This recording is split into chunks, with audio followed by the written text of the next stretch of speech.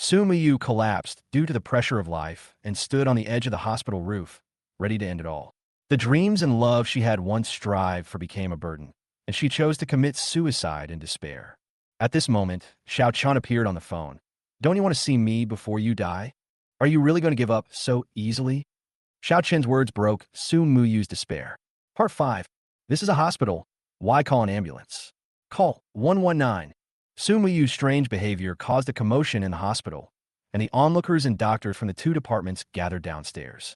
This girl is so young. Why would she commit suicide? Dr. A whispered. A student from Peking University came here yesterday. He had a mental breakdown and was under too much pressure. Dr. B shook his head helplessly. Dr. Tang, how was the student? Someone asked. I took a sedative and had a good sleep. I feel much better today, Dr. Tang replied. No way, the head nurse said in horror. She's gone. She really jumped off the building. All our bonuses are gone. What? Dr. Tang was startled and immediately ran upstairs. Soon, the roar of the fire truck was heard, and the dean and the police gathered on the rooftop. Su Muyu sat on the edge of the rooftop, feeling dizzy. The height of more than 10 floors below made her feel a little uneasy.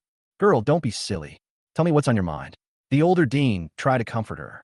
I really can't solve it, Su Muyu whispered, turning his gaze to the sunset in the distance. Dr. Tang quickly said, Su Muyu, I will solve the problem for you. Don't give up. It can't be solved. She responded indifferently, with no expression on her face, and it was obvious that she had decided to give up everything. Even if you don't think about yourself, you have to think about your family. Dr. Tang continued to persuade, and his words were like the last straw. Her eyes were red and swollen. I have no family. My parents have already started new families. Her voice trembled, and she burst into emotion. I don't have anything. I have nothing. The dean hurriedly picked up the phone. Wait a minute. Someone is calling you. Shiao Chan. Do you know him? Shiao Chan. Her eyes became hesitant, and she turned to look at the dean. He'll be here soon. The dean looked down at his phone and pointed at the screen. The call is not answered. Please talk to him. The phone was on the ground, and the dean kicked it over. Su Muyu leaned over to pick it up, her voice weak. Shiao Chan, what are you doing here? Are you here to laugh at me? Do you think I'm the kind of person who takes pleasure in other people's misfortunes? Shiao Chan said in a low voice on the other end of the phone. Am I so unbearable in your eyes? I am sorry, Shiao Chan. Tears instantly fell. I never understood your feelings until now. I realized that you have been helping me, and I was so stupid. Don't you want to see me before you die? Shiao Chen's voice became firm. I am too ashamed to see you. She burst into tears. I have nothing left. It was your master Xianxing who asked me to help you. Shiao Chan said in a deep voice. Wait for 5 minutes, meet me, and then decide. The silence on the other end of the phone made Su Muyu stunned. Yes, is she willing to die like this? She has completed 80% of her research. Quantum communication is a technology that will revolutionize the times. So what if they get all the information? I have my own way. I can start over. Everything is in her brain, and she can cash it out at any time. Moreover, the man who cheated her is still at large. How could he live well? I'll wait for you. Su Muyu's words were calm, but full of determination. She stared at the sunset in front of her, as if waiting for the last moment of her fate. Dr. Tang asked softly, since it's not beating anymore, can you come back? I want to be quiet for a while and wait for someone. She answered in a low voice, with a hint of barely perceptible sadness in her voice. I just want to watch the sunset for a while, okay? Okay, step back. Everyone who is not involved, step back. The dean hastily agreed, and the others quietly stepped back, leaving her a moment of peace. 5 minutes later, Shiao Chan arrived as promised. He walked steadily onto the rooftop, and the dean quickly reminded him, don't get too close to her. She's emotionally unstable. Don't put pressure on her. Shiao Chan smiled slightly. Don't worry, she won't. He walked step by step to Su Muyu's side and sat down gently. Why are you so close to me? Su Muyu looked at him in surprise. Aren't you afraid that I will pull you down with me? I've died once. Shiao Chan said calmly. Actually, I'm not that afraid of death. Besides, I know you. Even though your mind is a little unclear, you're definitely not a bad person. Are you calling me stupid? Su Muyu looked at him resentfully. I'm not stupid. I'm just a little confused. Shiao Chan replied with a smile. Do you believe in cause and effect? Cause and effect? Su Muyu looked at him in confusion. The cause of the previous life is the result of this life. Shiao Chan said calmly. The entanglement between you and Xiao Ming was actually destined long ago. You jumped off the tall building. Was that a predetermined fate or a future you foresaw? Is my fate already determined? Her eyes began to become melancholy. Xiao Chen stared into her eyes and asked softly, "Do you believe in fate?" Sun Yu was silent for a moment, then nodded gently. "I don't know. I've been in confusion all this time." "Destiny is not immutable," Xiao Chan said firmly. "Since you know that your entanglement with Xiao Ming is causal, you have the opportunity to change your destiny. If you are determined, you can change everything." Sun Yu was stunned, as if she was awakened by his words. She looked at the sunset in the distance, and her eyes gradually showed some improvement. "In addition, Professor Liang and I have made preparations." Xiao Chen's voice sounded again. The information Xiao Wei stole was fake. The experimental progress and results were all fake. The police have locked onto her. Once she appears at the airport, she will be arrested. Really? Sun Yu's heart beat faster, and she looked at Xiao Chan in disbelief. "Of course it's true." Xiao Chan smiled slightly. "I noticed that something was wrong with Xiao Wei a long time ago, and I made preparations." She was so excited that tears welled up in her eyes, and she almost threw herself at Xiao Chun, wanting to hug him. Xiao Chun quickly stepped back and pulled her away from the edge of the rooftop. "Don't think about taking advantage of me." He looked at her with a playful smile on his face. "In this life, I want to be the man you will never get." Sun Yu was stunned and watched Xiao Chun turn and leave. "Xiao Chun," she called softly. "Anything else?" Xiao Chun turned around and looked at her. "I have decided. I will give you all the patents and information on quantum communications for development." A hint of determination flashed in her eyes. "From now on, I will only trust you." "Then, what about the licensing fee?" Xiao Chun raised his eyebrows, with a hint of sarcasm in his tone. "No licensing fee." Su Muyu smiled calmly. "After commercial use, we can share the profits." "Really?" Xiao Chun was a little surprised. "This is your life's work. Aren't you afraid that I will run away with your achievements? You once said that technology is for serving the people." She looked determined. "I believe you. After all, the meaning of technology is to be introduced to the world, not to be high above." "Okay, since you're so generous, I'll accept it with reluctance." Xiao Chen nodded. "I'll draft a contract, and I'll give you the patent fees and subsequent share." "Thank you." Sumuyu smiled slightly. "Then, let's not stay on the rooftop. It's quite scary." Xiao Chan smiled bitterly and looked at the abyss below the rooftop. Sumiyu nodded obediently and followed him downstairs. When they went downstairs, the dean and others breathed a sigh of relief. Just then, Sumuyu's cell phone rang, and Xiao Ming's name flashed on the screen. The information Xiao Wei passed out was false. The police should have just verified it. Xiao Chen reminded her in a low voice. "I know." Sumuyu sneered and answered the phone. "Sister Su, did you contact me just now?" "Oh, I'm in rehearsal and my phone is turned off." On the other end of the phone, Xiao Ming's voice sounded hypocritical and "Are you okay?" "It's okay, of course it's okay, my dear brother." Su Muyu gritted his teeth. "Then let's have dinner together tonight." "Our previous assistant Xiao Wei is busy, so the employer has replaced her with a new assistant to monitor the progress. Do you think that's okay?" Xiao Ming said. Su Muyu glanced at Xiao Chun, and Xiao Chun nodded slightly. "Okay, of course, take him with you." Su Muyu said gently. Xiao Ming, "Who is your investor?" "It's a boss named Zhou, what's the matter?" Xiao Ming replied. "He has invested so much, and I haven't even met him." Su Muyu said softly. "Let him come out and we'll have dinner together." "Well," Xiao Ming hesitated for a moment. "He is not in the country, but I really want to thank him in person." Su Muyu's voice was gentle, but sharp. "Please ask him to come out." The tone of voice was coquettish, but the expression was very cold. Women are born actors. Even though she had decided to kill Xiao Ming couldn't hear anything unusual over the phone. "You must stand up where you fall." She couldn't swallow this humiliation, and she wanted Xiao Ming and the people behind him to pay the price. "I'll make a call and get back to you later." Xiao Ming's tone softened, and he was obviously moved by her coquettishness. "Then I'll wait for you. You never let me down." Su Miyu smiled and spoke in a gentle tone, but his eyes were full of anger. After hanging up the phone, she pouted, raised her eyes, and said coldly to Xiao Chun, "The big boss behind Xiao Ming must be a big fish. I want to lure him out." "It's a big fish, but it won't show up easily." Xiao Chun replied. "Then what should I do?" Su Miyu asked. "Don't break up with Xiao Ming. Let him think you are still the same, and keep him off guard."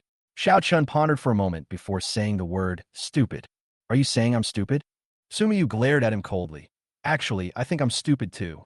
Xiao Chan sighed silently.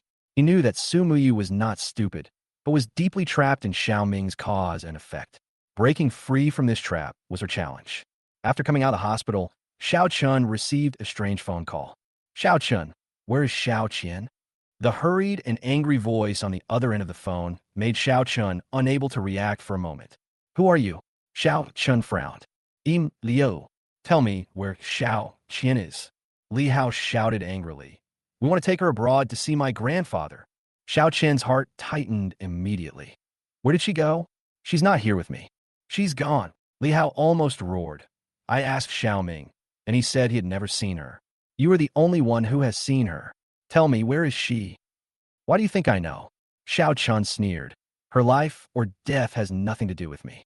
Don't you have any idea where Xiao Qian is going? You know, Lihao's voice became suppressed. My father and grandfather are critically ill, and we urgently need to verify that she is pregnant with a boy so that she can inherit the inheritance. So, what's for the inheritance? Xiao Chen suddenly realized. Your old man wants to continue the family line, so there's nothing to feel bad about dumping her. If she's pregnant with a boy, the inheritance will be all mine. Lihao is even more angry. What should I do if she runs away? I'm curious. Where's she going? Why are you chasing her so eagerly? Xiao Chan said calmly. She is not mentally normal. Her mother inherited bipolar disorder. She might do something extreme. Can't you see her temper? Lihao was silent, feeling uneasy, and then he shouted angrily. Tell me where she is. I'm telling you, she has serious mental problems. Don't you know how your family treats her? Xiao Chan sneered. If you can't find her, I don't care. Go find a solution. As soon as the phone was hung up, Xiao Chan shook his head secretly. What psycho? Why do you think I know Xiao Qian's whereabouts? On the other end, Lihao was so angry that he smashed his phone. Still haven't found the answer yet? Li Jie asked anxiously. Grandpa is critically ill. Xiao Qian must come immediately. The boy she is pregnant with is the key. Lihao said coldly. Use all your connections to find her immediately. She has no friends here, no money, and no one to rely on. She will definitely not go far. Li Jie nodded. I'll go ask. Master, madam, express delivery. Just then, Antley came over with a box. Whose delivery is this? Throw it aside. Lihao said irritably. I don't know. I just signed for it. Would you like to take a look? Antley handed it over carefully. No need to watch. Lihao was about to leave, when suddenly Xiao Qian called Li Jie's cell phone. Did you receive the express delivery? On the other end of the phone, Xiao Qian's voice was morbidly gentle, with a hint of sarcasm and hatred. Xiao Qian. Li Jie's voice suddenly rose. You bitch, where have you been? Come back here right now. Otherwise, you will never be able to enter my house again. Lihao hurriedly snatched the phone and said softly, Qian, where have you been? I bought the plane tickets and was going to take you on vacation abroad. Why did you leave suddenly? Did I do something wrong to make you angry? Lihao tried to comfort her. No. Xiao Qian's voice became gentler. I can't bear to leave you, really. Then where are you? I'll come find you, and we'll go abroad together. Lihao said softly. Be good and stop making trouble, okay? Lihao, you are so nice. Xiao Qian chuckled. I gave you a gift. Open it and take a look. What gift? Lihao's heart tightened, and his eyes turned to the foam box in Lima's hand. Open it and take a look. You will definitely be surprised. Xiao Qian said in a relaxed tone. Annie Li, open the box and see what's inside. Lihao said vigilantly, although he had some doubts in his heart.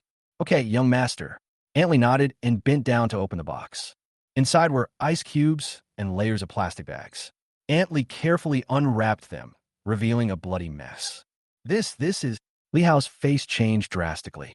This is your son, Lihao. Don't you recognize him? Xiao Qian laughed crazily on the other end of the phone. Haven't you always wanted a son? Look, I asked him to come and accompany you in advance. Are you surprised? Are you happy? You lunatic. Li Jie couldn't help but curse. She covered her mouth and almost vomited. Xiao Qian actually aborted the baby in her womb and sent him as a gift. Aha, imkrai, Li O.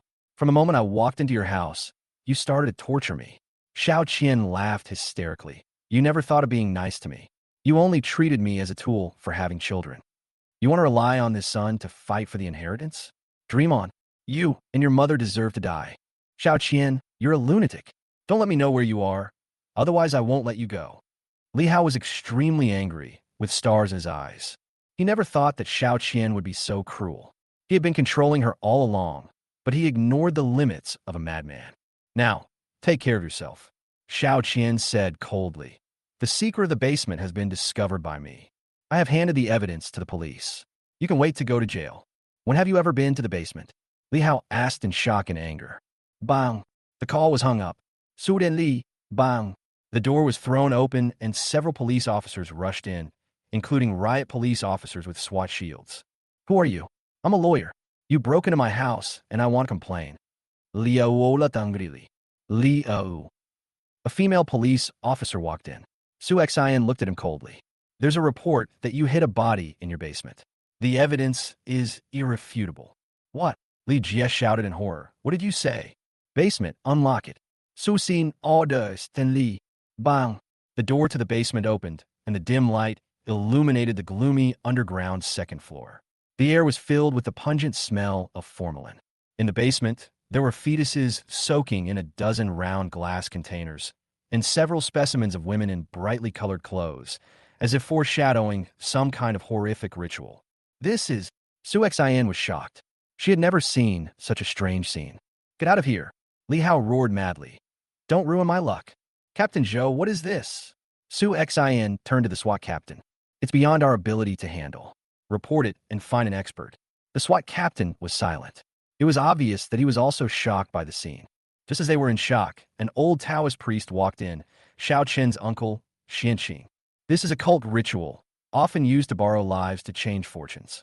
Xianqing saw the mystery behind it at a glance. These fetuses are all the biological children of the perpetrators, and the mothers are also their biological mothers. He tried to change his fate. Su Xian couldn't believe it, and an inexplicable fear rose in his heart. All these fetuses are girls, Xianqing said seriously. He wants to use the power of yin and yang to change his fate. Will it succeed? Su Xin hasket subo and siko. Destiny cannot be defied, Xianqing replied calmly. But he can't get what he wants. Xianqing said seriously. As the saying goes, a single yin cannot grow, and a single yang cannot produce life. This person must be destined to be childless. So he tried to use the yin and yang forces to try to change his fate of being childless. Will it succeed? Su Xian asked for some unknown reason. Originally, these things were futile superstitions in her eyes, but everything she saw was too much of a shock to her. No. Xianqing shook his head, his tone serious. The course of fate is determined by heaven. If you try to change it, you will encounter greater backlash. Not only will you not succeed, you will pay a heavy price. In Yinjing, Yishintang finally opened with unprecedented grandeur. Li Yongyuan has loved catering since he was a child, and although his family has extensive influence in the fields of science and technology and aerospace, he agreed to take over the family business, but on the condition that he must get involved in catering. The Li family's prestige in the circle is self-evident. On the opening day, the house was packed with guests, and it was extremely lively. What's more, the new dining model of medicinal food plus health preservation, coupled with the reputation of Lin's traditional Chinese medicine, has attracted a lot of attention. When people learned that all the dishes were provided by Lin's Jingfeng School of Traditional Chinese Medicine, the sensation was unstoppable. The restaurant was packed with people inside and outside, and the kitchen was so busy that it was almost smoking. Shiao Chan reserved the largest box. Li Yongyuan was puzzled and ran over several times to ask who the big shot was. Shiao Chan remained silent. This guy's a big shot. Are we going to just let him stand there? Li Yongyuan frowned. The scene is too intense, and we are not well prepared. No matter how big a figure you are, you have to wait. Shiao Chan responded calmly. Among the guests who came today, no one has a better background than me. Li Yongyuan had no choice but to run out to appease the guests. At this moment, a stiff greeting came. Congratulations, Mr. Shiao. Congratulations on the opening. Shiao Chan frowned. Matsuda Tiani? Matsuda Daichi came over with two bodyguards, holding gifts in his hands and smiling. I don't seem to have invited you, Shiao Chan said coldly. Mr. Shiao is opening a shop. As a friend, I should support him. Matsutada handed over the gift with a smile.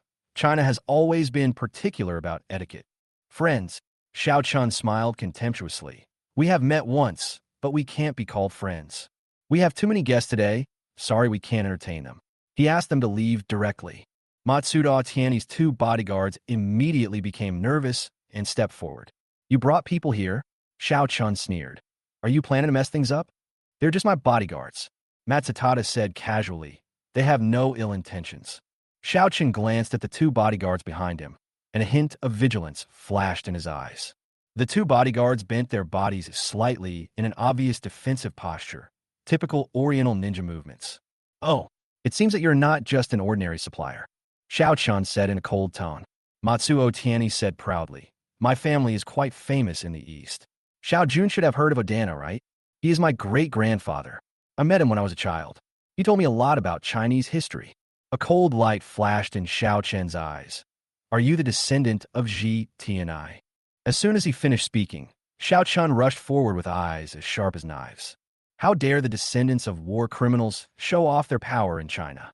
Although Dano is not as famous as the six major war criminals, the kamikaze battalion under his name attempted to destroy the dragon veins of China, which is outrageous. A rage burned in Xiao Chen's chest. Matsutato Tiani's eyes instantly became nervous, and he subconsciously stepped back. It seems that you have some reaction to this name. Matsudachi was a little surprised. I have always regarded the descendants of war criminals as jackals. Xiao Chan said in a heavy tone, I advise you to leave quickly. Is this the Chinese way of hospitality? Matsuda Tiani smiled coldly. Hospitality is for friends. If you really think you are a friend, then let me tell you, you are extremely wrong. Xiao Chun sneered. Matsutada clenched his fists. You dare to insult me like this? Aren't you afraid of getting into trouble? Trouble? Xiao Chun snorted coldly. You are wearing a coat. Do you think China will let you do whatever you want? Blood debt must be paid with blood. Remember, sooner or later, I will expose your grandfather's grave. Just when the atmosphere was tense, a red flag sedan slowly stopped. The door opened, and the old man walked out slowly with the help of the guards. Old Master Zhang. Xiao Chun hurried forward and supported the old master. You're finally here. I've been waiting for you for a long time. Xiao Chun said gratefully. I promised you that I would come and join the fun today. Old Master Zhang responded with a smile. Old Master Zhang looked at Matsutato Tiani and asked, Who is he? Matsuda Tiani, the descendant of Oida. Xiao Chun said coldly. Matsuoda said proudly. My family once wreaked havoc in China. The honor of your family? Xiao Chun was furious. He took a few steps forward and suddenly slapped him twice. Before Matsutada Ichi could react, he was hit so hard that he saw stars. The two bodyguards were furious and rushed toward Xiao Chun. But at this moment, two agile figures suddenly appeared behind the old man. With two bangs, Matsuda Tiani's two bodyguards were knocked away. Then, two pistols were pulled out and pointed at Matsudachi and his followers. Matsudota's face turned pale, and he was stunned for a moment. China has a very strict ban on guns, but the old man in front of him has extremely powerful bodyguards around him. This person is obviously not an ordinary person, as he dared to draw a gun in such a public occasion. Judging from the state of the gun, the safety has been released, and any abnormal movement may result in a fatal threat. This kind of people are by no means ordinary characters. Stand back, Matsutada said in a low voice, signaling the bodyguards to retreat. He knew that the situation today was difficult to calm down. If he really opened fire, his men would probably die in vain. Matsutada calmed down, stepped forward again, and said with a smile, Old sir is indeed extraordinary. May I ask your name? Old Master Zhang responded calmly. Is Ji Tianai your great-grandfather? A hint of pride flashed in Matsutada's eyes. He is my great-grandfather. If he were still alive, he would be the same age as you. 70 years ago, he set foot on Chinese soil and left his footprints there, said Matsudachi proudly. Old Master Zhang smiled and said, Invader, who blinded Ji Tianya's eyes, and who cut off his arm. Matsutada was stunned for a moment, then replied unwillingly. That was his only defeat in China. Who did he lose to? Old Master Zhang sneered. The man who stabbed his eyes was named Xiao, and the man who chopped off his arm was named Zhang. You are Zhang Ziqing? Matsutoda's face suddenly changed color. That's right. Old Master Zhang's eyes were like knives. The direct descendants of that kid GT and I have long been extinct. Heaven will punish evil with evil. Your great-grandfather would be scared when he saw me. Don't you think you can overestimate your own abilities? Old Master Zhang looked at Matsutato Tiani with contempt. Matsuda Tiani's arrogance had completely disappeared. He remembered the fear and respect his great-grandfather had when he mentioned Zhang Ziqing. Shiao Chan sneered and said, "Old master, I feel much happier today." Old Master Zhang nodded, then pointed his cane at Matsudato Tianyi and said, "Don't show up in front of me again." Matsudato was speechless and left in disgrace with his two bodyguards. Li Yongyuan was surprised and asked, "Grandpa Zhang, you are here?" "Haha, the kid from the Li family is doing well in the catering business." Old Master Zhang said with a smile, "Shiao Chan said this place is very unique. I'm here to take a look today." Li Yongyuan took the old man to the box, where several health-preserving medicinal soups were prepared. "Old Master, this soup is good for your health, and it's perfect for you." Lin Fong served the soup with a flattering look on his face. "Well, it tastes good." The old man nodded while tasting it. "This soup not only tastes good, it can also replace medicine to some extent," Lin Fong boasted. "These medicinal foods are summarized by me after reading ancient pharmacopoeias. Grandpa, one of my younger generations became blind due to excessive worry," the old man suddenly mentioned. Lin Fong was somewhat surprised. "Is it caused by excessive sadness?" The old man nodded. "Yes, it happened several times before, but this time it has been nearly a month, and I haven't recovered. I can't guarantee recovery, but if it's not an external injury, there should be a chance," Lin Fong replied after thinking about it. "Okay, let's go to the hospital after we're done." The old man turned to look at Shiao Chun. "You can come with us." "Me? Old man, I can't help you." Shiao Chun was stunned. "You are more talented than Lin Fong." The old man praised Shiao Chun in person without any hesitation. Lin Fong was a little embarrassed. He is indeed more talented. Only his looks can crush him. "Okay, let's go to the hospital this afternoon. Yinqing Medical College." The old man gave the address. When we arrived at the hospital, when E was in the ward, "Mr. Wen, the conditions in the hospital are limited, and we have arranged for the best experts," the dean said respectfully. "Mr. Zhang sent someone over. There is a kid who comes from a family of traditional Chinese medicine. He is here to treat Miss Wen today. Mr. Zhang is very kind. I will visit him later," Mr. Wen said gratefully. Old Wen looked back and forth between Shiao Chun and Lin Fong with a complicated expression. "Mr. Wen, old Master Zhang sent us here." Lin Fong walked to the bed with a focused look. Wen Yi's empty eyes suddenly met Shiao Chen's. Shiao Chun was stunned, and his heart was in turmoil. "She is that woman." Shiao Chen still remembers that family photo and the child's smiling face. Suddenly, when he called out in a low voice, "Chun-Chen, the Chun-Chen you just mentioned is her child," Elder One explained calmly. "She lost her child many years ago, and her heartache has not healed." Wan Yi's hands trembled, and she stretched them toward Shiao Chun anxiously. "Chun-Chun, is that you?" Shiao Chun felt mixed emotions. He gently held her hand and said, "My name is Shiao Chun, not Chun-Chun." When he held his hand stubbornly, tears began to flow out of her eyes. "I'm sorry, I lost my composure." Shiao Chun stood there. His heart was too complicated to describe. Wan Yi's palm was trembling and warm, touching the deepest emotions in his heart. Old Master Zhang seemed to see through something. His eyes became deep. "Shiao Chun, the similarities between you and her are not accidental." Lin Fong walked closer and broke the silence. "Let me check Ms. Wen's pulse first. And when my friend is here to diagnose you, don't worry." Shiao Chun comforted softly. "Don't go." When he suddenly grabbed Shiao Chen's hand, "I'm afraid, if you leave, I will never find you again." Shiao Chen was silent for a moment, then nodded slightly. "I won't leave." He stood by and watched Lin Fong prepare for the diagnosis. Lin Fong gently put down his fingers and began to feel Wen Yi's pulse. "Ms. Wen, can you see the black shadow swaying in front of you?" When he shook her head and said calmly, "I can't see, it's pitch black. Are you experiencing any dryness, pain, or other discomfort?" Shiao Chen asked. When he shook her head slightly, "No, I just suddenly lost my sight." "You've lost a child before, right? Can you tell me about it?" Lin Fong's tone became heavier. Wan Yi's emotions became excited again, and tears rolled down her cheeks. "Dad, stop talking."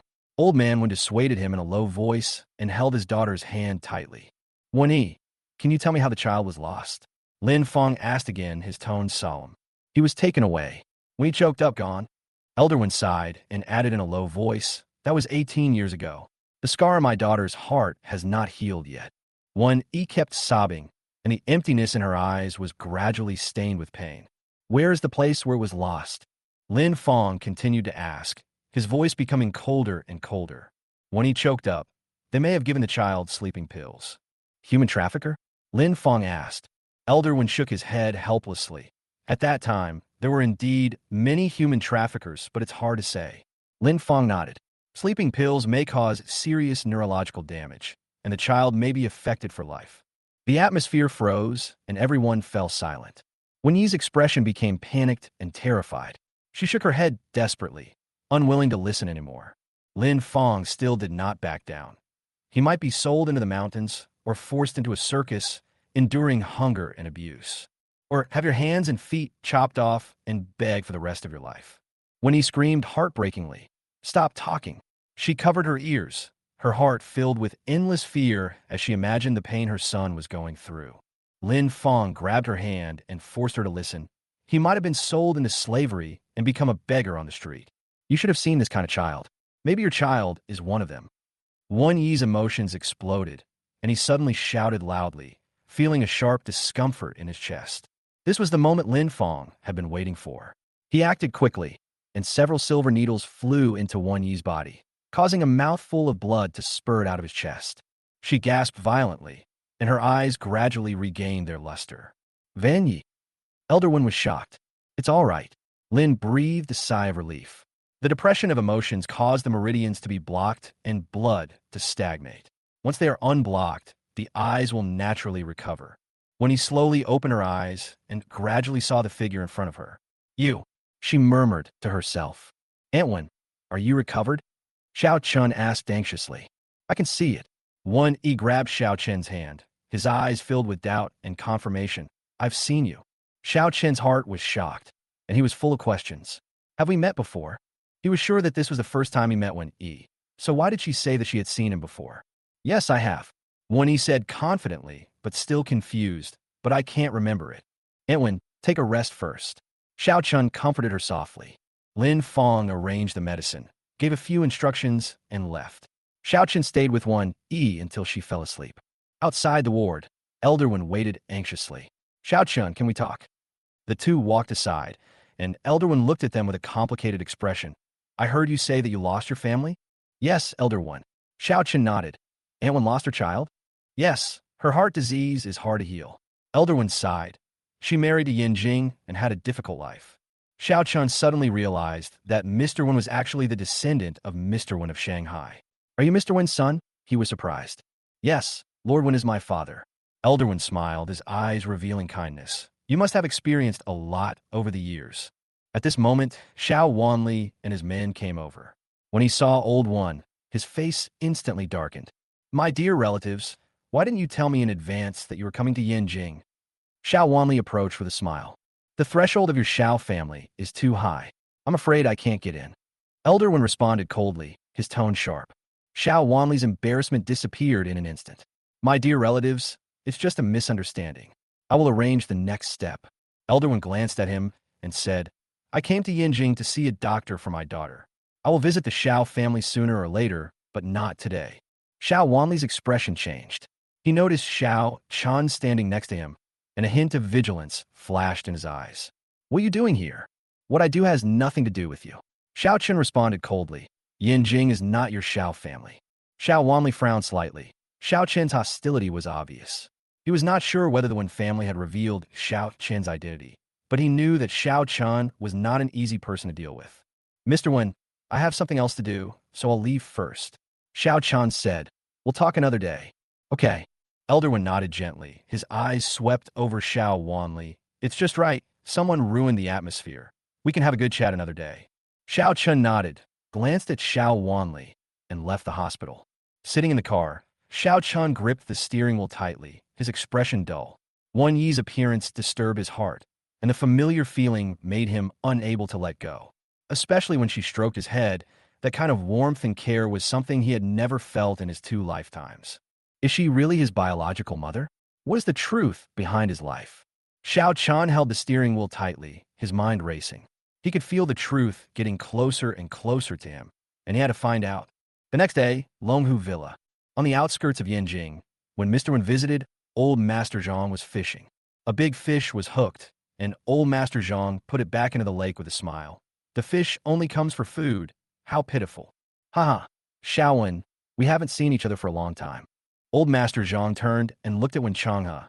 Your father and I had a close relationship back then. You can't refuse to come and see me just because of a personal grudge. I was negligent. I should have come to see you more often. Old Man Wen smiled and then entered the pavilion. Have Wen Yi's eyes recovered? He has recovered, but is still recuperating thanks to the old man. Elder Wen said gratefully, Lin Fang's medical skills are really good. What about Shiao Chan? Asked Old Master Zhang, drinking tea. Yes, I came here just because of him. Elder Wen said seriously. Who is he? Old Master Zhang smiled slightly. He is the child that when he lost. Old Wen stood up suddenly, with a mixture of shock and joy. Really? His face was full of excitement. Although he had guessed it long ago, he still couldn't hide his inner joy when he heard the confirmation with his own ears. Sit down and have some tea, Old Master Zhang said easily, signaling Old Man when it calmed down. Old Wen picked up the tea bowl, his hands trembling slightly, and he couldn't calm down for a long time. Old Master Zhang said, Mr. Xiao Yuanhe and his wife. One is now in a mental hospital, and the other has been sentenced. They got it so easy. Elder Wen slammed his palm on the table and gnashed his teeth. My little grandson has suffered so much for so many years. They have their own cause and effect, but this matter involves the Tongshang Association, and the situation is complicated. Old Master Zhang continued. Lihao has been arrested, and Xiao Wei is still wanted. But the most important thing is to reunite them. Does Wen Yi know? Let's wait a few more days. Wen Yi's eyes have just recovered, and I'm afraid she will be too excited. After thinking for a while, Elder Wen said, Wait a little. 18 years won't make a difference in these few days. Yes. Old Master Zhang nodded. I hope Xiao Guqing can come back as soon as possible. I asked Shiao Chan to come to the hospital more often to accompany Wen Yi these days. Mother and child are connected by heart. I noticed something was wrong last night. Fortunately, Shiao Chan is very good. He can shoulder the responsibility for the future of the Wen family. Old Master Zhang said with a smile. I'm afraid Xiao Yuanhe has made a mistake this time. Elder Wen's smile gradually faded, and when he talked about Xiao Wanli, he said coldly, This person is only concerned with profit, and he will pay the price. Xiao Chun came to Chenhai Group. The company had not yet officially opened, but everything was in order. Rin Yuan handed him a stack of information. Mr. Xiao, this is a summary of the company situation. Xiao Chan flipped through a few pages and nodded. The data analysis was detailed, and the problem was clear at a glance. I'll look at it later. He closed the information. You've worked hard. Not bad. Rin Yuan smiled. I feel honored to help you run the company. Officially notify you that you have passed the probation period. Xiao Chun said seriously. Annual salary of 1 million and retaining 10% of the equity. Rin Yuan was surprised. Is this considered a shareholder? That's right, congratulations. Xiao Chun patted his shoulder. Your ability deserves this treatment. Thank you, Mr. Xiao. Rin Yuan said excitedly. The laboratory renovation has been completed. Chapter 302, I won't cooperate with you. The next step is to get some equipment. I have contacted some equipment suppliers, and the prices they offered are very suitable. But some core equipment cannot be purchased due to Western sanctions. I'll take care of these things.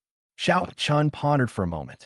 In recent years, domestic sanctions have become increasingly severe. After all, Western countries cannot bear to see China developing so fast, even surpassing them. But the problem can always be solved, and he has no intention of going to the Japanese devils to buy equipment. After taking a look around the laboratory, I felt that the equipment in the laboratory was almost the same as what I had imagined. Xiao Chen nodded with great satisfaction. Next, he had to find a way to gather all the sanctioned equipment. After leaving the company and just walking to the door, a car stopped next to Xiao Chun. As the car door opened, Matsudoda, dressed in formal attire, stepped down. Mr. Xiao, we meet again. Matsudoda bowed politely. You again? Xiao Chun frowned slightly. What else do you want? The main reason I came here today is to promote cooperation between us. Matsudoda smiled slightly. The last experience was not very pleasant, so I want to have a good chat with Mr. Xiao today. After all, I have the equipment and Mr. Xiao has money. Isn't it good for us to all take what we need and create benefits together? I'm sorry, I don't have the habit of creating benefits together with the devils. Xiao Chun sneered. Besides, you're stretching your hands too far. I personally am very optimistic about Mr. Zhao's company. Matsudoda said sincerely. I can just invest normally and not participate in any decision-making of the company, and the price can be negotiated later. In that case, let me be honest with you. Shiao Chan turned his head and looked at Matsutato Tiani. In my company, even the smallest shareholder must be Chinese. Foreign investors should never dare to get their hands on my company, especially war criminals like you. And just wait. One day I will go to Japan and burn down your sacred toilets. Matsuda Tiani's face looked a little unhappy. He suppressed his anger and said, Mr. Xiao, you also know about the sanctions agreement. I can provide you with any high-precision equipment you need, and there is no need for you to be angry with me for things that happened in the past. I believe you started your company for profit, right? Why would you ruin the future of your company because of ethnic hatred? It's true that I started a company to make money, but I won't make money by dishonest means, and I won't do anything that betrays the interests of the nation. Xiao Qin stared at Matsutato Tiani. Besides, the sanctions agreement is not all bad for our country. At least, those bullshit agreements can force our country to break through technological barriers and have our own things. The rise of China is unstoppable. Just wait and see. He left after saying a few words, and Matsutato Tiani's expression became increasingly ugly. He also got in the car and asked the driver to drive away, and then drove to a residential area in the suburbs. This place belongs to the rural area of Yinjiao, very far away from Yanjing. Most of the people living there rent houses to work in Yanjing. After getting off the bus, Matsudoda walked into a small path. After making sure that no one was following him, he knocked on a small door. 3 short and 1 long knocks were the signal. After knocking on the door for a while, it opened a little. After the person inside confirmed Matsuda Daichi's identity, he opened the door. Then he quickly closed the door. The person living inside was Xiao Wei. Her hair had been cut short, and she was wearing a tight outfit. At the same time, she was holding a dagger in her hand, and as soon as Matsudoda came in, she put the dagger away. Why are you here? Her voice was full of vigilance.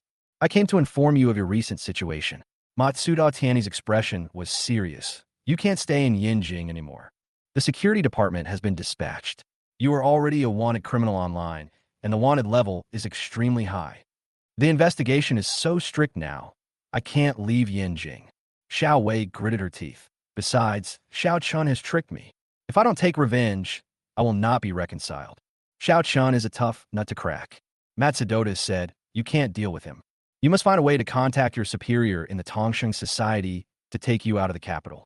If you stay any longer, even I will be at risk of being exposed. Our Matsuda family has given great support to the Dosikai. You can't let me put myself in danger, right? Xiao Wei's face looked a little ugly. After a long while, she nodded gently. Okay, I'll try to think of a solution. But my mission is not completed yet. I have to find a way to get all the information about quantum communication from Xiao Chun. Do you have any good ideas? Matsutada looked at Xiao Wei in surprise. This woman's stubbornness was beyond his imagination. I have my own methods. You don't have to worry about these. I will give you all the information within a week. Xiao Wei said seriously. Good. Matsutada clapped his hands. You are worthy of being trained by our family.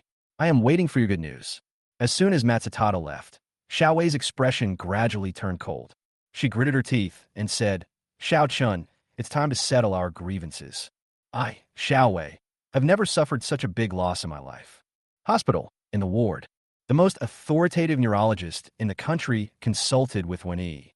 Moreover, they were all very surprised when they heard about Wen Yi's recovery process. It's a miracle. This is really a miracle. To be honest, I used to look down on Lin's Chinese medicine prescriptions. A gray-haired expert kept exclaiming. It seems I will change my opinion in the future. Is Wen Yi okay from now on? Elder Wen asked with concern. Looking at Ms. Wen's condition, everything is fine. The expert replied. Keep a cheerful mood and stay in the hospital for a few days for observation. If everything is fine, you could be discharged. Okay, thank you, doctor. Mr. Wen finally breathed a sigh of relief. After seeing the doctor off, Mr. Wen returned to the ward. Dad, go and have a good rest. You don't have to accompany me. When he looked at his father. These days are indeed hard. Her father is old, and he is still working hard for her, which makes her feel a little guilty. Seeing that you're okay, I feel much more relieved. It's not that hard at all, Old One said with a smile. This time it's all thanks to old Master Zhang. When I'm discharged from the hospital, I'll have to thank him properly. Winnie said with a smile. I have to thank the old man very much. Old man Wen smiled and said, the doctor said that you should stay in a good mood. You must stay relaxed in the future to avoid a relapse. I will try my best. Wen nodded gently, her expression slightly dimmed. But this is a pain in my heart. How can I get over this hurdle so easily? When Elder One comforted him, it has already happened. You have to persuade yourself to let it go. No matter how much others advise you, it's not as good as if you figure it out yourself. And even if fate plays tricks on you three again, you should be tired of it by now. You have to believe that the future will be better, the child will come back, and your family of three will be reunited. And this day won't make you wait too long, understand? I know, Dad. When he forced a smile, she didn't understand what Old One meant and just thought he was comforting her. Mr. One, Mississippi. Just at this moment, the butler Uncle Chin walked in. Shiao Chan is here.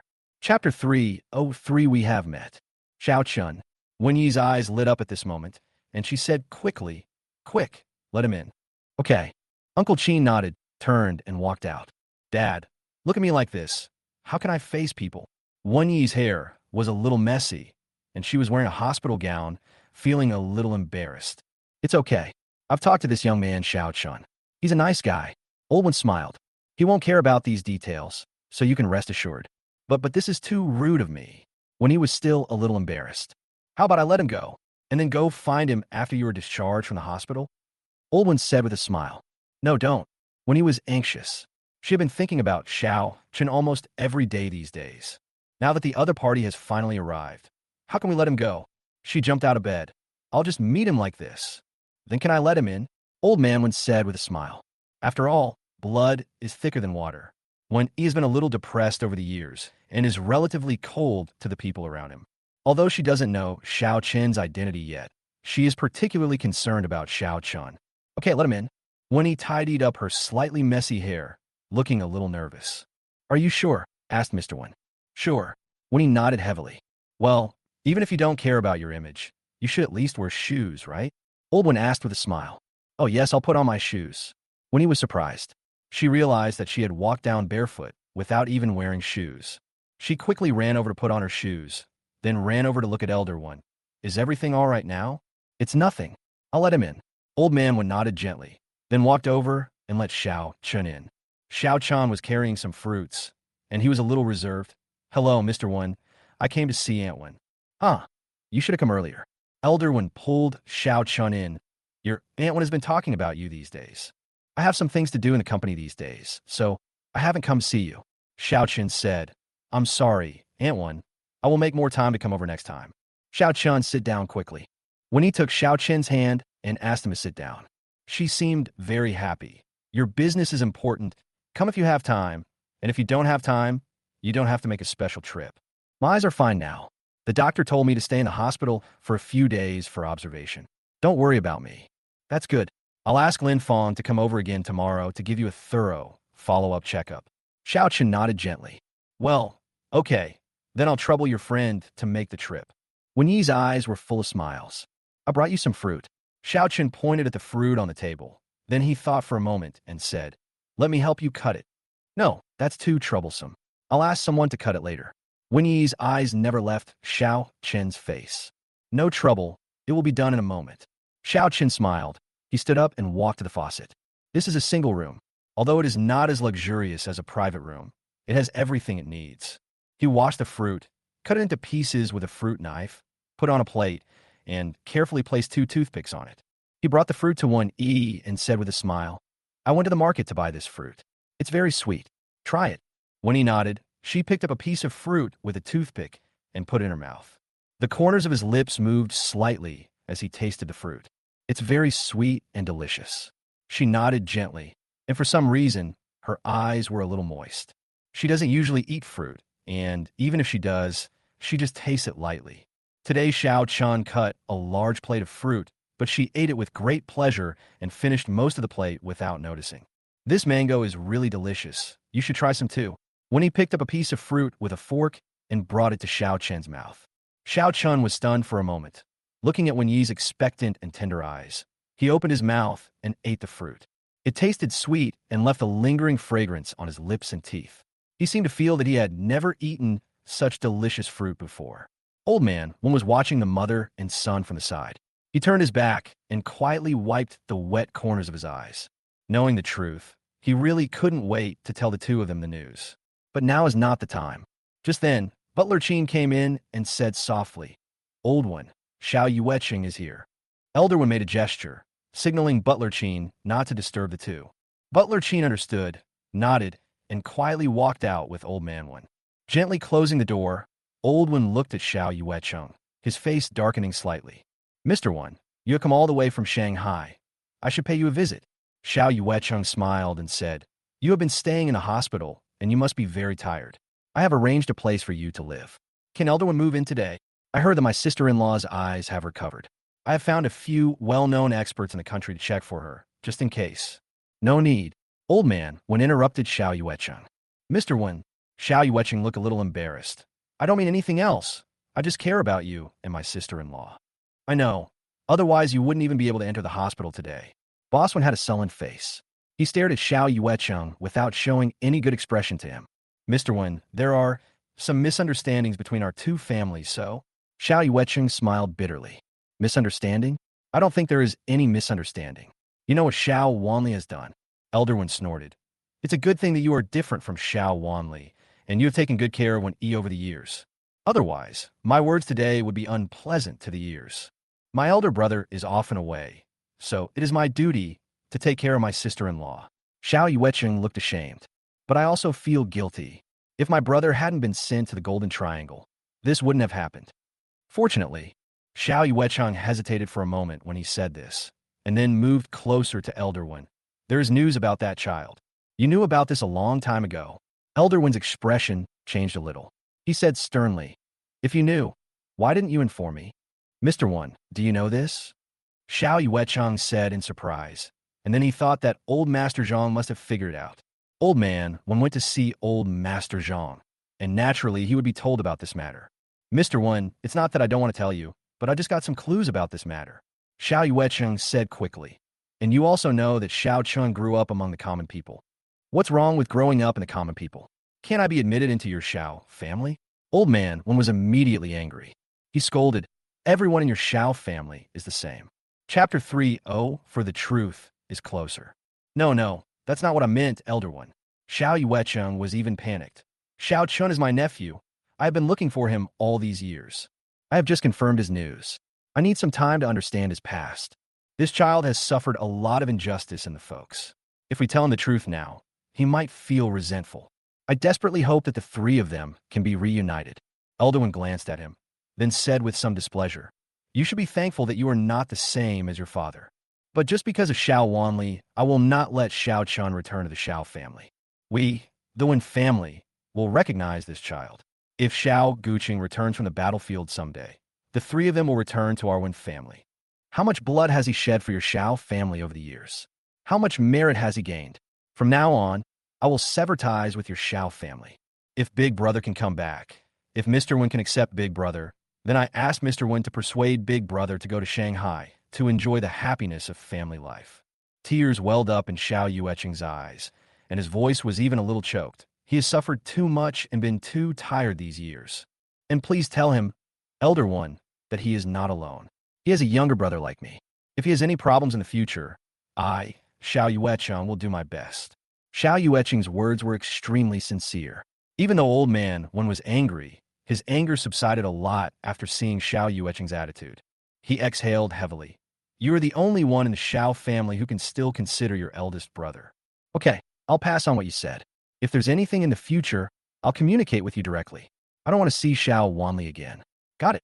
Understand. Xiao Yueqing breathed a sigh of relief. Listening to the warm laughter coming from the ward, he was a little confused. Sister-in-law seems to be in a good mood. Who's in there? Xiao Chun, said Mr. Wen. She already knows? Xiao Yueqing was stunned. I don't know. Elder Wen shook his head gently and said, I'm also afraid that she will be too excited. After all, her eyes are just fine. Let's wait a while. After all, they are mother and son. Although they don't know each other's identities, they get along very well. After we've been together for a while, Wen Yi's eyes will be completely healed, and then I'll tell her. Okay, that's fine too. Xiao Yueqing nodded repeatedly. Old Wen is still very thoughtful. In that case, I'll take my leave first. If you have anything, please contact me. Go ahead. Old Man Wen waved at him. Xiao Chan chatted with Wen Yi in the room for a full 2 hours until she felt a little sleepy, and then he said goodbye. And Mr. Wen waited outside for 2 hours. Mr. Wen, I stayed a little too long. Shiao Chan said a little embarrassedly. I will stay a little shorter next time. It's okay, Antwin. I haven't been this happy in a long time. Oldwin said with a smile. Want to go out for a walk? Okay. Shiao Chan nodded. Looking at his expression, it seemed that he had something to tell him. The two went to a tea house behind the hospital, ordered a pot of tea, and chatted while drinking. Old man, when asked about Shiao Chen's life over the years intentionally or unintentionally, and felt a little worried after learning about his situation. My own little grandson must have suffered so much. So, now you have taught all the people from the Shiao family a lesson? Asked Elder Wen. I guess so. There's only one Shiao Ming, and he is still free now, but it will be his turn soon. Shiao Chan said, This is my private matter, and I shouldn't tell you. But for some reason, the old man in front of him was so kind and gentle, and Shiao Chan just wanted to tell him about his worries. Well, they all deserve this retribution. Old man when slammed his cane heavily. He looked angry. The Shiao family couple is really abominable. The rest of the Shiao family are also accomplices. Facing Elder Wen's anger, Shiao Ming was somewhat confused. Then he smiled and said, Elder Wen, don't be angry. I can handle these things. Okay, kid, you are really capable. Elder Wen looked at Shiao Chan with a kind look. You started a company? I already have several companies under my name. Shiao Chan said, I'm currently planning to build a technology company.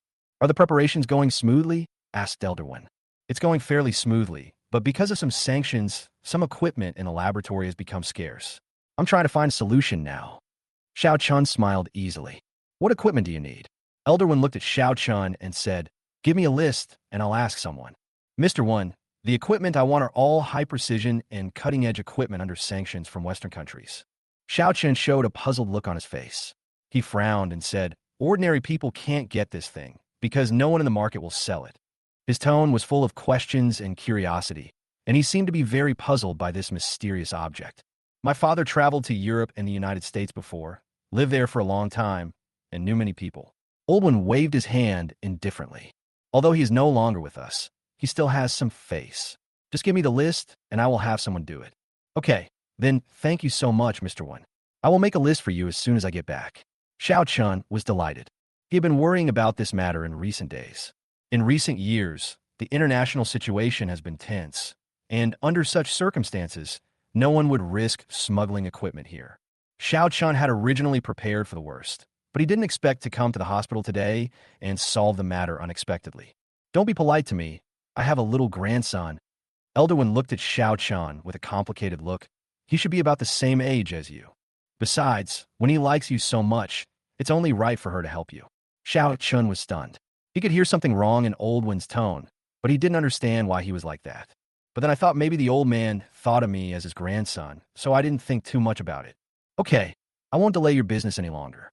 When you have time, be sure to come and see more often. Old man Wen stood up with a smile.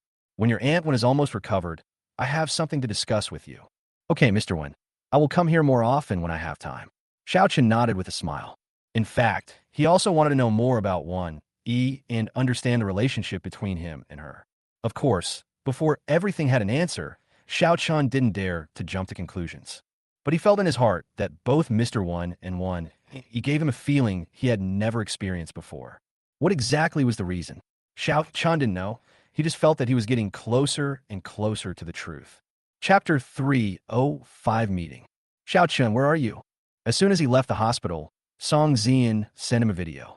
I went to the hospital. An elder was sick and is recuperating. Shiao Chan smiled and asked, What happened? You've been busy at the company these days, and I haven't seen you anywhere. Song Zian rolled her eyes. I'll send you a location, and we'll have dinner together tonight. I have an appointment with my cousin and Shinjin. You must come. Okay, I will definitely go there. Shiao Chan agreed. After hanging up the phone, Shiao Chan thought for a while, then rushed home to change his clothes. Then he looked at the time and saw that it was almost time. So he took a taxi to the agreed place. In a place like Yanjing, if you arrive during rush hour, the traffic jams will be so severe that you will question your life. So Shiao Chan usually doesn't drive. Shenjin particularly likes to eat roast duck, and the place this time is still a roast duck restaurant. Shenjin, Li Jingyi, Song Zian, and Shun Zi have already arrived. Shiao Chan, you're here? Shenjin was very happy to see Shiao Chan. He went up to him and pulled him to sit down. Shenjin, you seem to be in a good mood. Shiao Chan said with a smile. What good news do you have? Tell us, so that we can be happy. This. Shinjin scratched his head and said embarrassedly, I can't say. Is there anything you can't tell me? Xiao Chun asked puzzledly.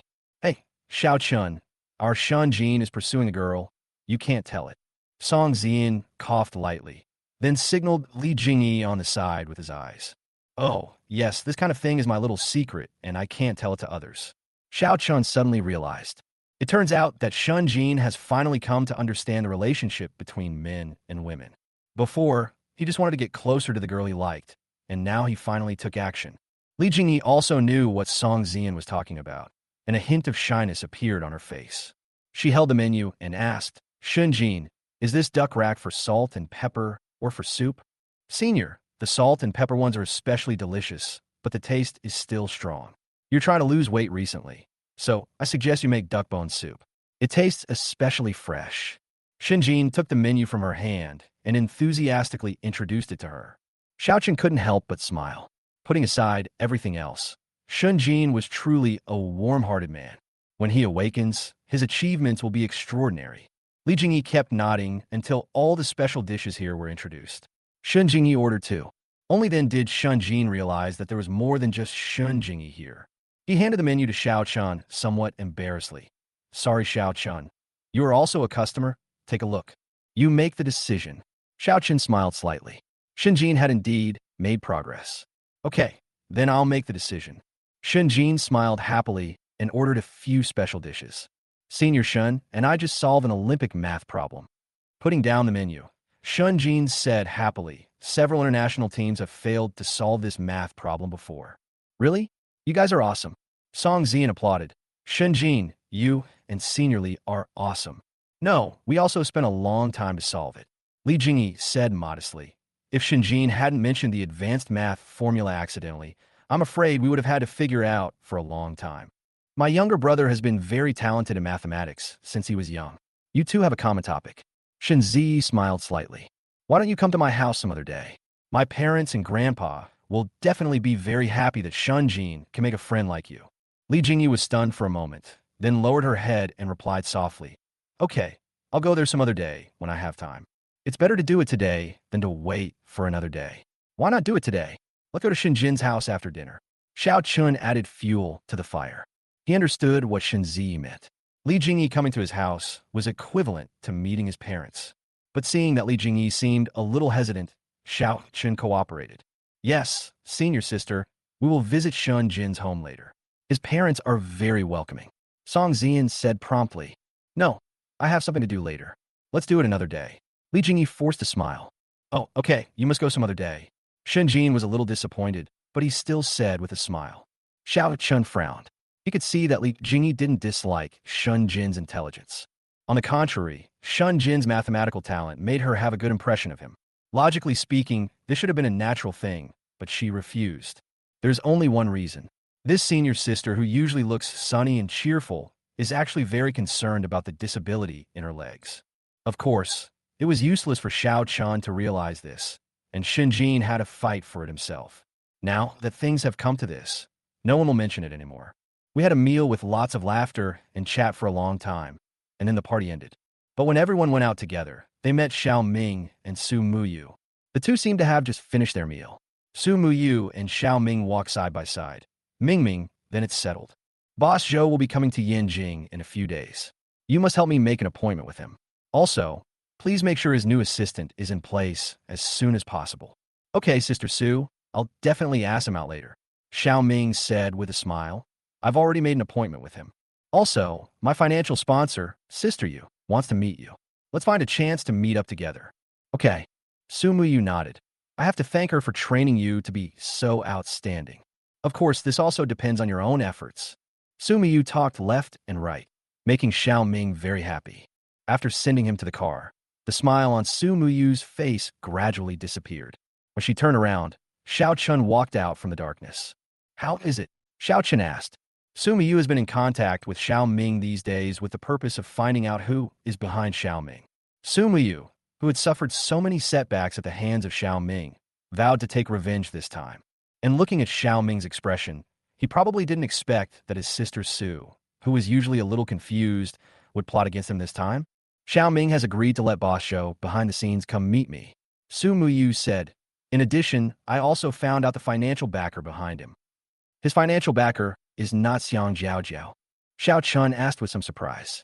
Not really. Sumiyu shook her head. After interacting with Xiao Ming these past few days, I feel that Xiang Jiaojiao is just a tool. Her role is not important. The real important role is this Sister Yu. Sister Yu? Who is this? Xiao Chun asked with some confusion. I don't know. I haven't seen her yet. Sumiyu shook his head. What are you going to do when Boss Zhou meets with you? Xiao Chun asked. Notify the police? Arrest Boss Zhou. Chapter 306 Learn to Think Independently. I don't think things are that simple. When I asked to meet Boss Zhou, Xiao Ming's attitude was clearly ambiguous. Sumiyu thought for a moment and said, so I think this Boss Zhou may not really exist. Oh, Xiao Chun raised his eyebrows. Not bad. You know how to think independently. Are you mocking me for being stupid before? Sumiyu glared at Xiao Chun. Not me, I swear. Xiao Chun said with an embarrassed smile. How is Shunjin? Sumiyu asked. That's good. Now he's met the right person, so he knows how to understand other people's feelings better than before. Xiao Chun said. If you see him again, say sorry to him for me. Sumiyu lowered his head. Isn't that necessary? Xiao Chun shook his head and said, you have the right to reject people or things you don't like. No one has the right to influence your decision. It's just the path you chose, so just walk it. No matter what happens in the future, don't regret it. Sumiyu looked at Xiao Chun. She had a hunch that Xiao Chun had something else in his words, as if he wanted to tell her something, but couldn't say it too clearly. I know that I should not regret the path I have chosen. Okay, keep in touch at all times. Xiao Ming's movements are very important, understand? Xiao Chun said. I understand. So muyo nadit slightly. Also, Sister Yu, if you meet her, come back and tell me what kind of person she is. Xiao Chun said again. Understand. I will try my best to mediate with her and find out what kind of person she is. Sumiyu said. After separating from Sumiyu, Xiao Chun took a taxi back. As soon as I got in the car, a call came from an unfamiliar number. Xiao Chun answered the phone casually. Hello. The other party didn't make any sound, just remained silent. Xiao Chun was not in a hurry either. He just waited patiently for the other party to speak. After 2 full minutes, the other party remained silent. Xiao Chun had no interest in wasting time with him and simply hung up the phone. As soon as I hung up the phone, another call came in. This time the other party did not remain silent, but spoke directly. Xiao Chun, I am Xiao Wei. I know, Xiao Chun said with a smile. I knew who you were when you called me and didn't say anything. I'm just curious. What do you want to do? You are quite smart. Xiao Wei sneered. I can't say I'm smart, but I have a good understanding of human nature. Xiao Chun said leisurely. I have many enemies. Mr. and Mrs. Xiao naturally won't have the chance to call me. Lihao is in jail now, so he won't stand a chance. You're the only one who is on the run and doesn't speak when you answer the phone. This represents hatred. Huh. Xiao Chun, I really didn't know much about you before. If I had known you so well earlier, I wouldn't have ended up like this today. Xiao Wei smiled. Since you know I hate you, do you know what to do next? Cold. Xiao Chun said indifferently. Xiao Wei, seriously, if I were you, I would find a way to leave the country right now. I know you're unwilling to accept this. After all, you may have never failed in your career, but you did one thing wrong. That is, you shouldn't have become my opponent. You seem to be very confident in your ability. Xiao Wei sneered. But Xiao Chun, I will not let this matter go. I know that you called me just to warn me to be careful when walking. Xiao Chun smiled, and his tone suddenly became low. But is it possible that the reason I've been talking to you for so long is to locate your location? Is it possible that your location has been exposed? Xiao Chen's words made the other party silent instantly. Xiao Chen was not in a hurry. He waited patiently. After a while, Xiao Wei angrily said, Are you kidding me? That's right. I'm just kidding you. Haha, your phone is anonymous, and it's a virtual number generated by software. How can I possibly locate it? Xiao Chun laughed. But you still shuddered, didn't you? Just wait. You won't have a good ending. Xiao Wei gritted her teeth in hatred. Xiao Wei, how about this? Let's just cooperate. Xiao Chun said leisurely. In fact, you and I don't have much hatred. It's nothing more than a business interest. Since we don't have an irreconcilable hatred for someone who killed my father and stole my wife, there's no point in talking about hatred. What do you want to do? Xiao Wei became interested. I want to know everything behind you and Xiao Ming. Xiao Chen said calmly. Can you do it? What benefits can I get? Xiao Wei asked. You can propose any conditions you want. How about it? Consider it. Xiao Chan said with a smile. I don't believe you, because too many people have fallen into your hands. After a moment's silence, Xiao Wei finally made a decision. Actually, you don't have to reply to me so quickly. Think about it carefully before replying to me. Shiao Chan smiled slightly. Maybe at the critical moment, I can save your life. Xiao Wei no longer paid attention to Xiao Chun, but directly hung up the phone. Hearing the busy tone coming from the other end of the phone, Xiao Chen's brows furrowed slightly. He had a hunch that if Xiao Wei was not eliminated soon, it would be a big trouble. But this woman is extremely cautious and seems to be quite skilled. It would probably take some effort to get rid of her. The next day, in the Kyoto University laboratory, a new set of simulated electronic skin has been completed. Moreover, the alloy skeleton has been formed and the skin and skeleton have been assembled. Bionic neurons and intelligent AI interaction systems have been loaded. After all, the Peking University laboratory is not famous for nothing. The project that Wang Guanyi had not completed for 8 years was assembled in such a short time. After the hair was in place, a bionic robot about 1.6 meters tall was assembled. Although I knew something about bionic robots in my previous life. But when Xiao Chan saw a living person standing in front of him, the shock he felt was indescribable. It's done, basically done. Wang Guanyi was extremely excited. Boss Xiao, I will tentatively name this bionic robot Bionic Number 1. The face is formed by big data modeling and conforms to the aesthetics of most people. What can the first generation of bionic robots do? Xiao Chen asked. Small-scale free activities, housework, conversations, and even taking care of pets, said Wang Guanyi. AI data will calculate and learn on its own and continue to improve. After mass marketing, robots will quickly improve their AI databases, and they will be able to learn how to drive cars, cook, and more in the future.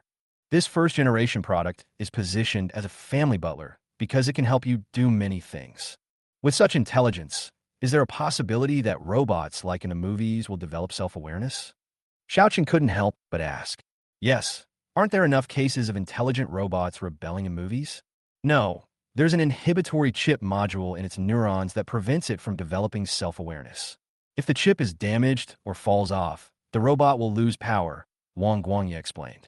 Unfortunately, there's still a long way to go in the future. Xiao Chan said, AI bionic robots with learning capabilities must be legislated before they can be put on the market in large quantities. Chapter 307, Xiao Wanli's Thoughts.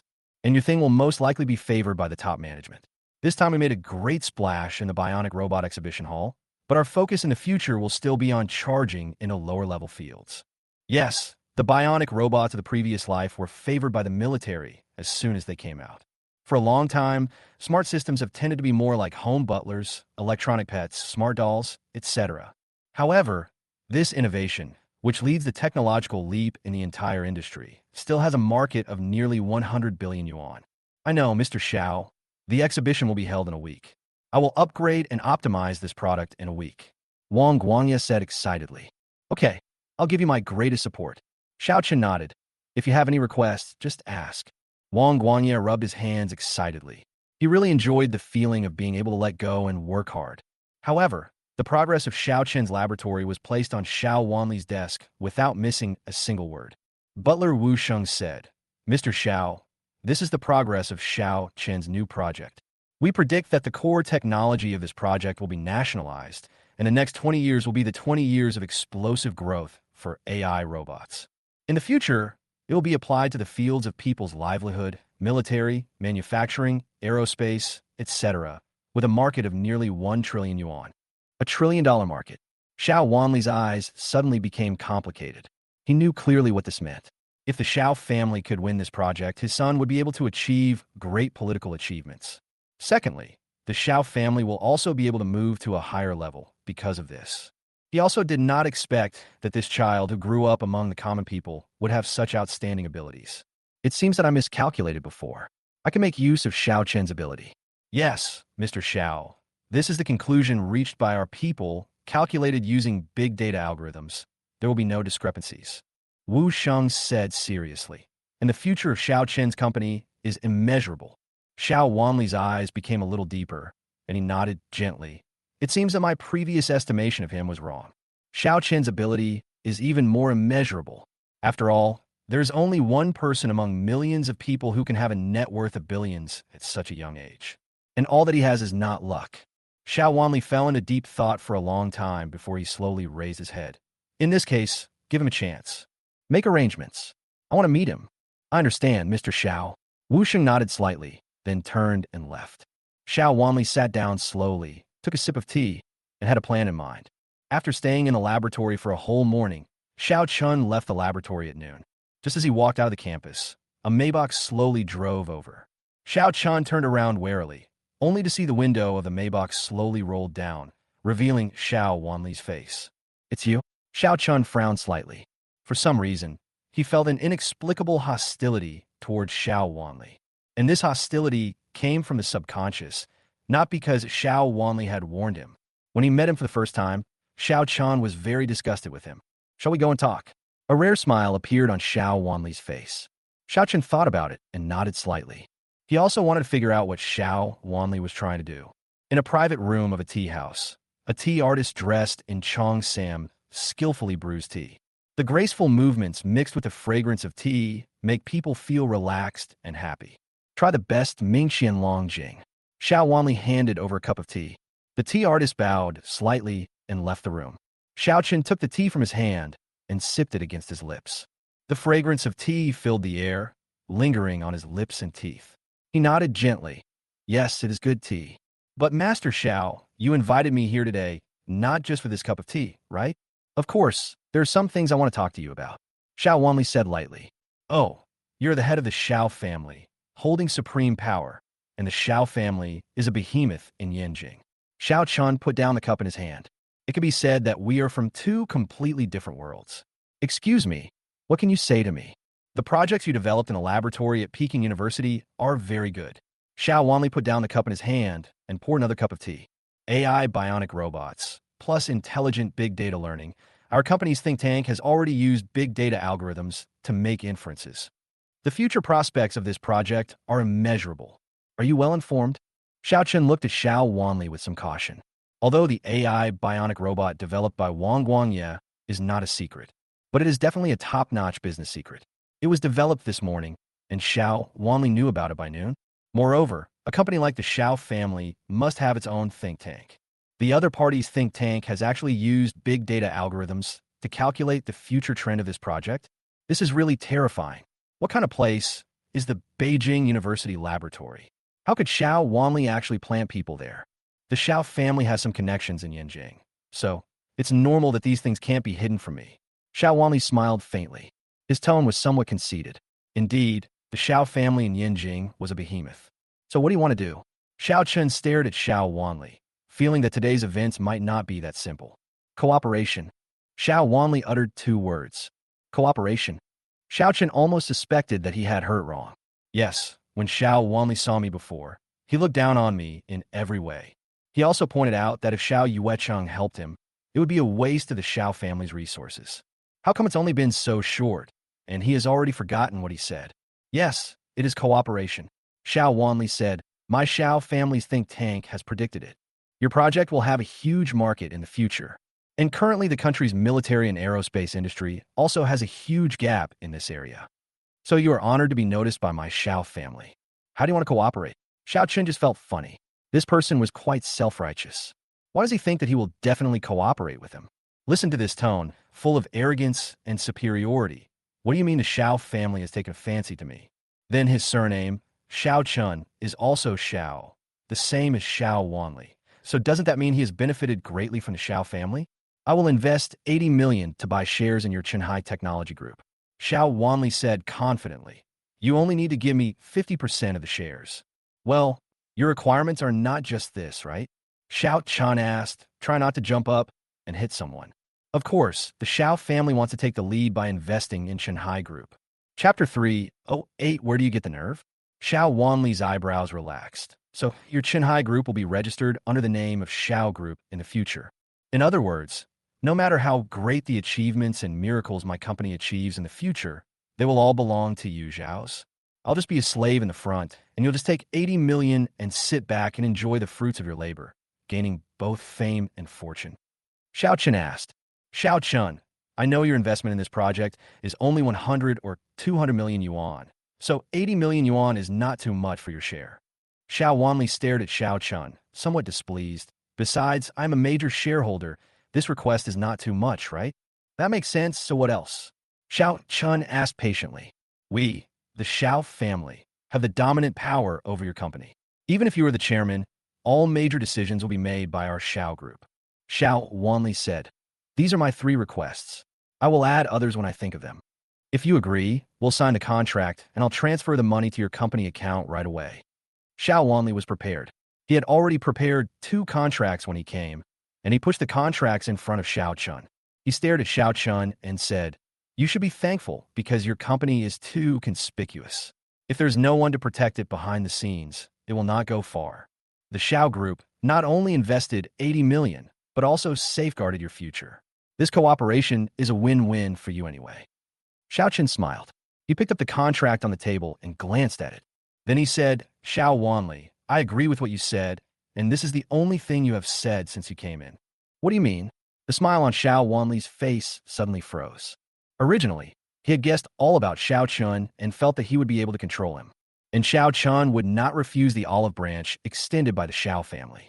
But he didn't expect that Shiao Chan's performance didn't seem to be the case. Do you feel that your Shiao group is giving me alms by investing in me? Shiao Chan flipped through the contract and said leisurely while looking at the terms on it. Shiao Chan, don't be ungrateful. Do you know how many people want Zhao's investment? Shiao Wanli's face looked ugly. I know. The Shiao family is rich and powerful. How many people want to get involved with your Shiao family?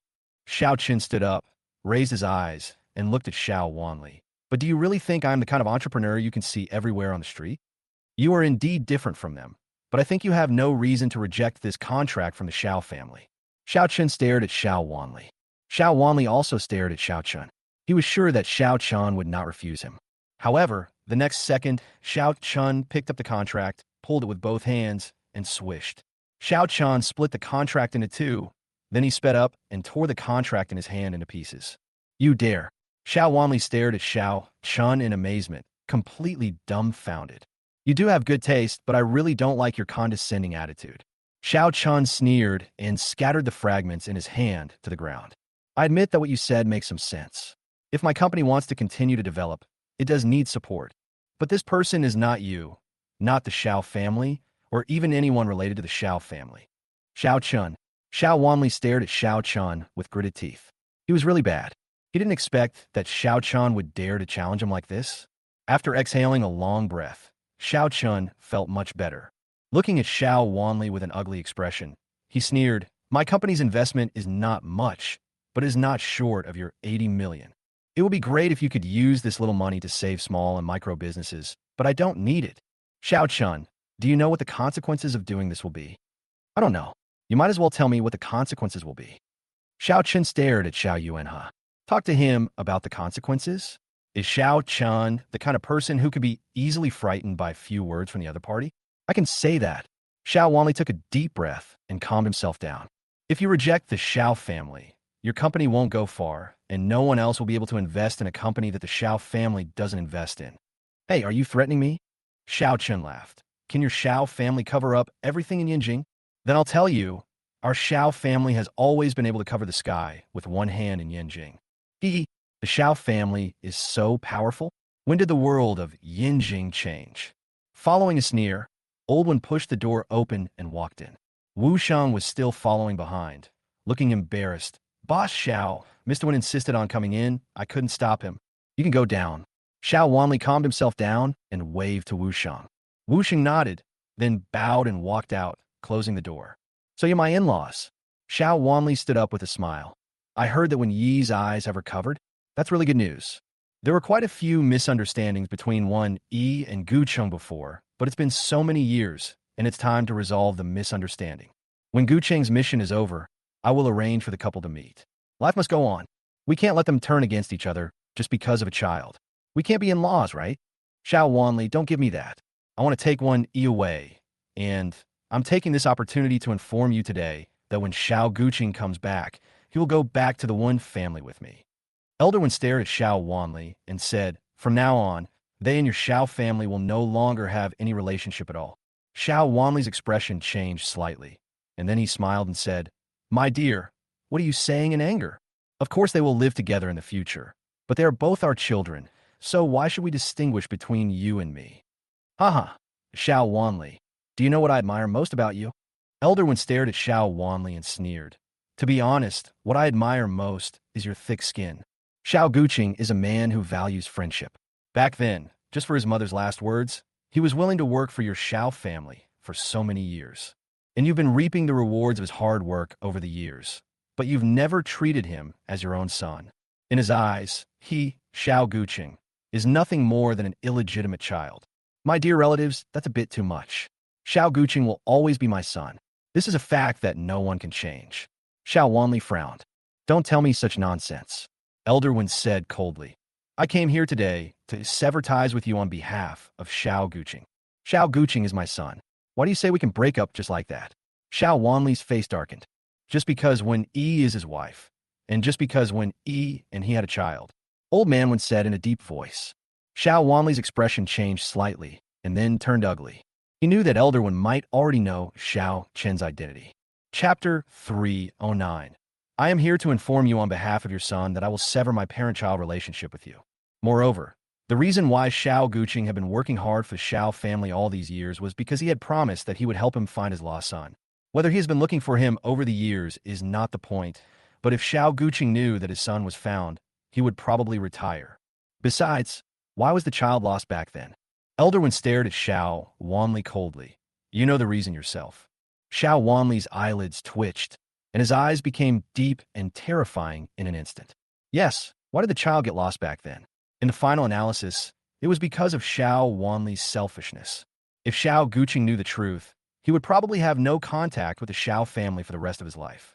So, I am here to inform you on behalf of Xiao Gu that starting today, Xiao Guqing and you, Xiao Wanli, will sever the parent-child relationship. From now on, he and the Xiao family will have no contact with each other until they die. Xiao Wanli's face changed drastically, but he had no way to refute. Xiao Chun, after getting angry at Xiao Wanli, Old Man Wen turned his head and looked at Xiao Chun. Mr. Wen, why are you here? Xiao Chun asked. I want to talk to Xiao Wanli about something. It's a good thing that you are here. I have made some progress on the thing you asked me to do. Old Man Wen looked at Xiao Chun with a kind face. Really? Xiao Chun was delighted. Let's talk somewhere else. Old Man Wen nodded, ignored Xiao Wanli, and walked out with Xiao Chun. Xiao Wanli's face darkened. He looked at the backs of the old man and the young man as they left, and remained silent for a long time. Mr. Xiao, what should we do next? Wu Sheng walked in. Should we invest in Xiao Chen's company or not? His company? Xiao Wanli sneered. I admit that Xiao Chun is quite capable, but he has become too proud to be successful at a young age. He has rejected the Xiao family. I wonder how far he can go. Wu Sheng nodded gently. Then let's put this matter aside for the time being. Think of a way to prevent Xiao Chen's project from participating in the competition. Xiao Wanli thought about it and said decisively, This. Wu Sheng was surprised. Is it appropriate? It's not appropriate or inappropriate. Xiao Wanli said calmly. He should know the consequences of rejecting our Xiao family. When all his plans fail, he will come back to us for help. I understand. Wu Sheng nodded helplessly, turned and walked out. A hint of sarcasm appeared on Xiao Wanli's face. Xiao Chun, I want you to know that if you leave our Xiao family, you are nothing. Xiao Chun, I found a channel for the equipment you need. After leaving the box, Elder Wen said in a very charitable tone, but because of the sanctions, it's not a formal channel. It doesn't matter whether the channel is formal or not. As long as the equipment can be obtained, it doesn't matter if the price is a little higher. Xiao Chan said with a smile. Yes, now Western countries have upgraded their sanctions against China, and many seemingly ordinary devices are restricted. This is also forcing China's industry to upgrade. This bionic robot competition is actually an industrial survey. After all, many small private companies produce products that are no worse than those of some large manufacturers. Don't worry about the price. I have a good relationship with the other party, so just charge the normal price. The equipment will be in place within half a month, said Mr. Wen. Thank you, Mr. Wen. Xiao Chan was very grateful. This helped him a lot. Why are you being so polite to me? I heard that Xiao Wanli wants to invest in your company. Old Man Wen stopped and asked.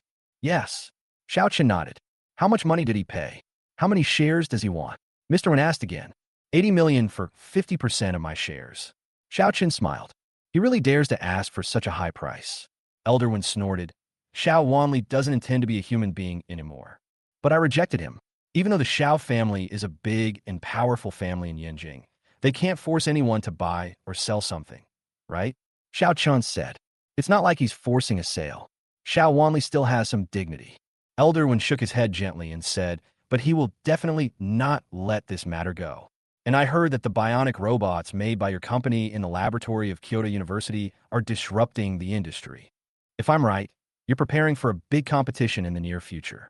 If you win a good enough place, your company will soar to the sky and receive all kinds of support from the country.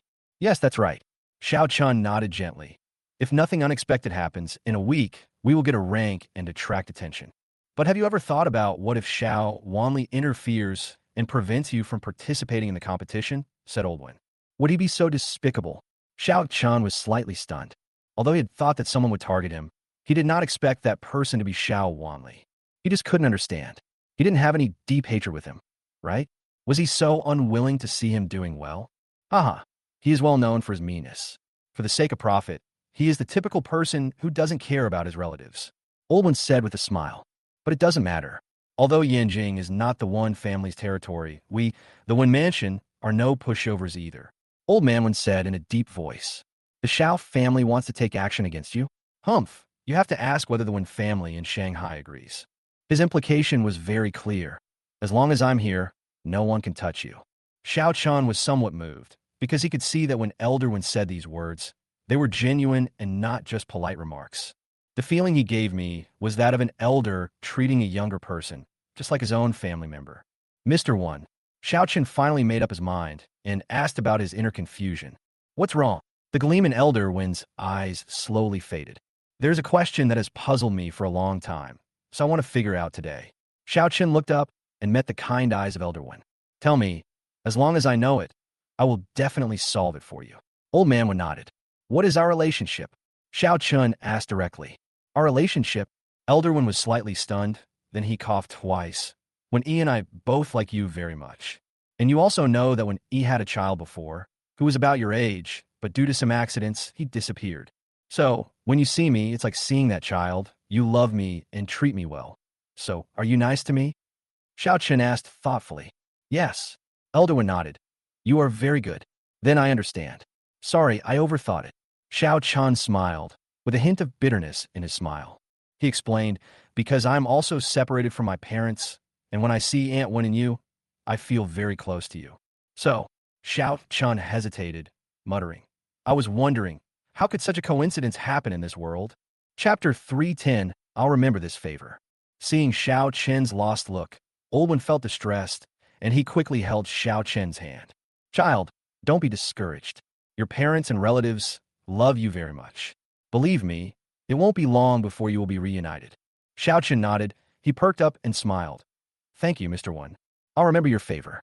If Elder One and Aunt One have any problems in the future, I, Xiao Chun, will go through fire and water for them. Okay, don't say that. Elder One smiled and said, Your Aunt has recovered. She will be discharged from the hospital tomorrow. You must come to our house as a guest tomorrow. Okay, Mr. One, I will definitely go there. Xiao Chen nodded. After separating from Xiao Chun, Oldwin returned to the car. After closing his eyes for a while, he let out a long breath. His eyes were a little wet. He wiped the tears from the corners of his eyes and murmured, What a good child, Xiao Wanli, that bastard. You look down on Xiao Chun for growing up among the common people. Now that you see that Xiao Chun is very capable, you come here to make trouble. Sooner or later, you will pay the price for what you have done. Mr. One, Xiao Wanli will definitely not give up. Do you need me to do anything? Asked Butler Chin. Keep a close eye on their movements. We must not make any mistakes at this time. Elderwin said in a deep voice. Xiao Chen's project will definitely shine at the exhibition in a week. Understand.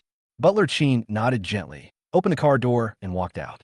When he recovered well, after several rounds of consultations with experts, they confirmed that there was no problem with her eyes, so they dared to discharge her from the hospital. In a villa in Yinjiao, when E was wearing an apron and browsing recipes on her phone. She was trying to cook, even though she had never done any cooking before. But now, she carefully washes the purchased vegetables and learns to cook according to the recipe. Her hands were accidentally cut while cutting vegetables, and she put several band-aids on both hands. And she tried countless times this morning. Take the simplest dish of scrambled eggs with tomatoes, for example. The taste is either sour or sweet. After finally getting the taste right, she realized that the eggs and tomatoes were mixed together, which looked a bit ugly. The bowl of braised spare ribs, although not burnt in a charcoal like at the beginning, the sugar color was over-fried, and with the addition of dark soy sauce, it was a black bowl. For the entire morning, Old One watched in fear. Looking at the 4 dishes and 1 soup that she had prepared with great effort, Elder One pressed his forehead helplessly. Wen-yi, how about we forget it? Should we ask the nanny to come? No. Wen-yi's tone was a little stubborn. This is the first time Shiao Chan comes to my house. I must cook for him myself. This isn't necessary. Looking at the bowl of black shredded potatoes, Old Man Wen really doubted whether his stomach could withstand such a torture. It's necessary, Wen-yi said stubbornly, and she shoveled the shredded potatoes out of the pot. Well, it looks a little off, but it should be edible. She thought about it and decided that it would be better to be safe. She picked up a chopstick and took a bite. The sour taste she felt when she took a sip made her completely uneasy. She held the plate of shredded potatoes, feeling a little overwhelmed. Look at you. You even deliberately sent the nanny away. Elderwin said helplessly. What does it taste? I'll make it again. When he put down the dish on the plate and quickly went to get new potatoes. This is the last one. Shiao Chan will be here soon. Elderwin kindly reminded, I can teach you a method. What method? When he stopped what he was doing. Open a group buy, order a few takeouts, and put them on the plate. Elderwin said, what if the child gets sick after eating this? Next time, when your cooking skills have improved, cook a meal for him yourself. Oh, when he looked at the potato in his hand awkwardly and had to give up. Then he took out his mobile phone, opened a group searching app, and looked for stores with higher ratings. Only then did Elderwin breathe a sigh of relief and said to himself, your cooking skills are exactly the same as your mother's. Eichu, an old lady who was praying in a Buddhist temple far away in some famous mountain or river sneezed. The old man must be saying bad things about me behind my back again. The old lady said to herself, when he was unable to wait for her takeaway, as Shiao Chan arrived ahead of time. He was holding a fruit basket and a bouquet of flowers. Antwin, I'm really sorry that I couldn't pick you up from the hospital. I wish you good health and a happy smile in the future. Shiao Chan, coming quickly. Van Yuvejamit Shiao Chenin. She took the flowers from Shiao Chen's hand, holding the bouquet of lilies, her heart filled with joy. It's not like she had never received flowers when she was young, but the flowers Shiao Chan sent her were destined to be different from those sent by others. Thank you for the flowers. I love them. As long as you like it, Shiao Chan said with a smile. After entering the villa, he instinctively looked towards the kitchen, because the whole living room was filled with the smell of cigarette oil and a burnt smell. Obviously, this is the smell of a failed cooking, and the smell in the house is so strong that it must have been tried more than once. Antwin, are you cooking? Shiao Chan asked with some confusion. Oh, no, when he said hesitantly. No. Shiao Chan was a little unconvinced. Based on his experience, this was the real taste of cooking failure. You don't be so stubborn. Elderwin walked over and said with a smile, tell the truth to the child. I want to cook a meal for you. Wen-yi's tone was a little frustrated. She walked to the kitchen and pointed at the 2 dishes she had prepared.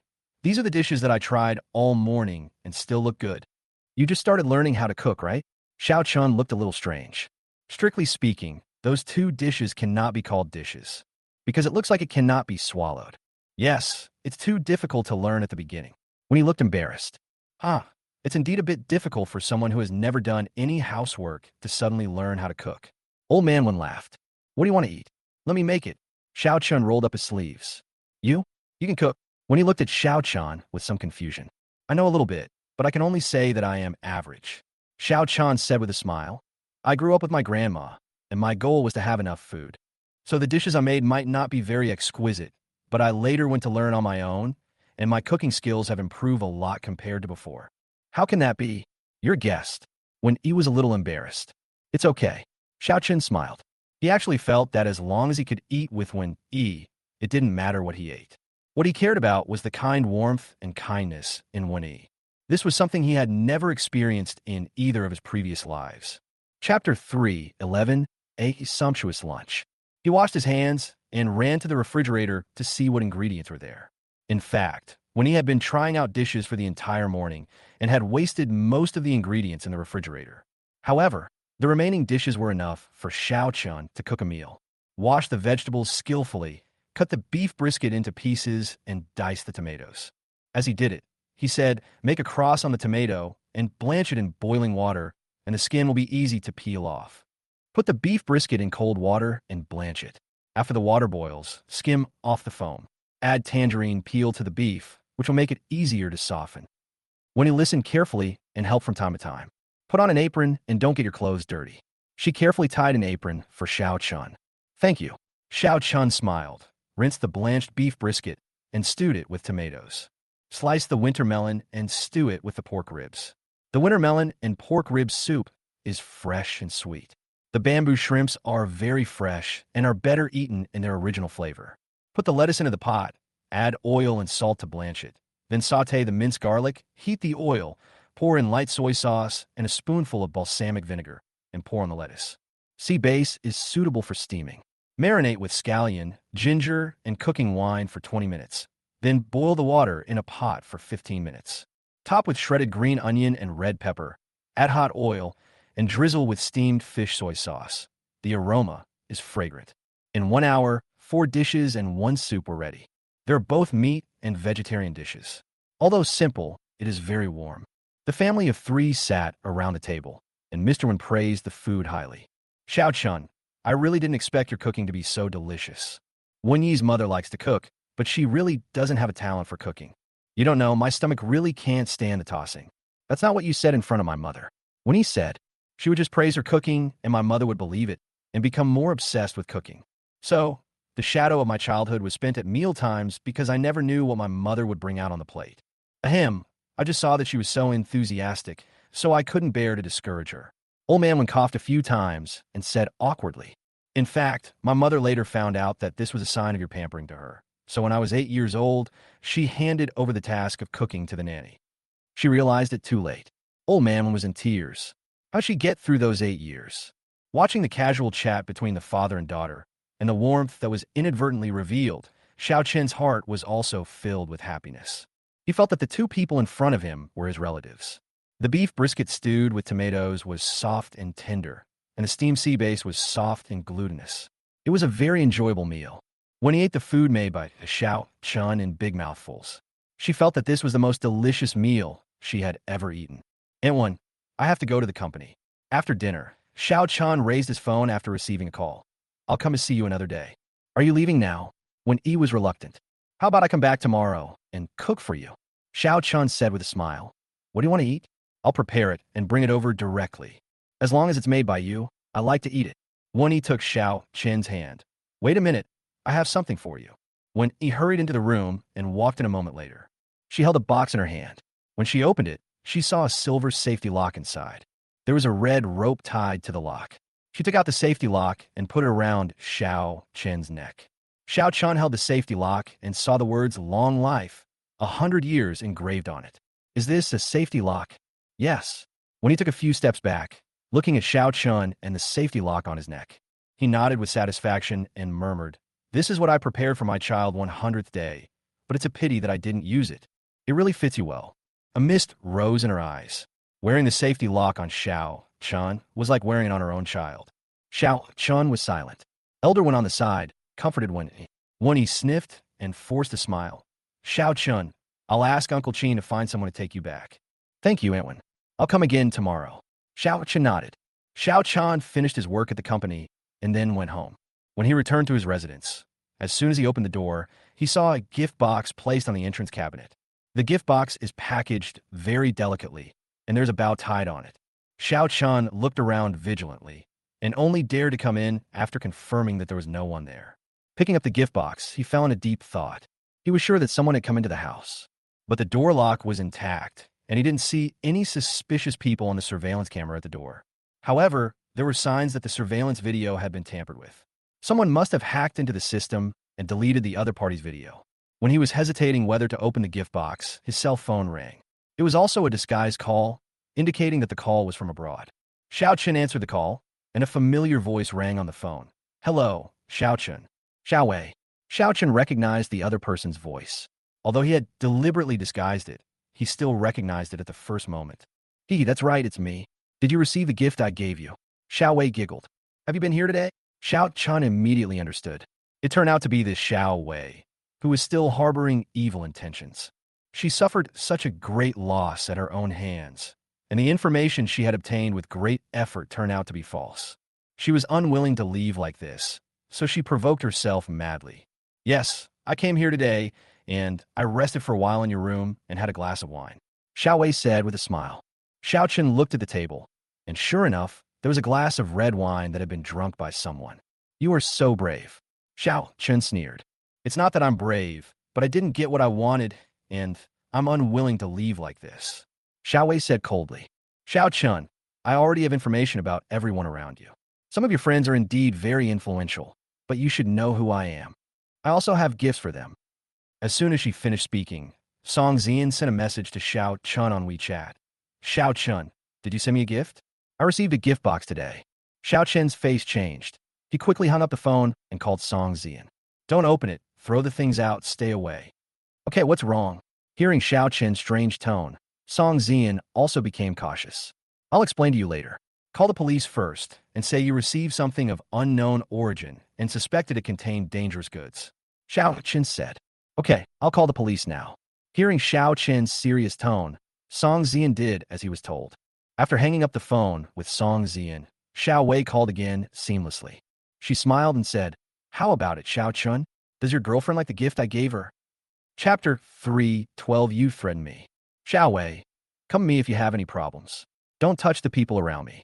Besides, the Song family is not someone you can afford to offend. Xiao Chen's tone was a little cold. I don't come from a good family, and I've been trained abroad for so many years, and I've experienced all kinds of hardships. Xiao Wei said leisurely, There is no one or anything in this world that is worth my nostalgia. So I'm not afraid of you. If you know better, why don't we meet? What do you want? Xiao Chen said coldly. I heard that your new project is good. Xiao Wei smiled and said, I want all the data on your bionic technology. Tell me a place where I'll meet you. Xiao Chan said after a moment of silence.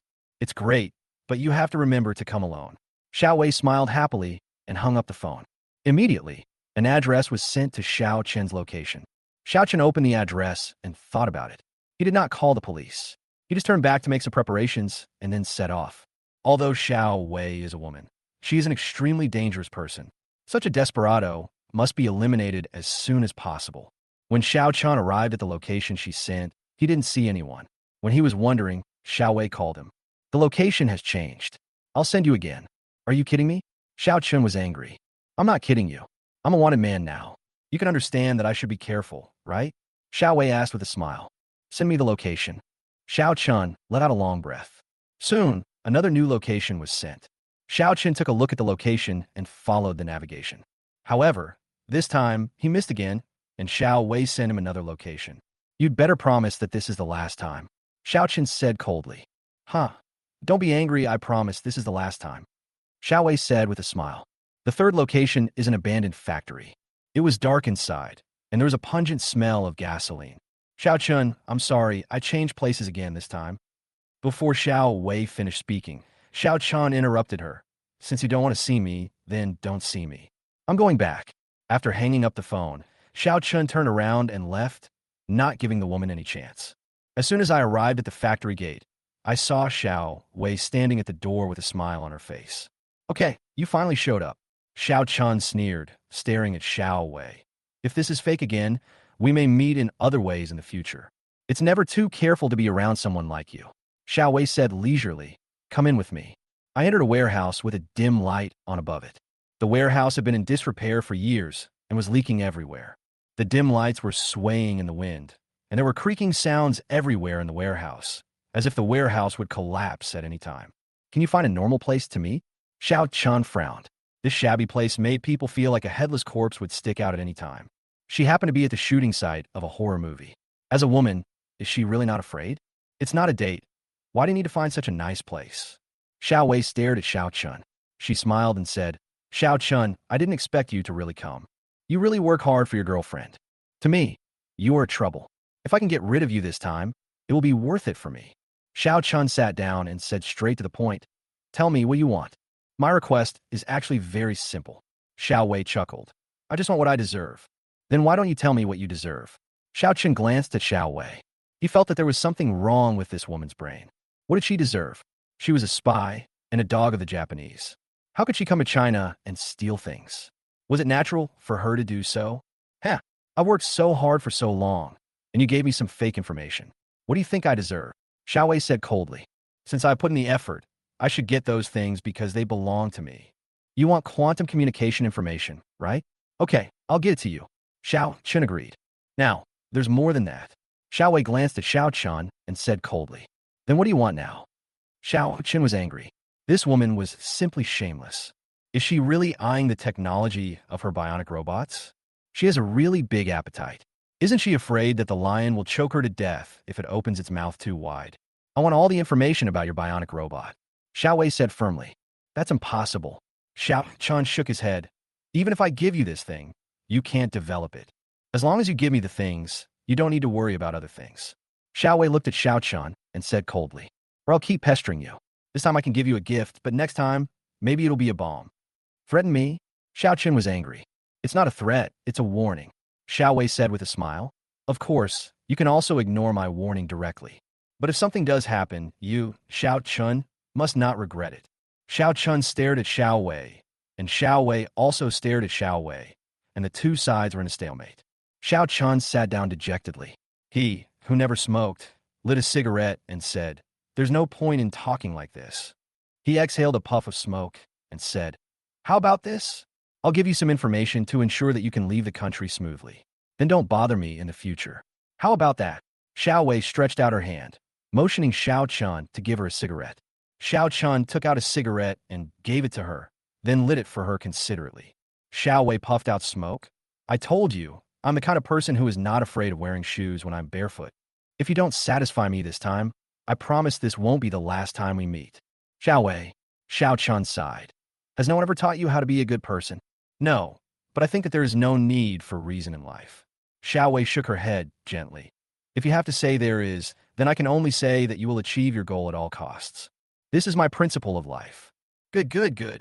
Xiao Chan clapped his hands gently and said 3 good words in a row. He stood up and looked at Avella Xiao. You are very domineering in your principles of being a man, and I like it too. But Xiao Wei, this is China. No one can spoil you. Are you planning to break up with me?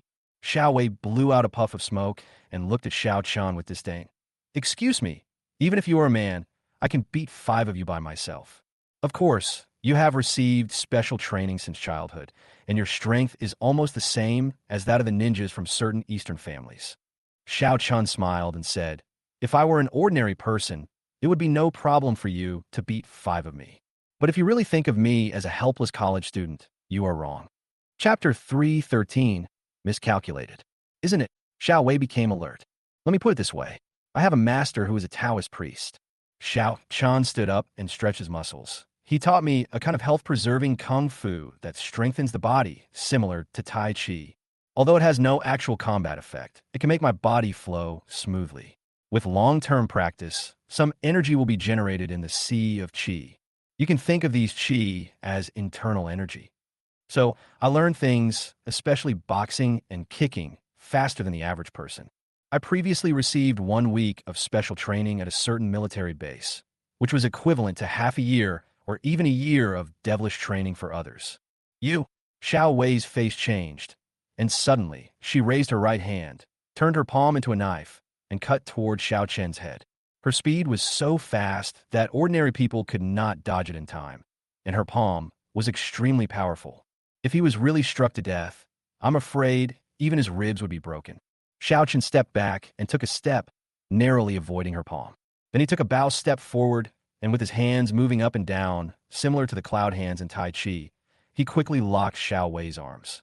Xiao Wei's face changed drastically, her toes raised, and a sharp knife emerged from the tip of her shoe. She raised her right leg with all her strength, and the sharp knife on the tip of her toe slashed towards Xiao Chen's throat. Xiao Chan locked her right arm with his backhand and quickly struck her back with his other hand. Bang! Her spine felt numb, and she fell to her knees with a thud, her whole body feeling sore and weak. Xiao Chan restrained her arms and locked them behind her back, making her unable to move. Xiao Wei was really shocked and angry. She never thought that Xiao Chan was so powerful. I advise you to be sensible. This is my first time, so I won't hold back. Xiao Chan warned, If you struggle again, I'll hurt you. Shut up. Xiao Wei glared at Xiao Chan fiercely, twisted her arm. I was about to fight back. With a click, Xiao Chan removed her right arm without hesitation. Xiao Wei felt a piercing pain in her arm. One of her arms drooped down, and she no longer had the ability to fight back. I told you not to struggle, but you just didn't believe me. Now what? Shiao Chan said helplessly. Then he thought about it and locked her left arm with more force. Crack! Xiao Wei screamed, and her other arm was also removed. Xiao Chan, she growled. I've never fought with a ruthless person like you. Xiao Chan said a little embarrassedly. I don't know if it's safe to cut off one of your arms. To be on the safe side, I can only remove both of your hands. But it's okay, your arms will heal easily. As he spoke, he grabbed her left arm and pushed hard. With a click at the joint, the arm was put back in place. So, this is how you put it back together? Xiao Chan suddenly realized, and then, with another click, he removed her arm. I have never had the chance to put into practice what I learned from my master. Today, I finally have the opportunity to try it out. Xiao Wei collapsed to the ground powerlessly. She glared at Xiao Chan in shock and anger. At this moment, she really wanted to kill someone. Could it be that Xiao Chan is using her to practice his skills? Take it off and put it back on, then take it off again. Is that how you play? Xiao Chan, you'd better pray that you don't fall into my hands. Xiao Wei gritted her teeth and said, Otherwise, I will make you wish you were dead but unable to live.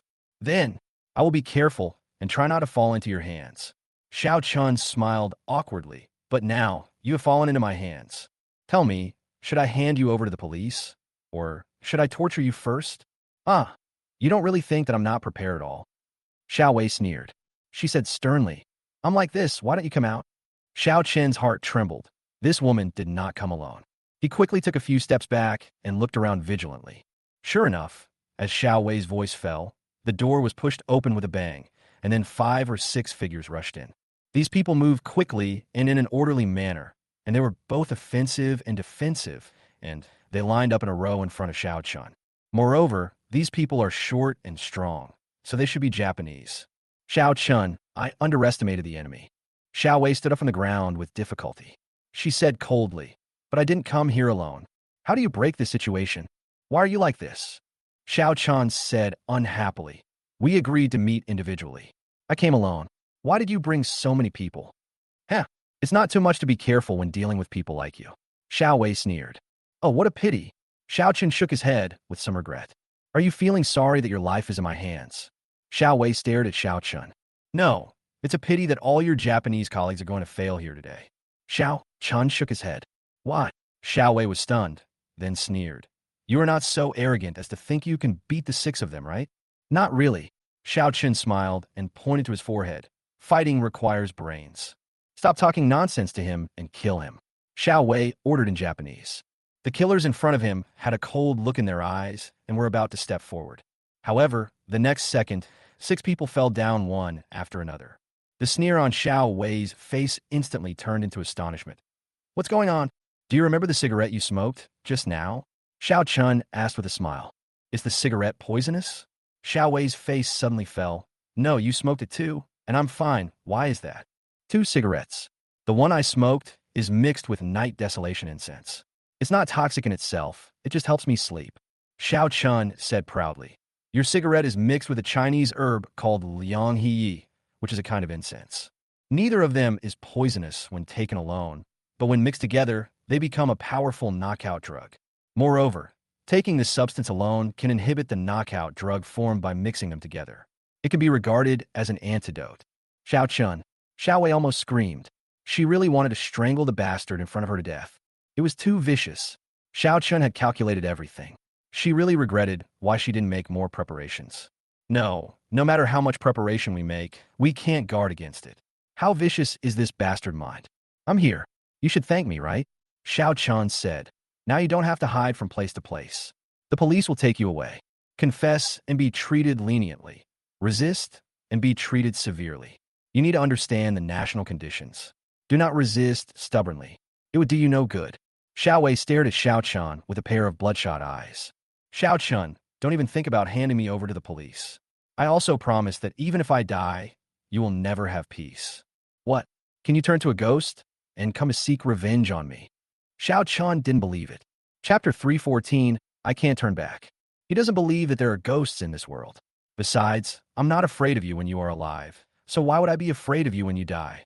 What kind of bullshit logic is this? Xiao Wei didn't say anything, but suddenly, she gritted her teeth. Then blood gushed out of her mouth and nose. She was committing suicide. Shiao Chun was shocked. He pinched Xiao Wei's philtrum and said, Xiao Wei, do you really want to die?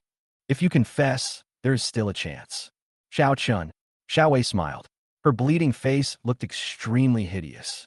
I'm not like you. Once I set foot on a certain path, there's no turning back. I can't turn back. My background has destined my life to be a tragedy. But I don't regret it. If I had to do it all over again, I would still choose the same path. Why are you doing this? Xiao Chan felt her breathing gradually weakening. At the moment of life and death, Xiao Wei seemed to understand something again. She stretched out her hands and grabbed Xiao Chen's hands tightly. Xiao Chun, you provoked someone you shouldn't have provoked. Who is the person you shouldn't mess with? Is it the Dongyang family behind you, or the Tongsheng Association? Xiao Chen asked. Xiao Wei forced a smile on her face, and then large mouthfuls of blood gushed out of her mouth, and blood oozed from her eyes, nose, and ears. Her head tilted, and the hand that was holding Xiao Chun slipped away, and then she fell to the ground. Bleeding from all 7 orifices, Xiao Chen's heart was pounding wildly. He took a long moment to calm down before reaching out to feel her breath. The person is already dead.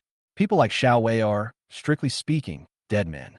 She couldn't accept spending the rest of her life in prison, so when she had no other options, she chose this extreme path. Xiao Chen sat aside and took a long time to react.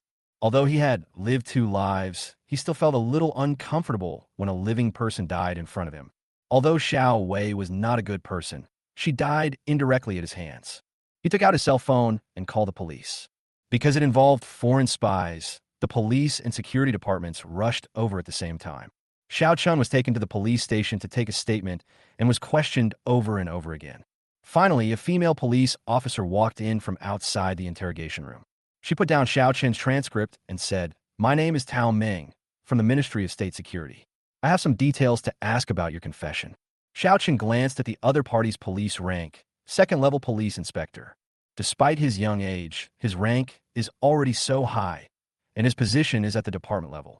Judging from her age, she is around 25 at most. At this age and level, he is definitely not an ordinary person. You ask, Xiao Chun said patiently. The confessions have been recorded several times, and several groups of people have been replaced. He had explained every detail clearly enough, so there was no reason for them to hold him hostage. But think about it, there must be a reason for this. After all, Xiao Wei is a foreign spy, and the people he took down were also Japanese assassins.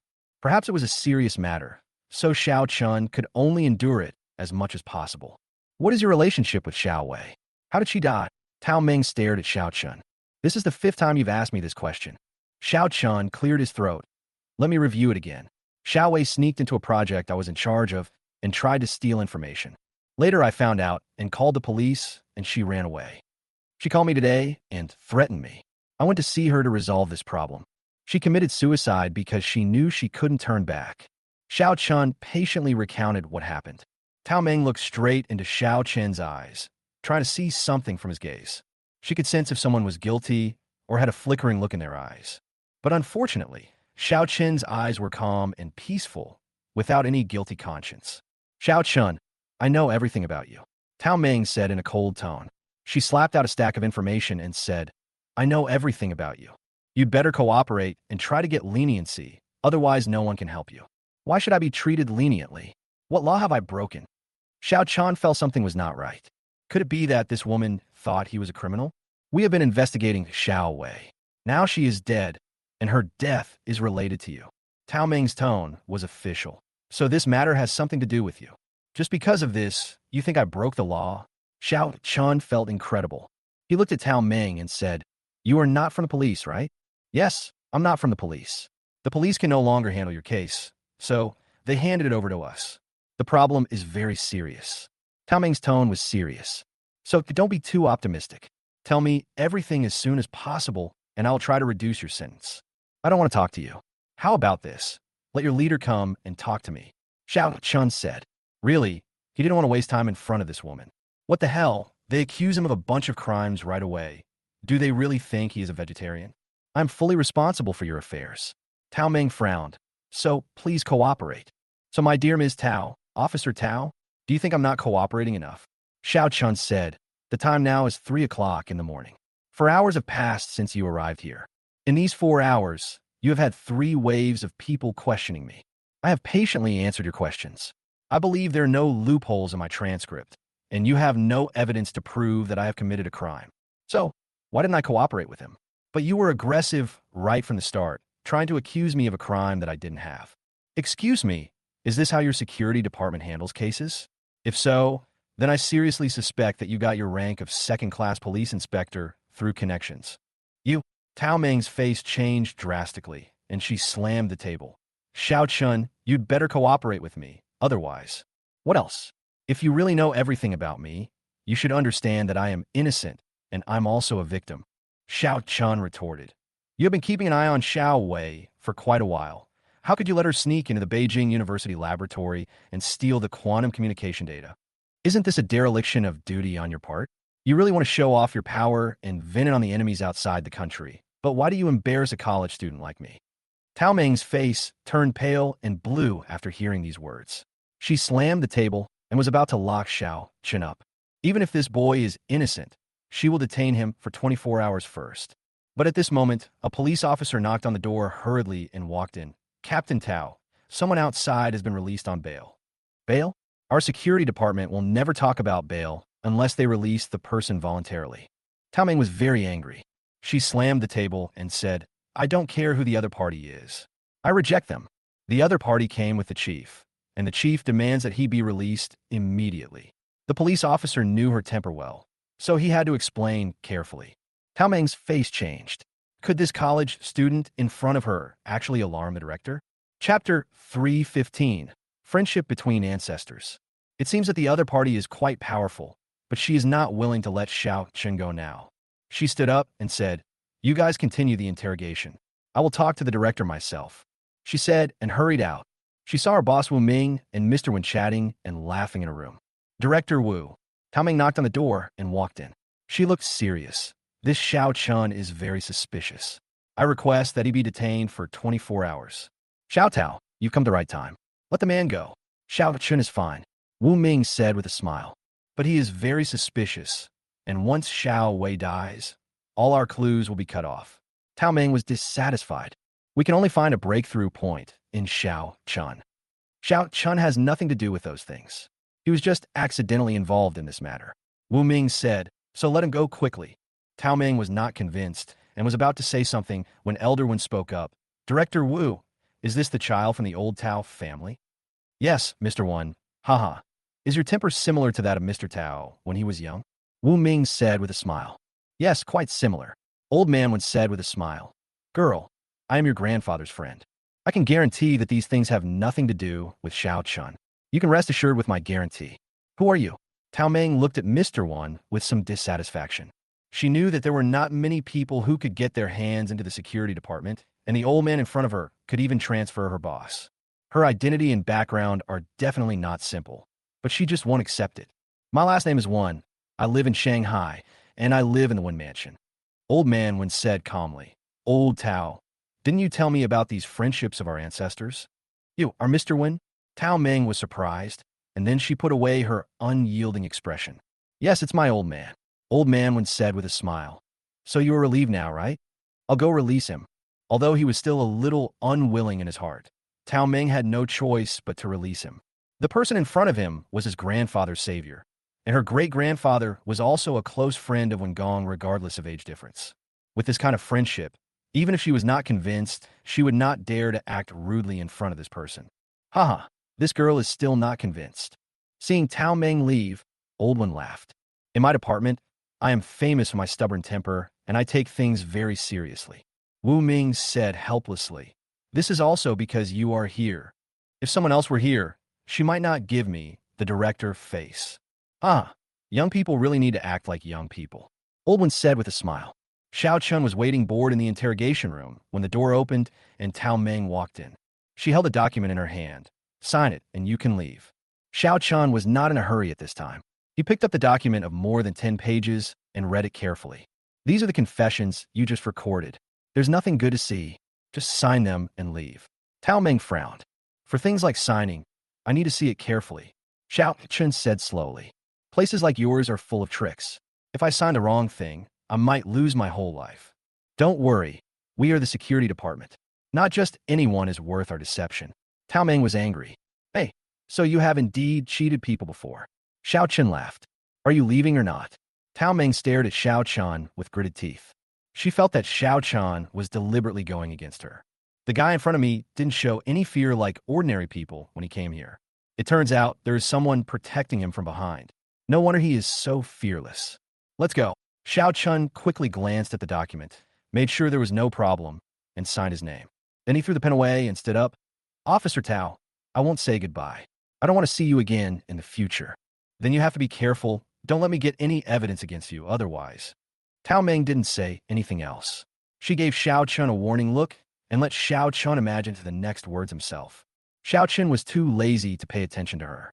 After all, there was a high probability that he would never have any interactions with a female Tyrannosaurus Rex like her in the future. What if I tease her here and she gets angry and beats me up? Shiao Chan, are you okay? In the office, Mr. Wen saw Shiao Chan coming and grabbed Shiao Chan's hand. I'm fine, Mr. Wen, thank you. How did you know I was here? Shiao Chan asked, puzzled. I couldn't reach you by phone, so I asked someone else. Elder Wen's tone was somewhat reproachful. You are so brave, kid. Who is Xiao Wei? She's a foreign power, someone on the list of the Ministry of State Security. She's no different from those vicious bandits. How dare you go see her alone? It's a good thing you're okay. Otherwise, what would I do? Although Elder Wen's tone was reproachful, the concern and heartache from the bottom of his heart warmed Shiao Chan's heart. Mr. Wen, I'm fine, Shiao Chan said with a smile. And this matter is my own business. Since Xiao Wei threatens the people around me, I have to clear this obstacle. You were too impulsive. If you encounter this kind of thing again, don't try to act alone. Old Wen breathed a sigh of relief. I know, I won't do that again. Shiao Chan smiled. Okay, Director Wu, I'll take Shiao Chan away first. Elder Wen greeted Wu Ming and introduced him. Shiao Chan, this is Wu Ming, the person in charge here. You have to call him Uncle Wu. Hello, Uncle Wu. Shiao Chan knew very well that the man in front of him was not ordinary. After all, this person is responsible for Homeland Security. Okay, you're Shiao Chan. Wu Ming stood up and looked at Shiao Chan deeply.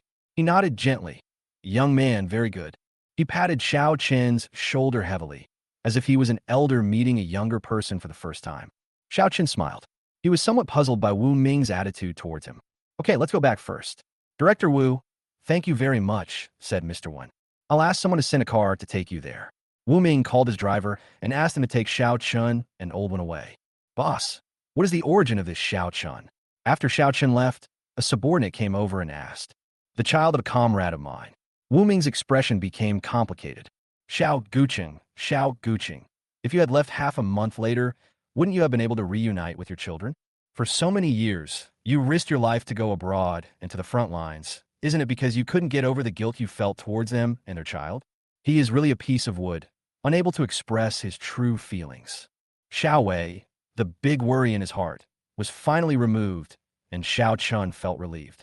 Chapter 316, Xiao Qian finally went crazy. That day, I took a tour with Song Zian around the base of the botany department of Peking University. Song Zian was holding SLR camera, taking pictures seriously and taking notes. Keep detailed records of the characteristics of rare plants, suitable temperatures, etc. Seeing how serious you are, I have already anticipated the birth of a botanist in the future. Shiao Chan said jokingly. Don't be so poor. Song Zian rolled his eyes at Shiao Chan and put the leaf in his hand back into the book. My dad is still trying to convince me to change specialists.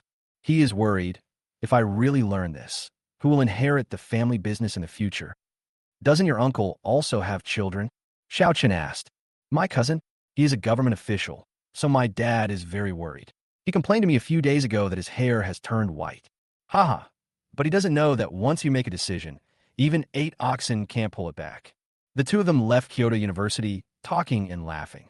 I had been planning on going to eat, but I saw a group of people gathered somewhere just outside the campus. A woman, with dirty clothes, wandering on the street. She seemed to be in a state of confusion, sitting on a bench in a street park, holding a doll tightly in her arms. What happened to this girl? Did she have a conflict with her family? I don't know, but I feel like she's not very clear-headed. Yes, I was holding a doll and kept calling it baby. You are so beautiful. What stimulated you? How pitiful. The onlookers were talking about this place and pointing at the girl. Xiao Chun, it's Xiao Qian. Song Zian was slightly startled and grabbed Xiao Chun.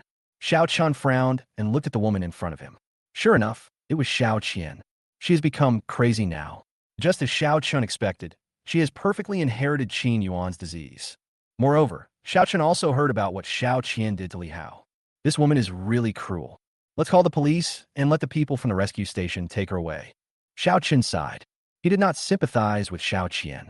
Being reduced to this point might be the best outcome for her. It is better for her to live in such a muddle than to be bullied by Lihao's family. Xiao Qian, you bitch. At this moment, a furious shout came over. But it was Li Jie who rushed over madly. She yelled at Xiao Qian, "You killed my son, you killed my son. You are a jinx. Give me back my son and my grandson. Give them back to me." She tore at Xiao Qian madly, grabbed her hair, and slapped her. Now Li Jie is no longer in the mood to maintain her image as a dignified, wealthy lady. She felt that her home was about to be destroyed by the woman in front of her. She completely forgot how she and Lihao treated Xiao Qian. "Child, don't hurt my baby." Xiao Qian desperately protected the doll in her arms, fearing that Li Jie would hurt the child in her arms. Although she did something crazy, she also felt very guilty. She was mentally ill and hugged the doll, trying to make up for the harm she had done to her unborn child through the doll. However, nothing helped. What happened has already happened, and no matter how guilty she feels, it can't make up for it. "Bitch, you bitch." Li Jie tore her madly and scratched Xiao Qian's face. Xiao Qian was fine. She just kept protecting the child in her arms. "Stop it. Call the police if you don't stop. This girl is pitiful enough, and you still beat her." Onlookers came forward to separate the fight and try to dissuade them. "What do you know? She aborted my oldest grandchild and put it in a foam box and sent it to us." Li Jie screamed frantically. "She sent my son to prison. This bitch is a lunatic, a lunatic. I want to beat her to death." She grabbed Xiao Qian's hair like a madman, tearing and biting it. It was obvious that she really hated Xiao Qian.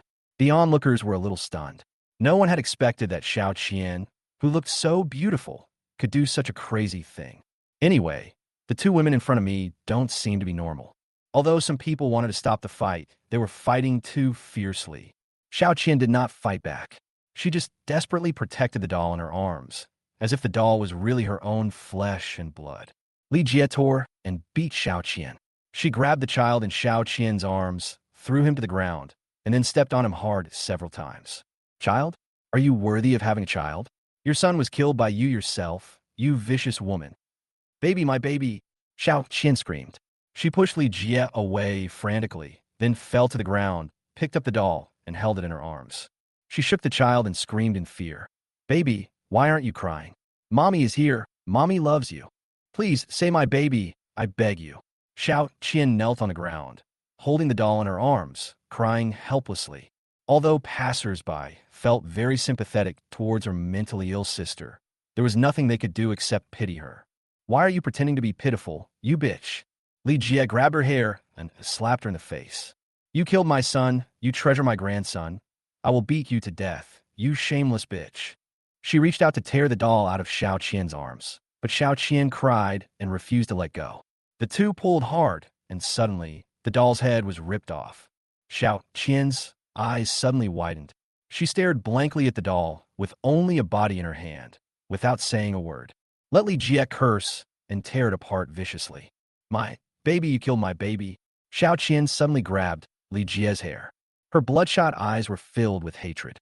She screamed and tried her best to push Li Jie to the ground, then pounced on her, tearing and beating her. Xiao Chun watched this farce indifferent. This farce itself had nothing to do with him.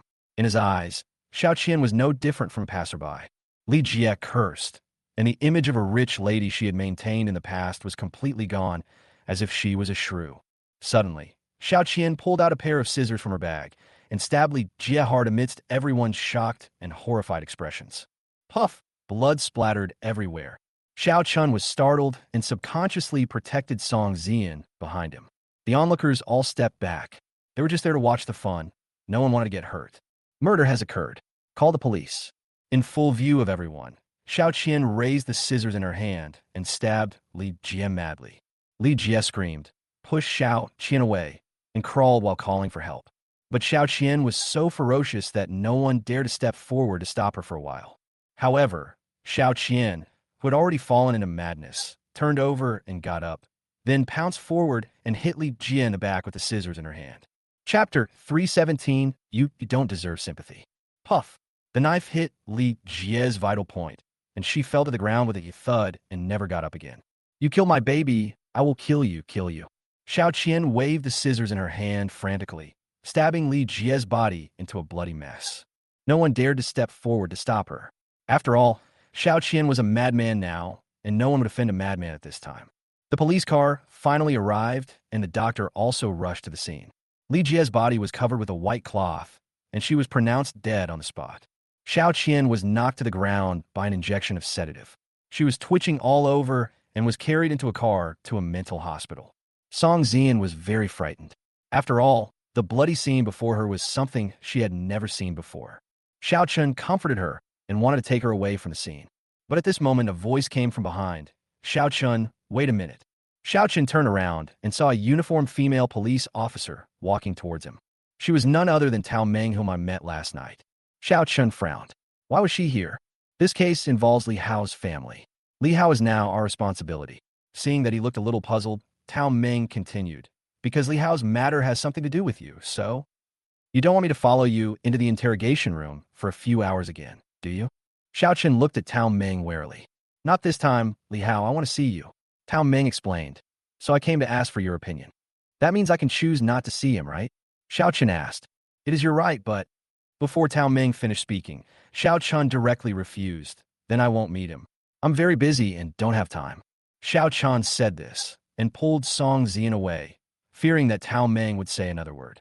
You? Looking at Shiao Chen's back, Tao Meng rolled her eyes. At that moment, her impression of Shiao Chen deteriorated by several points. After accompanying Song Zian to dinner and shopping, and seeing that she didn't seem to have any psychological trauma, Shiao Chen felt relieved to send her back. Zian, what's wrong with you? Are you not feeling well? Shenzi came out and saw that Song Ziyan's face was a little pale, so he asked with concern. Something happened. Shiao Qian stabbed someone in the street. Shiao Chen explained, I just took a walk with her. Ah, Shenzi was surprised. She grabbed Song Ziyan's hand and said, Are you okay, Ziyan? I'm fine, sister. Song Ziyan smiled, but she was actually still a little uncomfortable. Go back and rest. Shenzi pushed her into the room. Then she looked at Shiao Chen worriedly. What about you, Shiao Chen? Are you hurt? No, I stayed far away. Shiao Chen shook his head. You stay away from the Shiao family in the future, okay? Shenzi breathed a sigh of relief. I've tried my best to stay away from them. Shiao Chen nodded, and then he felt that Shenzi's words seemed to have a hidden meaning. Miss Shen, do you know about me and the Shiao family? I heard Yin mention something. Shenzi said in a panic. I feel that this family is not normal. You must have had a hard time living in such a family since you were a child. Now that I have the zi, I must stay away from them. Oh, thank you for reminding me. I will. Shiao Chen nodded gently. Then I will go back first. Shall I take you there? Shenzi raised his eyes. No, I can go back by myself. Shiao Chen smiled, turned around, and left the Shun family. Looking at Shiao Chen's back, Shenzi breathed a sigh of relief. I almost got exposed just now, but Shiao Chen, in your previous life, you died because of the Shiao family. Even the body was not claimed by the police. With great difficulty, you can start your life over again, and you must live happily. You must also get rid of the entanglement with the Shiao family. She couldn't say these words, but a hint of mist rose in the depths of her eyes. Suddenly, she felt discomfort in her chest again, and she coughed violently, even to the point of being unable to breathe. She covered her mouth with a tissue, and there was another patch of bright red on the tissue. Sister Wei. Just at this moment, Shun Jin walked over. When he saw the bloody tissue in Shenzi's hand, he was completely stunned. What's wrong? Shenzi hid the tissue in panic. Sister, why are you vomiting blood? Shun Jin was a little flustered. Are you sick? Let's go to the hospital quickly, okay? No, I'm just a little irritated. It's no big deal. Shenzi covered his mouth with his hand to prevent him from shouting. But getting angry won't be like this. Shun Jin was about to cry. Sister, what's wrong with you? Are you going to die? What nonsense are you talking about? It's just a common case of getting angry. You won't die. Shenzi hurriedly comforted him. Are you telling the truth? Shun Jin was a little unconvinced. I'm your sister. How could I lie to you? Be good, don't worry. Shenzi smiled, touched his head, and murmured, "My Shanjin has grown up and knows how to care for others." There was a glimmer of hope deep in her eyes. In the previous life, maybe Shiao Chan saved her, which led to that ending. So in this life, even if her illness was not incurable, she would not go to the hospital. She was thinking if one life was exchanged for another, maybe Shiao Chan would change his ending. Shiao Chan returned home, and just as he arrived at the gate of the community, he saw Tao Meng leaning on the car at the gate of the community. "Why are you here?" Shiao Chan frowned. This woman really is haunting him. "Wait for you." Tao Meng spit out 2 words. "How do you know I live here?" Shiao Chan wondered. "I'm from the security department. It shouldn't be difficult to check a person's information, right?"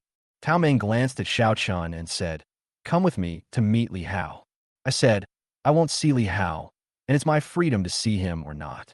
"You can't force me, right?" Shiao Chan said. "I can't force you, but I will come to see you every day from now on." Tao Meng said leisurely, "I will come to the door of your house and the door of your school until you agree." "Is this considered an abuse of power?" Shiao Chan said with some displeasure. "Do you think I'm any different from before?" Tao Meng raised his eyes. "Take off the police uniform and change into casual clothes." Shiao Chan glanced at her. "So I'm here on my own time and asking you in my private capacity, so it doesn't count as an abuse of power," Tao Meng said. Shiao Chan was speechless. He didn't want to have too much interaction with this woman, so he turned around and walked into the community. However, she followed him in. Shiao Chan took a few quick steps, opened the door, and tried to lock her out. Unexpectedly, she was faster. She stretched out her hand to hold the door that Shiao Chan was about to close, and then got in. "You are trespassing." Shiao Chan's tone was a little displeased. "As a police inspector in the security department, I have the right to enter any residence for search without a search warrant." Tao Meng showed his work ID. Indeed, the department she works for is 1 level higher than the police and has this right. Shiao Chan was so angry that he laughed. "Didn't you come here in a private capacity just now? Why are you using your authority again? We work 365 days a year, and we have to be on duty at any time." Tao Meng pointed to his waist. "And I carry a weapon with me. Is there a problem?" Shiao Chan was choked for a moment, then simply opened the door. "Look around. I don't have anything shameful to show you." Tao Meng walked in and looked Shiao Chan's residence up and down. Then she sat down. "Shiao Chan, come with me to meet Lihao. If you can find a reason that can convince me, I will go," Shiao Chan said. "The woman who just killed someone in the street is called Shiao Qian. She is your sister." Tao Meng said. "Stop. She's not my sister. We have no blood relationship." Shiao Qian corrected. "At least you lived in her house for a long time. Before you were 18, you called her sister. This is an indisputable fact." Tao Meng looked at Shiao Chan. Shiao Chan remained silent. After a moment of silence, he said, "So what? She killed people because she was mentally ill. This can't be blamed on me, right?" Tao Meng said nothing. She took out a few photos and placed them on the table. Shiao Chen's eyelids twitched. "They're the logos of the Tongsheng Association on these photos. I think you're familiar with this mark, right?" Tao Meng pointed at the photo. "This mark is called Tongshengwen. It is the symbol of a cult that was destroyed many years ago. That cult was called Tongshengwi. So what do you want to say? I know that Lihao is a member of the Tongsheng Society." Shiao Chen raised his eyes and looked at her. "That's right. Lihao is a member of the Tongsheng Society, and he's been working for the Tongsheng Society over the years." Tao Meng said, "According to him, a leader of the Tongsheng Society has set his sights on you. I have no connection with the student union. Why are they targeting me?" Shiao Chen was a little surprised. "There are some things that I couldn't tell you because of confidentiality regulations." Tao Meng said, "But you're the person involved, and there are some things that Lihao will not tell you until he meets you." "What secret?" Shiao Chen stared at her. "That is, the current person in charge of Tongshengwi is called Qin Yoxin." "Qin Yoxin." Shiao Chen raised his eyebrows. "I know. She's Qin Yuan's sister. This is not a secret." "You know." Tao Meng looked at Shiao Chen with some surprise. Then he said, "Since you know, it's easy. Don't you want to know why Qin Yoxin targeted you? Her sister, my adoptive mother, was sent to a mental hospital by me, so she wanted revenge. Is this logic difficult?" Shiao Chen asked. "Do you really think things are so simple?" Tao Meng looked at Shiao Chen. Shiao Chen's expression changed. Yes, he felt that this matter was not that simple. These are also things he has always wanted to figure out, but he never had the chance. I also believe that you have always wanted to figure out these things. Now that Lihao wants to see you, he must have some secrets to tell you. Don't you want to find out why Qin Yoxin has been targeting you?" Tao Meng said. Shiao Chan was silent for a moment. Then he nodded gently. Okay, I admit that your reason touched me. So, can we leave now? Tao Ming breathed a sigh of relief. Okay. Shiao Chan nodded. In a prison, in an airtight room, Shiao Chan met Lihao. Lihao was wearing a yellow prison uniform, handcuffs, and shackles. His face was a little pale, and he looked a little listless.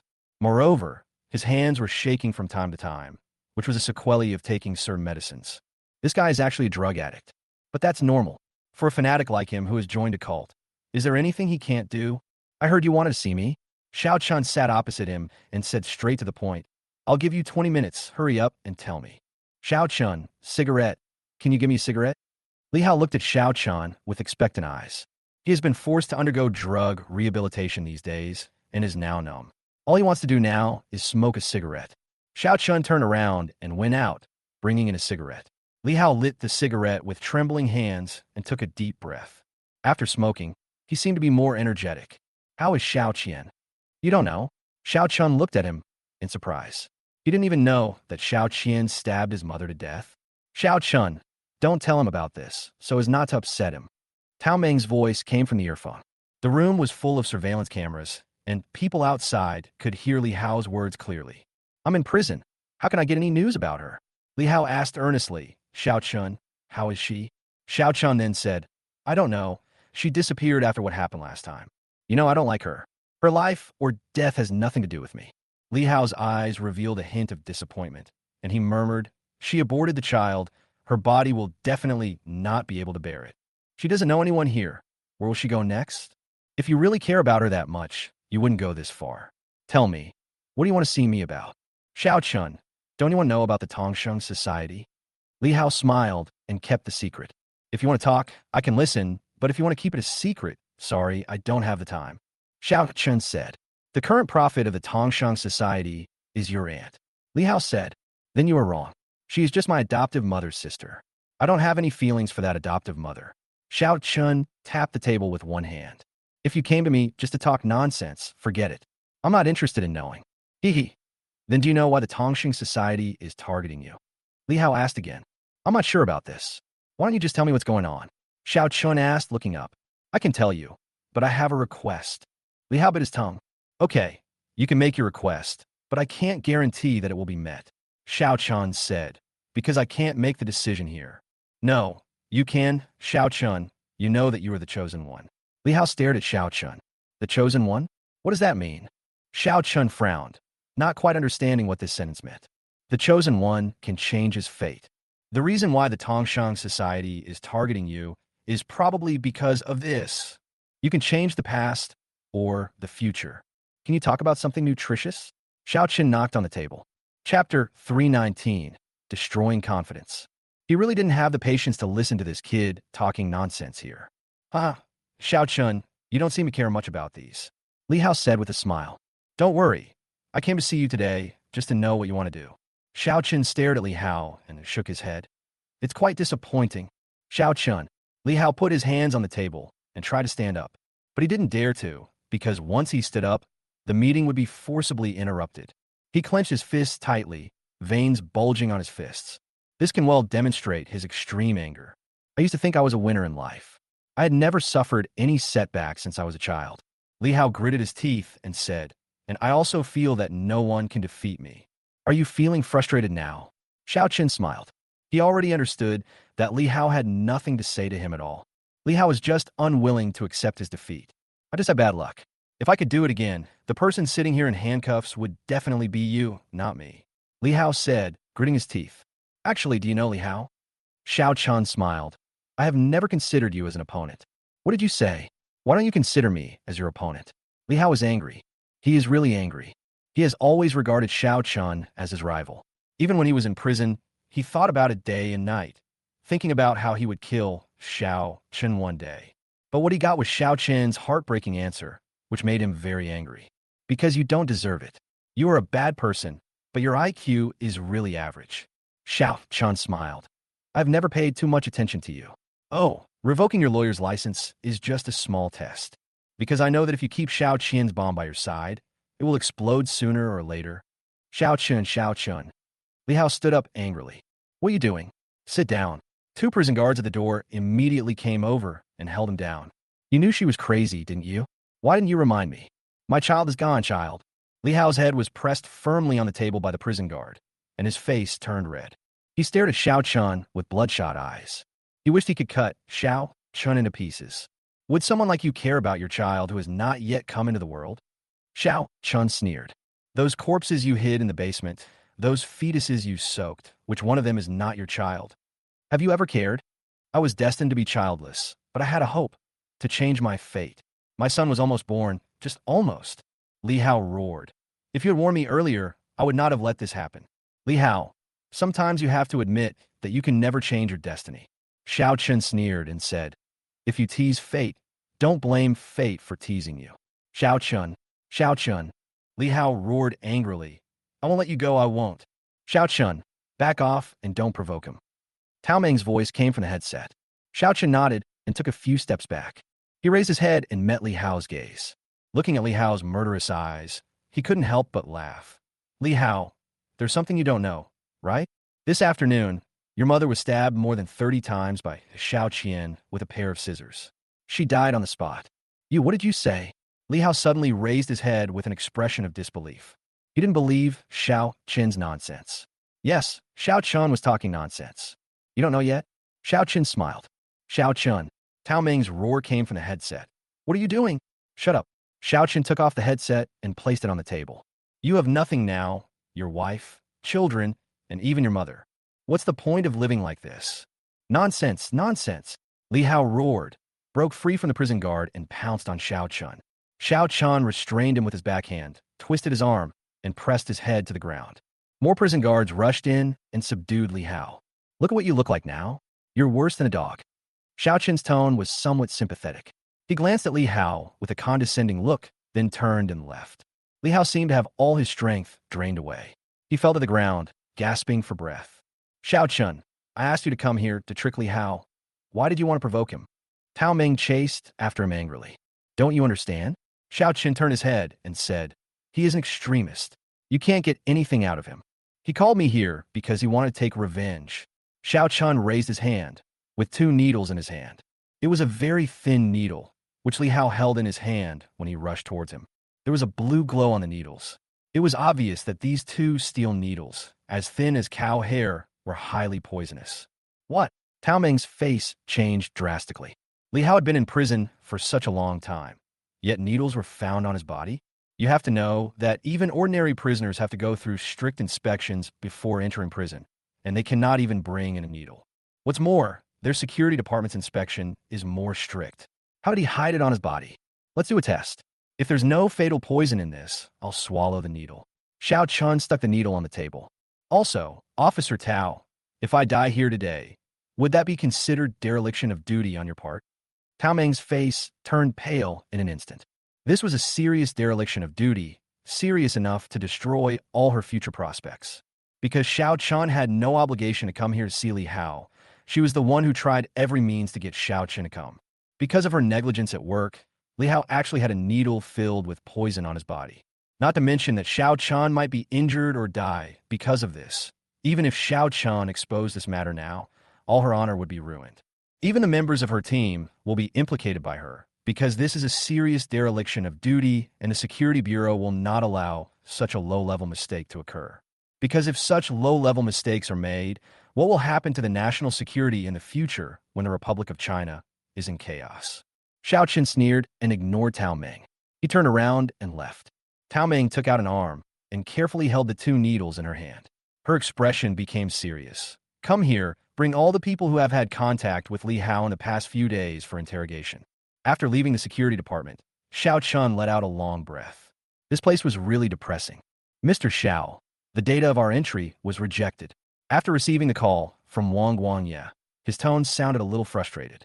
Chapter 320 data rejected. What's going on? Shiao Chan frowned. I took the experimental data of the bionic number 1 robot to the organizer and submitted it. But when they found out that we were the work of Chanhai Technology Group, they directly gave us a failure. Wang Guangye was a little excited. He didn't even know about this data and didn't even open it to take a look at the information. The organizer is from the Institute of Science and Technology. Logically, this shouldn't happen. Xiao Chan frowned. What's the other party's name? The person in charge of the review is a section member from the Institute of Science and Technology named Chun Bei, said Wang Guangye. Okay, I get it. Just focus on improving our products and leave the rest to me, Xiao Chan said. Okay. Wang Guangye breathed a sigh of relief. He is the kind of person who is devoted to technology, so it is more appropriate to leave this kind of thing to Xiao Chan. Xiao Chan thought for a while and called Li Yongyuan. After all, Li Yongyuan's family processes fighter aircraft parts and aerospace materials and should know people from the Science and Technology Research Institute. Xiao Chan, you didn't come to the kitchen these days. I was so busy. Li Yongyuan's resentful tone was mixed with a hint of excitement. With a fortune worth hundreds of billions, he is actually keen on cooking. This is really unique. I see you're having a great time doing this. Why don't you open a few more branches? Xiao Chan said with a smile. My old man scolded me for not doing my job properly, so I handed over the things to others these days and did some work on my family's company. Wang Guangye said with a chuckle. I have something to trouble you with. Xiao Chan said. If you have anything to say, just tell me directly. Li Yongyuan said. Didn't the Institute of Science and Technology hold a bionic robot exhibition recently? My company has a work participating in the competition. Xiao Chan said, but when I submitted the information, the other party rejected it without even looking at it. I was wondering if you know anyone over there? Could you introduce me to someone? I know about this exhibition. There's a special person in charge. The person should be Chun Bei. Li Yongyuan gave an immediate reply. He's a new person. I don't have any friendship with him, but if I use my connections, he should give our Li family this face. Then please help me contact him and ask him to come out and meet me. Xiao Chun said. No problem. Wait for my news. Li Yongyuan hung up the phone. 10 minutes later, he called, Xiao Chun, we have an appointment to meet tomorrow night. Bring your information and we will talk to him. Okay, let's stop being polite. See you tomorrow, Xiao Chan said with a smile. See you tomorrow. Li Yongyuan hung up the phone with a smile. Xiao Chan first went to the laboratory, where Wang Guangye had already started debugging. The robot's appearance has been assembled, with bionic skin, so it looks close to a real person both in terms of vision and touch. Mr. Xiao, now we just have to wait for the AI program to be uploaded and the robot to develop consciousness. Wang Guangye wiped the sweat from his forehead. But we haven't qualified yet. Give me the information, Xiao Chan said. Wang Guangye hurriedly got the information and handed it to Xiao Chan. I'll try to find some connections tomorrow. It's not a big problem. Just focus on debugging, Xiao Chan said. Okay, then I feel relieved. Wang Guangye breathed a sigh of relief. Xiao Chan took the information, glanced at the robot, and suddenly an idea came to his mind. He took out his cell phone and called Sue Meyer. Ms. Sue, have you been busy filming recently? No hurry, Xiao Chan. I was just looking for you. Thank you very much. I won the competition and have been offered too many advertisements recently, Sue Meyer said with a smile. Sue Meyer, whom I met last time when I ate stinky tofu, was framed when she participated in a talent show. Thanks to Xiao Chan, she was able to successfully participate in the election and win the championship. Come out and meet me. It happens that I have something and would like to ask you for help, Xiao Chan said. No problem. You decide where to meet. Su Mai Zitga. Xiao Chan and Sue Meyer met in a quiet cafe. When the two separated, Xiao Chan already had an endorsement contract in his hand. He let out a long sigh. Now, he could be sure that everything would be safe. The next night, Xiao Chan met Chun Bei. A veteran official in his 30s, his rank is not high, but his problem is right around the corner for Xiao Chan. He speaks in a pretentious manner, which makes people feel very uncomfortable.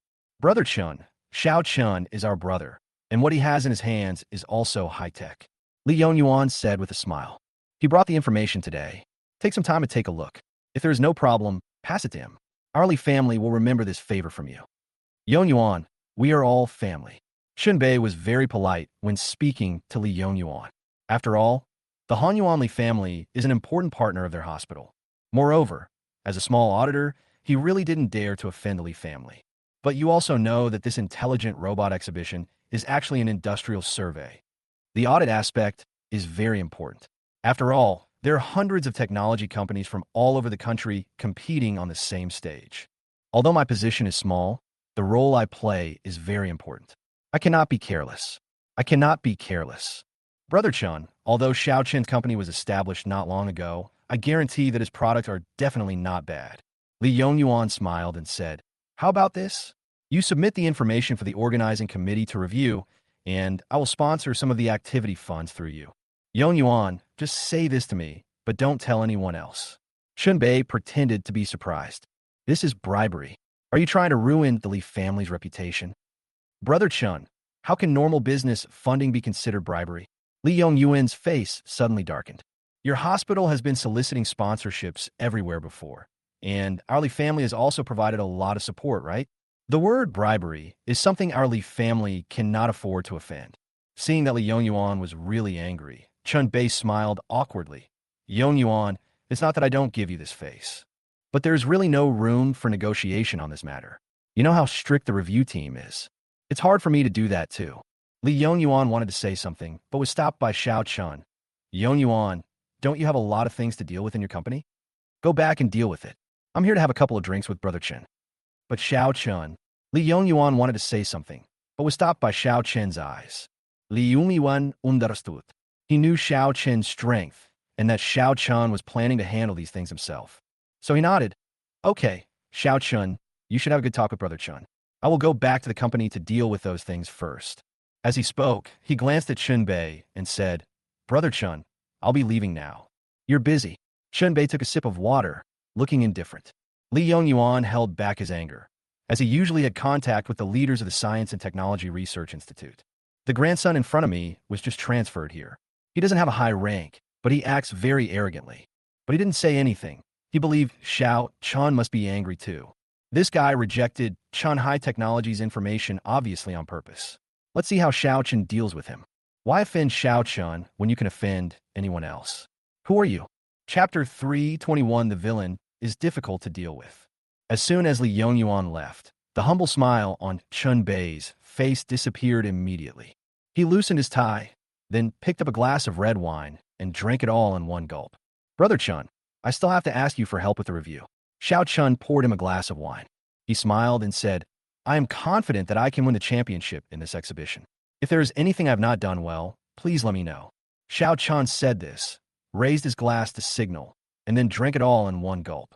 Chunbei glanced at Shiao Chan and thought that although Shiao Chan was young, he was extremely experienced in dealing with people. This doesn't look like an 18 or 19-year-old college student. But unfortunately, this kid offended someone. Shiao Chan, the information you submitted does not meet the procedures and requirements of our exhibition, so will not pass the review. I can't do anything about this matter. It's useless for you to ask anyone for help. I can now recite the procedures and regulations of the competition word for word. Shiao Chan put down the cup in his hand. He said calmly, Brother Chun, just tell me straight, who did I offend? Seeing that Shiao Chen's attitude had changed, Chunbeiji was very unhappy. He slammed the table and said, Shiao Chan, do you think you are amazing just because you opened a company?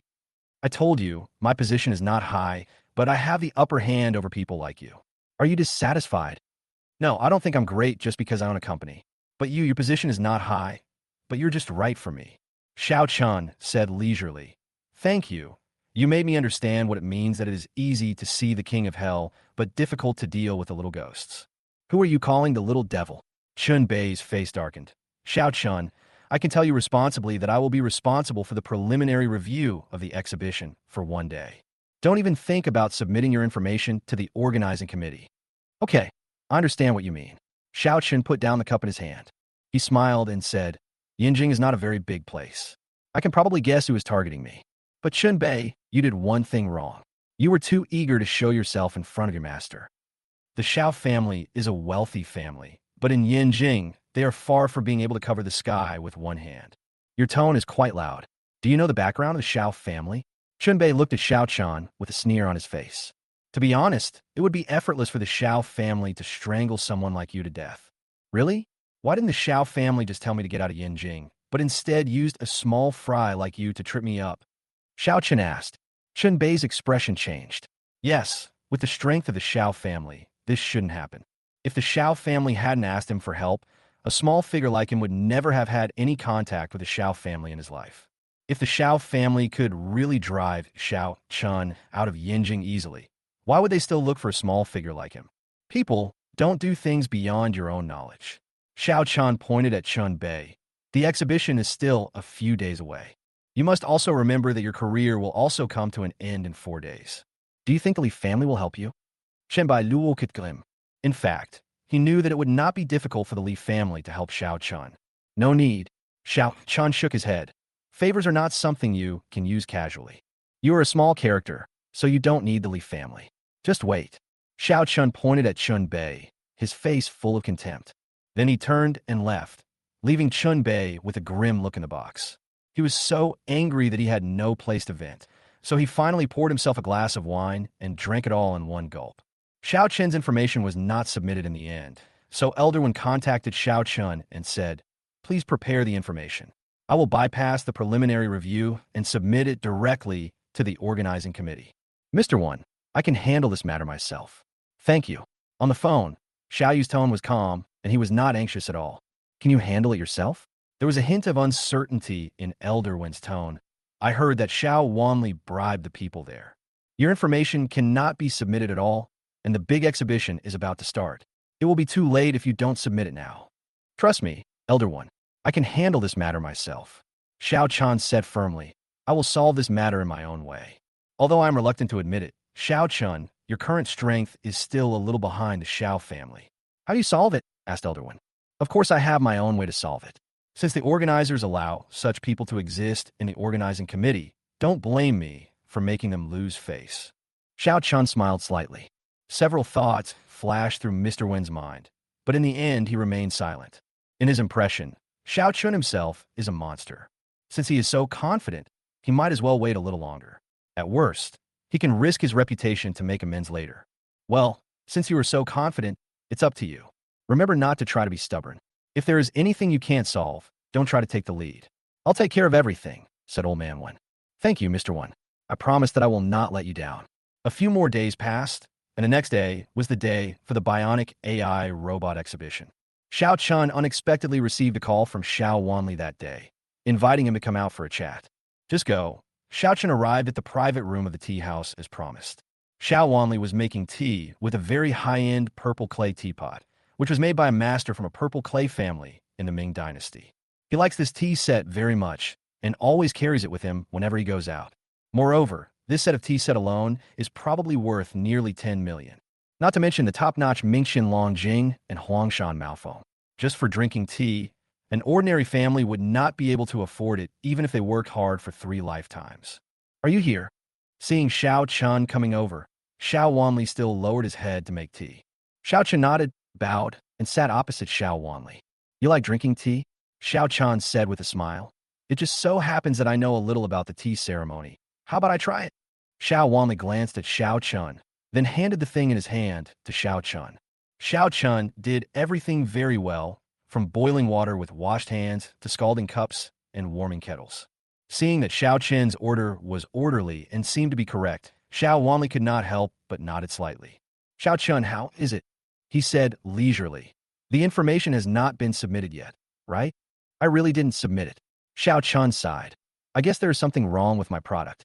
It doesn't meet the requirements for the competition. Fortunately, I didn't let you invest in such a project. Otherwise, wouldn't you have lost all your money?" Xiao Wanli was stunned. Of course he knew that Xiao Chan was teasing him. But at this time, Xiao Chan was still in the mood to tease. Shouldn't he ask for help? "Maybe it's not a problem with your product?" Xiao Wanli said. Chapter 322 Xiao Chun. Let's talk about terms.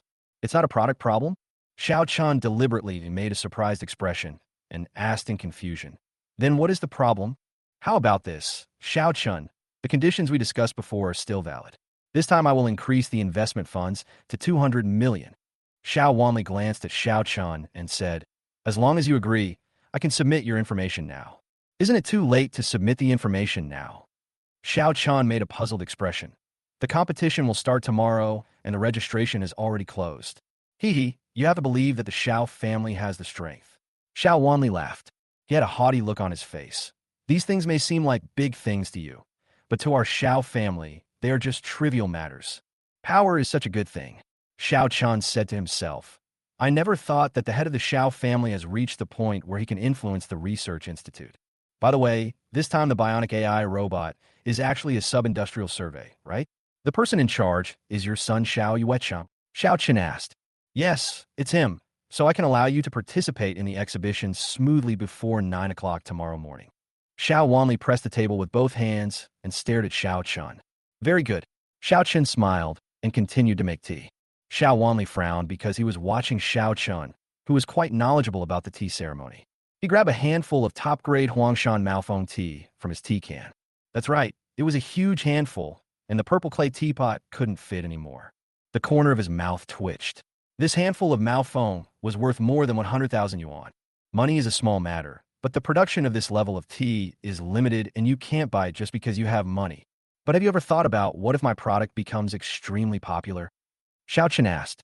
You don't even have the qualifications to participate in the competition. How can you be so famous? Xiao Wanli sneered. Master Xiao, if you really think so, then I can only think that Link's knowledge is limited. Xiao Chen sighed.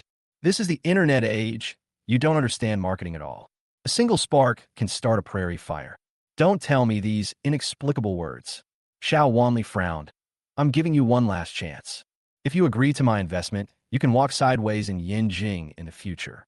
If you don't agree, there is no place for you in Yinjing. This matter is not negotiable. Xiao Chen glanced at Xiao Wanli. Then get ready and get out of Yinjing. Xiao Wanli sneered. Okay. Xiao Chen's hand shook and he accidentally broke a teacup. Bang! Xiao Wanli stood up suddenly. The muscles on his face were twitching. Oh, I'm sorry, Master Xiao. I didn't mean it. Xiao Chan looked frightened. My hand was shaking just now. This teacup of yours shouldn't be cheap, right? Xiao Wanli's face twitched. It was more than just not cheap. This purple clay teapot was a set. If one of them was broken, there was no place to replace it. This set of tea set cost tens of millions, and this teacup alone cost millions. But this is not about the money. The problem is that the entire set of tea sets is ruined. Xiao Chan continued. I'm a poor college student, and I don't have the money to pay. Besides, you are the elder. You won't take your anger out on me just because of this teacup, right? Scared, helpless, innocent. Xiao Chan portrayed these expressions vividly.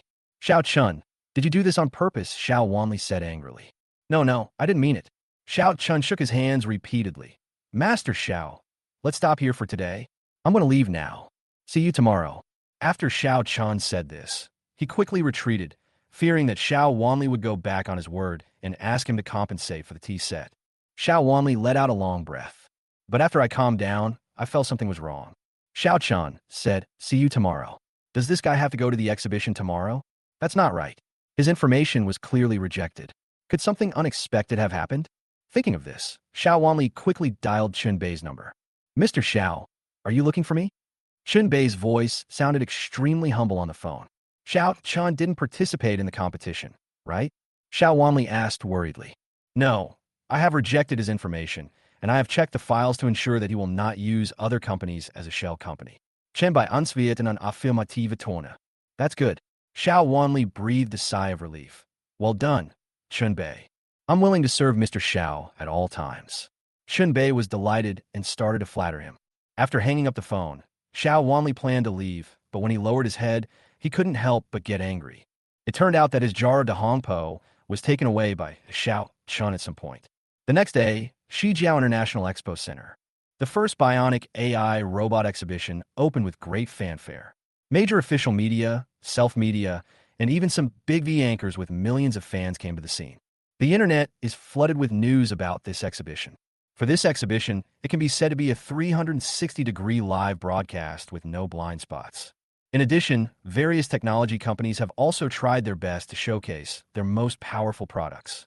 Various electronic pets, artificial robots, and intelligent products are displayed one by one. However, these so-called intelligent robots are nothing more than electronic components and codes. Can demonstrate some simple actions, such as serving tea and water and doing a backflip as a dog. Even some robots look extremely plastic and their movements are stiff. Moreover, accidents occurred frequently at the exhibition. Some robots, short-circuited, fell to the ground during the demonstration and broke into pieces. The electronic pets lost control, rolled around madly on the spot, and eventually the computing chips couldn't hold on and started smoking. There are so many magical places in a place like China. Some companies even don't have any products at all. They just use 3D printing to print a model, package it, and put on the booth. Of course, there were also several major technology companies that showcased their excellent products. Xiao Chan got an admission ticket and wandered around the various booths. He simply laughed off the things on display. The real core technologies are actually under the control of the country. These small companies may be able to make some electronic toys, but how can they possibly showcase amazing products? The truly good companies have already been incorporated and will not participate in such exhibitions and competitions. Shiao Chan, what are you doing here? Chun Bei's voice came from behind. Shiao Chan turned around and saw Chun Bei wearing a suit and holding his work ID. He looked at Shiao Chan warily. Xiao Wanli had specifically told him to keep an eye on Shiao Chan. Unexpectedly, he saw Shiao Chan coming in as soon as he got to work. Come and visit. Shiao Chan pointed to the exhibition certificate hanging on his chest. Who let you in? He still looked alert. I have an exhibition badge, so I don't need anyone's permission to come in, right? Shiao Chan glanced at him and said, besides, the exhibition badges are issued. You don't suspect that I would steal this thing, do you? Chapter 323 Exhibition Site. I'm warning you, today's occasion is very important. Chun Bei pointed at Shiao Chan and warned him word by word. You can come to the exhibition, but don't cause any trouble here. You can't afford to be blamed if anything happens. As for these antiques in the exhibition, what is there to be ashamed of? Shiao Chan was a little puzzled. Shiao Chan, the products of these companies are all carefully selected by our organizing committee. Chun Bei angrily said, they're all companies with great potential, and their products are also very smart. What makes you say that these are antiques? As he was speaking, a robot on display twisted its waist too much, and with a click, the upper half of its body fell down. This caused a sigh among the people, and the person in charge of the company quickly picked up a red cloth to cover the robot. And they drove away the crowd of onlookers, asking everyone not to take photos. From the level of skill he showed in these methods, it was obvious that this was not the first time he had experienced these things. Shiao Chan almost laughed. Chun Bei, this is the high-tech that you carefully selected? Is this what you found during the industrial survey? I know there will be some subsidies for the shortlisted companies, but are you sure that the taxpayers' money will be subsidized to these people in the end? Shiao Chan, you're the only one who doesn't even have the qualifications to be shortlisted, so why do you look down on other people's things? Chun Bei said angrily. Believe it or not, I will ask the security guard to kick you out right now. I don't believe it. I was visiting normally and didn't cause any trouble. Why'd you kick me out? Shiao Chan spread his hands and said, besides, I'm here to show my products today. Haha, you want to show your products? You're not qualified and you don't have a booth, so what can you show? Chun Bei sneered. Chun Bei next watched this scene carefully. Shiao Chan smiled slightly. He clapped his hands, and music suddenly started playing at the entrance of the exhibition. The song is a hit on the internet recently, a very dynamic tune.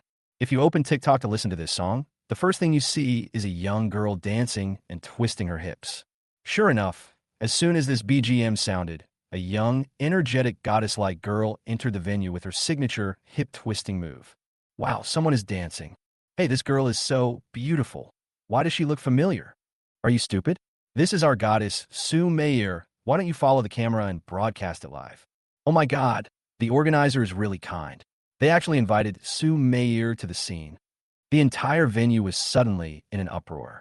Whether it was the self-media celebrities who were broadcasting live with their tripods, or the official media who were carrying cameras to shoot, they all swarmed to Su Meier's side. You know, Su Meier is a very popular figure recently. He ranked first in the talent show competition and has been gaining popularity online lately. Although there were rumors online that there were some conflicts between her and her company, she lost a lot of attention. But she is a walking traffic. Oh my God, isn't this song from the recent Hot Spring? TSK, when my goddess dances, she's just different. She beats those internet celebrities in seconds. All of a sudden, everyone gathered around, looking excited, holding up their phones to take videos. Post to your social account. Those who didn't come to the exhibition, do you regret it now? I met the goddess Meier at the scene. As the accompaniment reached its climax, another girl dressed exactly the same joined the dance with her long legs. Why is there another Su Meier here? Oh my God, they're exactly the same. Are they twins? I've never heard her say she has an older sister or a younger sister. Isn't it obvious? Apart from twins, how could there be two people in this world who look so alike? Everyone was stunned. This was big news. Su Meier actually had a twin sister. This was a very amazing thing. Moreover, the two sisters' dancing moves were almost synchronized, and the exciting dance music immediately ignited the popularity on the internet. However, at this moment, another Su Meier waved to everyone and joined the dance. It's just that Su Meier is wearing purple clothes. 3 triplets? It's unlikely. If Su Meier really has two identical sisters, Her company will definitely promote all three of them. Yeah, these are just three people who look alike. How could there be three people in this world who look so similar? Hey, that's not right. Look, the two Sue mayors next to them are a little shorter, with a lighter complexion, and their facial expressions are a little stiff. Yes, the one in the middle is very natural, and his smile is very natural. Just as everyone was guessing, the dance ended. The three Sue Myers bowed deeply, then the two on both sides took a step back, stood upright, and stopped moving. Sue Mayer in the middle stepped forward with a smile on her face. Hello, everyone. I'm Sue Mayer. A lot of people are curious. When did I get two twin sisters? She extended her hand and introduced to everyone. I will reveal the secret to you now. Starting today, I will be the spokesperson for Shinchan Technology Group's first bionic AI robot. You guessed it right. My two sisters are actually the latest intelligent AI robots developed by Star Technology Group, Alien Number 1. Multidimensional ultra-fiber 3D printed electronic skin, ultra-composite bones, bionic neurons, and intelligent systems with autonomous learning. There was a moment of silence at the scene, and then there was a loud bang, and all cameras were focused on the two robots. At this time, the expression on the robot's face blurred, revealing a very sci-fi look. Next, Wang Guangye, the project leader, and Ren Yuan, the vice president of Shanghai Technology Group, will introduce the product to you. Sue Mayer clapped and greeted Wang Guangye and Ren Yuan. Sue Mayer's mission is completed and she can leave. Hello, everyone. I am Ren Yuan, the vice president of Shanghai Technology Group. Mr. Xiao from our company is not available to show up, so I'm the project chief engineer, Wang Guangye, will introduce this intelligent robot. The robot was already surrounded by people, some of whom reached out to touch its hands and skin. They were horrified to find that the skin was more than 80% similar to real human skin. Hello, everyone. Our robot uses ultra-fiber electronic skin that can measure stray mechanical signals, such as pressure and friction from a physical level, which is very close to real human skin. The AI system generated by bionic neurons allows her to continuously improve and learn. Wang Guangye stepped forward to demonstrate the robot's functions. What a real person can do, the robot can almost do as well. The arrival of this robot is nothing short of a dimensionality reduction attack. After all, Shiao Chan took a tour of the site and found that except for the products of a few large manufacturers that could be called smart, the rest were just there to make up the numbers. Chapter 324 Dimensionality Attack. For a moment, the sky fell for those who were studying AI intelligence. The advent of this robot has directly leapt over at least 3 or 4 generations of products, achieving true industrialization and intelligence. For those robots that are still just taking their first steps, this is almost a dimensionality reduction blow. Stop, who let you in? You're not qualified to participate in the exhibition at all. Chun Bei and the security guards interrupted the speech angrily. Sorry, our demonstration will be interrupted. Please follow us to the square outside. Ren Yuan Dao. In the square, they're not only our robots, but also bionic electronic pets, covering all aspects of human life from daily life, entertainment, leisure, and other aspects. Why don't you participate in the exhibition? A reporter asked. We submitted the information early in the morning, but this person, Chun Bei, a member of the organizing committee, did not even look at it and directly returned it. Wang Guangye pointed at Chun Bei, and the latter's face immediately turned the color of liver. Wang Guangye is a technical geek. He is not good at dealing with human relationships and will not give Chun Bei any face. For a moment, all cameras were focused on Chun Bei. Stop! Don't take pictures. No photos allowed. Chun Bei calmed himself down and yelled at the reporters. But as a small member of the organizing committee, he can put a chokehold on major companies, but he cannot stop these self-media and reporters. And everyone smelled the conspiracy. Such an advanced product can almost subvert the entire industry. The data parameters of this kind of product cannot be faked, and everyone wants to know why such an advanced product is not eligible to participate in the competition. Someone shouted, "This is the initial judge, Chun Bei. He was the one who returned the information. What does this person want to do? Does he want to kill China's bionic robot industry? There must be something fishy going on. I heard that the products shortlisted for this exhibition were all pre-selected. These people are trying to defraud subsidies, right? They just made a PPT and are trying to defraud the government of subsidies." For a moment, questioning voices were heard one after another, and more cameras were aimed at Chun Bei. Some reporters even asked a tricky question. "Mr. Chun Bei, are you abusing your power?" "I didn't stop talking nonsense, Kick these people out. Are you going to kick everyone out? Asked a reporter with a Xinhua news agency badge. The matter soon alarmed the organizing committee, and the person in charge hurried over. Chen Bei, you are temporarily suspended from your duties and will be investigated at home. Chen Bai was shocked. He never thought that things would come to this point. The person in charge ignored him and turned around to the reporters and the media, saying, I'm really sorry. The workload is really too heavy, so there will be some mistakes. The products of this company, called Chunhai Technology Group, will have a special exhibition hall, and they will be on display here for the next 3 days. The matter was temporarily resolved. Chun Bei was kicked out of the convention and exhibition center, and he had received a notice of suspension. He quickly called Xiao Wanli. At this time, only Xiao Wanli could save him. However, the phone rang for a long time before the other party finally answered the call. Mr. Xiao, please help me. I've been suspended. Chun Bei said anxiously. Please help me. I already know about the exhibition hall. Xiao Wanli interrupted him. Xiao Chun, how did you appear in the exhibition hall? Mr. Xiao, the exhibition hall is open to everyone, and exhibition passes are not available. Chun Bei tried to explain. So, these things are entirely your own responsibility. You should find a way to solve your own problems. Don't always think about relying on others. Bang! After the other party finished speaking, he didn't even have a chance to react and directly hung up the phone. Chun Bei cursed angrily and called back, but he had been blocked. He collapsed on the ground, knowing that his future was ruined this time. Chunhai Technology's bionic robot soon alerted the organizing committee, and after being reported to higher authorities, it alerted the Ministry of Energy, the Ministry of Strategy, and the Ministry of Aerospace. Moreover, such a good project, such a futuristic strategic product, was not even qualified to participate in the competition. This incident made the bosses of various departments very angry. The purpose of holding this exhibition is to survey the industry and see how far the folk masters have developed. Now, a product that could so easily defeat Western countries was almost shelved.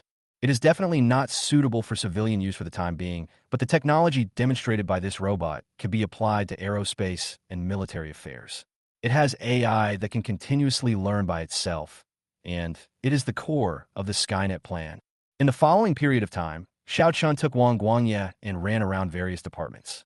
Moreover, the core members of the company were also repeatedly politically reviewed. You have to hand over various technologies. Of course, the country won't take your things for free. It will provide you with financial support, tax exemption policies, and military-industrial production lines for free. All in all, this wave of profit was as high as 10 billion. In a sanatorium, old Master Zhang was in a very happy mood. Haha, Xiao Chun, your success has made you famous in every department. Your product fills many technological gaps in China, and many things are many years ahead of Western countries. Grandpa, how is the discussion going on with my civilian product application? Xiao Chun asked tentatively. Yes, the thing is too advanced. It will take at least 20 years for bionic robots to be commercialized. Moreover, AI with self-awareness still needs legislation to restrict its functions. Therefore, at present, these technologies can only be used in military or aerospace applications. The things you applied for are extremely intelligent, and they need to be considered above. And the top management has many aspects to consider. If these intelligent things completely replace humans, it will cause a huge wave of unemployment. China's national conditions are different. The development of science and technology must not affect human life.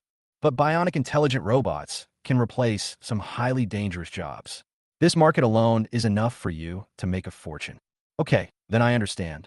Xiao Chan rubbed his hands. Although the old man didn't say it directly, his meaning was very clear. Some of his commercial products have probably been approved, but his highly intelligent bionic robots are not yet commercially available. Of course, these products must be manufactured by Xiao Chun. These alone are enough to make Xiao Chen's company rich. Grandpa, you dealt with a lot of people at this exhibition, right? Xiao Chen asked intentionally or unintentionally. Chapter 325. Which wealthy family loses children every day? A lot of people were indeed dealt with.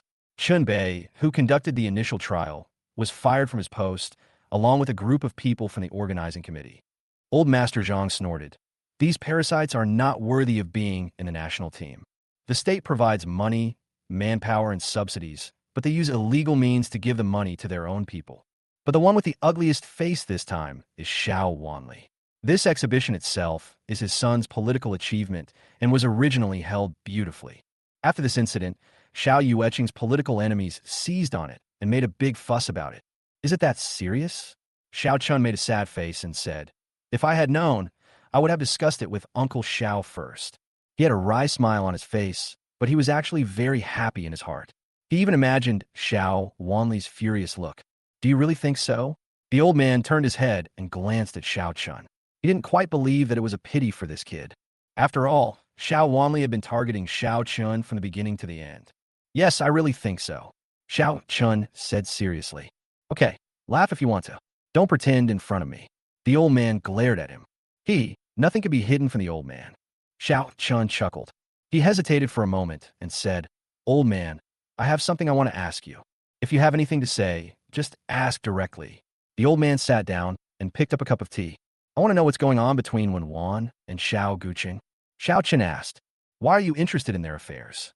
The old man put down the cup in his hand and looked at Xiao Chun. The old man felt that Xiao Chun must have noticed something. It's nothing. When he was blind before, right? Lin Fong cured her. Xiao Chun said, but Lin Fong can't guarantee that she won't relapse in the future. It is said that heart disease needs heart medicine. I want to know her situation clearly to prevent her disease from recurring. These things are all things of the past. The old man had a complicated expression. He sighed softly. Wen Wan and Xiao Guqing are a very promising couple in the circle. When Yi was born in the Wen mansion, she has received a good education and nurture since childhood. She is also the apple of the eye of the Wen family. Xiao Guqing is Xiao Wanli's illegitimate son. Although he is not favored by Xiao Wanli, he joined the army at the age of 16 and became famous throughout the army after the age of 19. A three-edged military bayonet that struck fear into the enemy's heart. He achieved countless military exploits at a young age. Then they should be very happy together, right? Xiao Qin murmured.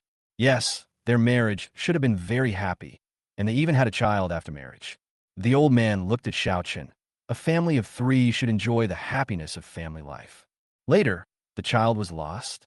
Xiao Qin raised his eyes and asked, yes. The old man nodded. Can't find it.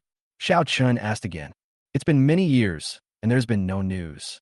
The old man said, if the child is still alive, he should be about your age.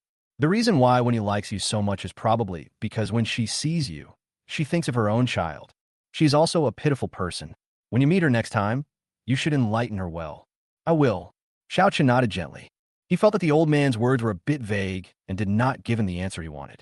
Maybe he was deliberately avoiding it, but Xiao Qin didn't know the specific reason. But this only aggravated his inner doubts. What is the truth? He still needs to explore. Old man, Xiao Qin is gone. After sending Xiao Qin out, guard Xiao Li came back. Old Master Zhang nodded gently, then said to himself, it seems that this child has doubts. Grandpa, with Xiao Qin's intelligence, it shouldn't be difficult for him to guess his own life experience. Xiao Li asked doubtfully. You're smart, Xiao Li, but those who are involved in the game are often confused. Xiao Chan is in the game himself. How can he possibly understand everything? The old man said with a smile. So, it's normal that he can't think of it sometimes. What the old man said is right. Xiao Li nodded gently. Then when is the best time to tell him the truth? That depends on how far things develop. The old man slowly stood up. And it depends on when Xiao Wanli will admit his mistake. He leaned on a cane and said, life is not a melodramatic TV series. How can a wealthy family lose their children every day? Xiao Chan returned home, and as soon as his hand touched the door handle, his movements paused slightly. He looked up at the surveillance camera and realized that someone had entered. I pushed the door open cautiously and saw Tao Meng sitting in the living room, holding a book of her own in her hand, reading it with great interest. Does this count as trespassing? Xiao Chen's face suddenly darkened. Is this woman really so unscrupulous as to rely on her status? Is her home something she can enter whenever she wants? If he doesn't say something, what's the difference between her place and a vegetable market? When investigating a case, there is no such thing as trespassing. Tao Meng showed his ID again. Investigate. Xiao Chun sneered. Don't use that to bluff me. Even if you are from the security department, you still have to follow the procedures when you investigate a case. You keep breaking into my house. Do you really think that no one can stop you because you have so much power? Lihao is dead. He committed suicide. Tao Meng put the book on the table. Although her tone was calm, she could not hide her anger. Dead? Does it have anything to do with me? Shiao Chan asked back. If your last sentence hadn't crushed him the last time you saw him, he wouldn't have committed suicide. Tao Meng said angrily. First of all, you were the one who repeatedly harassed me to go meet him. Secondly, his death has nothing to do with me. Maybe you tortured him too severely, or maybe he knew there was no turning back in his life and committed suicide out of despair. Shiao Chan said, don't push the blame on others when something goes wrong. Did you follow the procedures when handling the case? Did you use too harsh a tone during the interrogation and thus discourage the other party from living? Sometimes, find your own reasons, okay? Shiao Chan. Tao Meng couldn't stand it anymore and interrupted him. Lihao has always been very cooperative. If he fights for it, he won't have to die. So he died because of me? Shiao Chan felt incredible. You know what Lihao has done, right? He has killed at least 5 people, and these 5 girls are pregnant with his children. In order to have a son, he brutally killed the girls who once trusted and loved him, and dug out the babies in their bellies. Such a cruel person, you actually think he doesn't have to die. Chapter 326, you've been suspended. But the law is to give people a chance. He can make up for his crime with meritorious service. Compared with the mistakes he made, the harm caused by foreign forces will be greater. Tao Meng was stunned. I'm really shocked by your weird values. Shiao Chan sneered. So according to you, those girls who died deserved it? Their deaths are not as important as the meritorious service of Officer Tao. That's not what I meant. Tao Meng shook her head quickly. That's what you mean subconsciously. Shiao Chan said coldly. If all the work of your security department depends on those prisoners making up for their crimes, then I can only say that you are incompetent. Shiao Chan. Tao Meng was a little angry. Do you know what you were saying? I certainly know what I'm talking about, and I take responsibility for what I said. Shiao Chan was already very angry. He pointed at Tao Meng and said, you have come to harass me again and again. This is beyond the scope of your job duties. I'm going to file a complaint against you right now. First, you enter my house without my permission. Second, your inappropriate remarks just now prove that you're not qualified for this job at all. Tao Meng was angry. She didn't get her police rank by relying on connections. She was really capable. But because the line she had been following for so long was broken this time, she spoke without thinking. But Shiao Chan didn't listen to her explanation at all. He turned around and took out his mobile phone to make several calls. Shiao Chan, who usually doesn't use his connections, called Mr. Wen directly this time. He believed that if Mr. Wen showed up, it would be more effective than those complaint calls. Sure enough, not long after the call, Wu Ming called again. Tao Meng, come back to the bureau immediately. Director Wu, I can explain this matter. Tao Meng glared at Shiao Chan fiercely, holding the phone, and whispered, I am performing official duties. Tao Meng, you didn't follow the procedures when you handled cases before. Wu Ming's tone was a little serious. I'll take care of the general things for you. But this time is different. Your grandfather and Elder Wen are also friends, but for Elder Wen, you can be willful in front of others, but not in front of Shiao Chan. Why? What is his relationship with Mr. Wen? Tao Meng was a little unconvinced. No relationship is important anymore. What's important is that you return to the bureau right now. Wu Ming's tone was somewhat serious. I don't. If it weren't for Shiao Chan, Lihao wouldn't have committed suicide. I want him to give me an explanation. Tao Meng said stubbornly. Although Wu Ming is her superior, he is also the head of the Yinjing branch of the security department. But she was not afraid of Wu Ming because Wu Ming was brought up by her old man. Even though the old man is retired now, he still needs to be given the face he deserves. Well, in that case, you will be suspended from your duties temporarily. I will temporarily suspend all your permissions until you come to your senses. Wu Ming said without hesitation this time. Director Wu, are you going to suspend me for him? Tao Meng felt unbelievable. I declare that, effective immediately, Tao Meng, the leader of Group 6 of the 1st Bureau of the Security Department, will be suspended indefinitely. Effective immediately, you will return to the branch and hand in your work permit and weapons. Wu Ming's tone also became serious. If you still refuse to fulfill your promise within half an hour, you will bear the consequences yourself. This was an ultimatum. After saying this, Wu Ming hung up the phone. Tao Meng's phone was immediately locked, and a half-hour countdown appeared on the phone. She was completely stunned. Wu Ming was serious this time. The security department is a special department and has enormous authority. When you need to investigate a person's information or mobilize the police and local armed police, you only need to report your number and the local people will cooperate with you unconditionally. Each person's corresponding satellite phone plus number is their identity identification. Now that her satellite phone has been blocked, it means that her authority has been blocked. If she really fails to return to the police station to confess within half an hour, she will be listed as a Class A wanted person. Even her grandfather's old face was useless. She really didn't expect the matter to be so serious.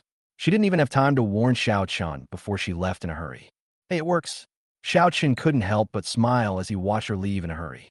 It seems that this woman is not lawless. As long as we find the right person, we can definitely deal with her. Kyoto University Laboratory. Shiao Chan's commercial product has been approved, and the next step is to build a model and mass-produce the product.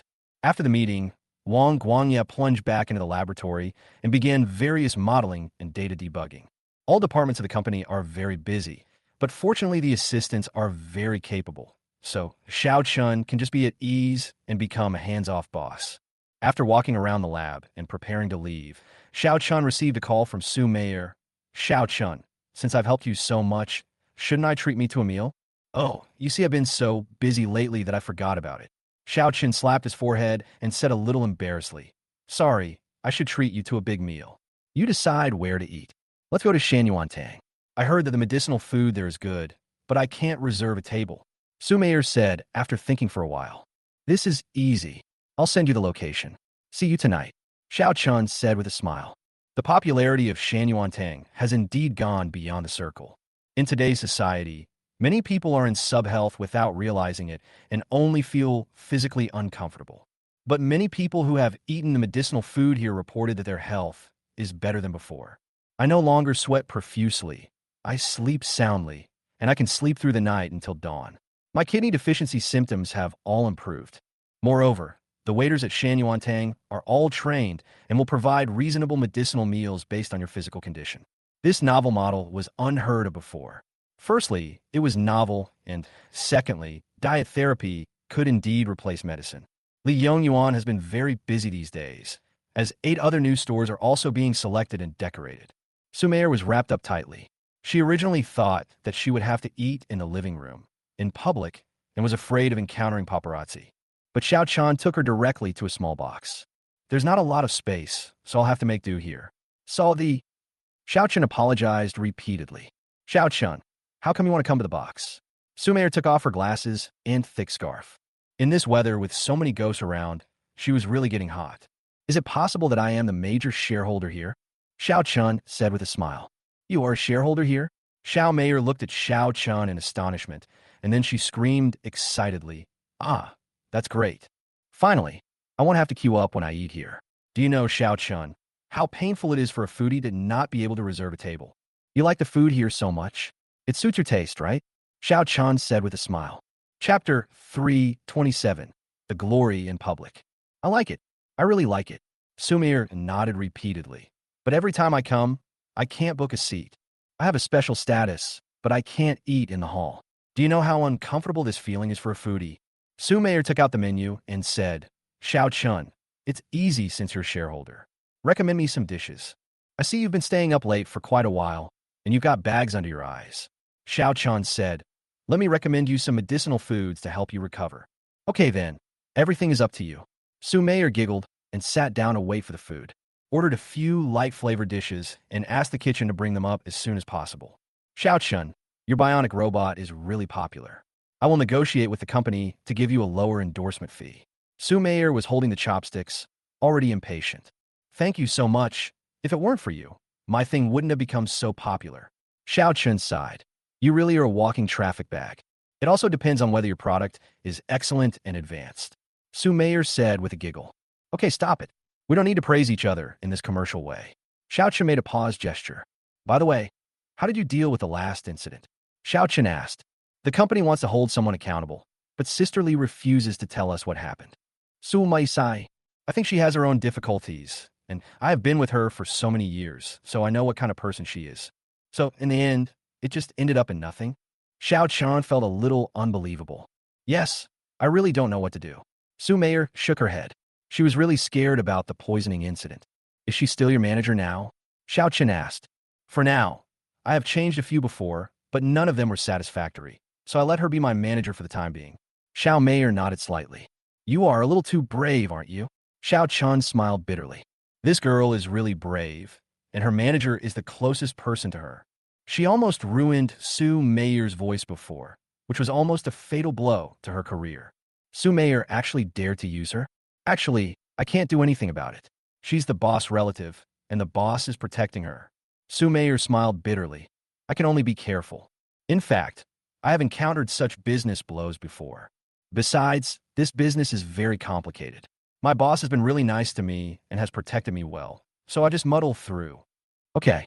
Xiao Chen sighed helplessly and nodded slightly. Indeed, the entertainment industry is most severely affected by this kind of commercial frame-up. It is indeed quite good that Su Meier has been able to maintain her current state since her debut. The food is here.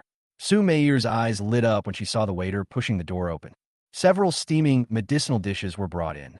There was soup and vegetables, and the dishes looked tempting. Su Meier picked up the chopsticks and ate without caring about her image.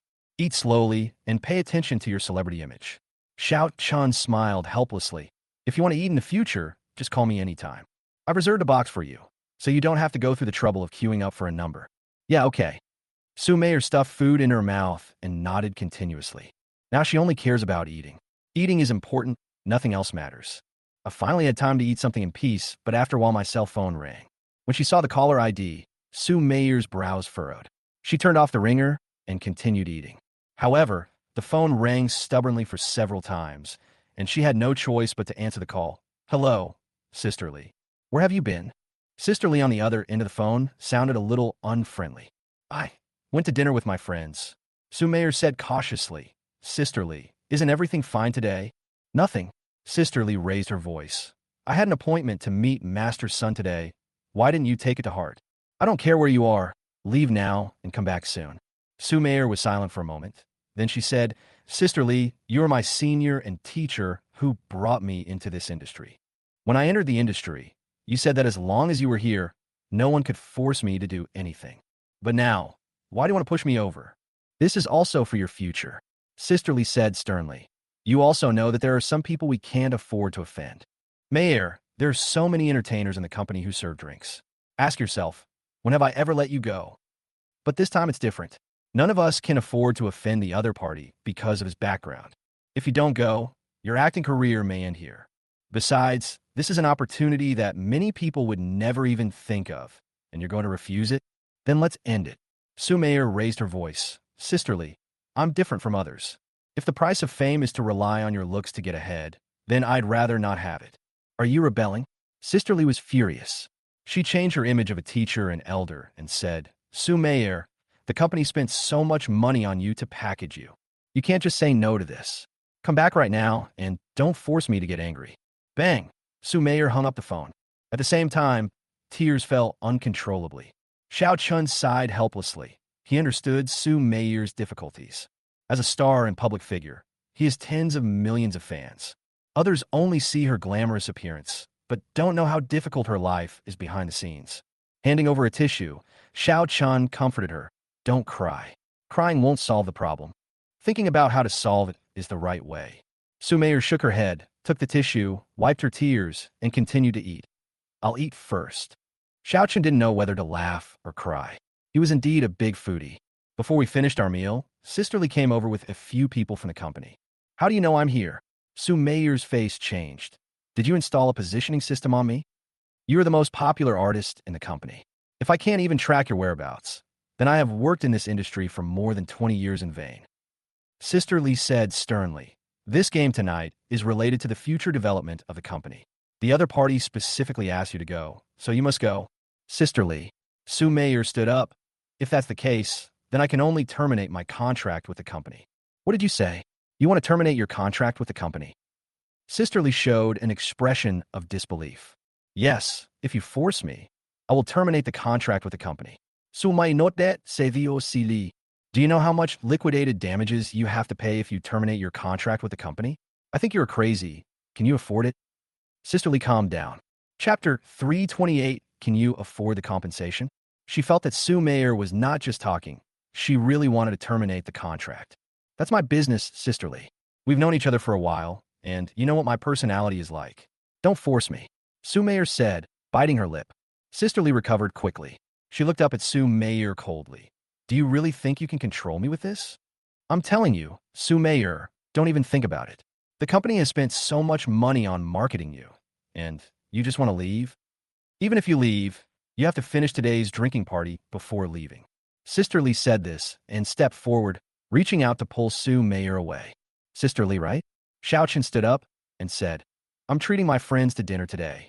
How could you take them away without knowing the truth? Who are you? Sister Lee glanced at Shiao Chan and said, I advise you not to meddle in other people's business.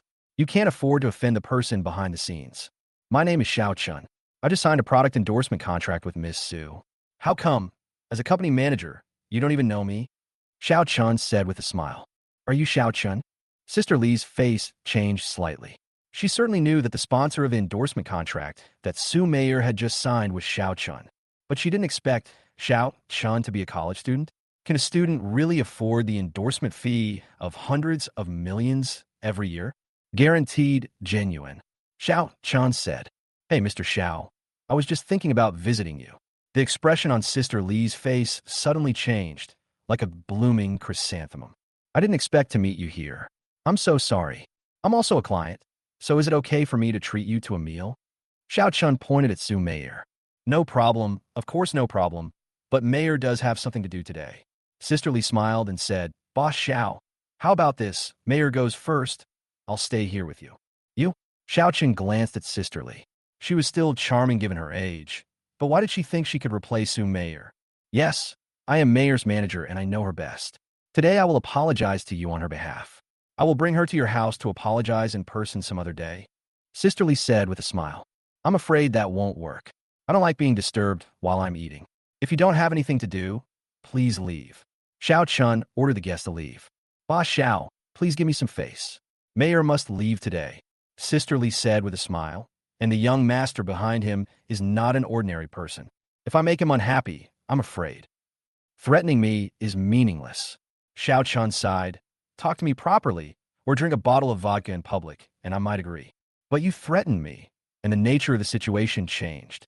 Mr. Shiao, please give me some face. Sister Lee said with a smile. Who do you think you are? Why should I give you face? Shiao Chan glanced at Sister Lee. Sister Lee's face changed. She looked at the time and realized that she could not waste any more time. So she straightened up with a sneer on her face. It doesn't matter if Mr. Shiao gives me face or not, but I must take this person away today. She waved her hand, and several people behind her came forward. Mr. Shiao is young and promising. He is worth tens of billions at such a young age.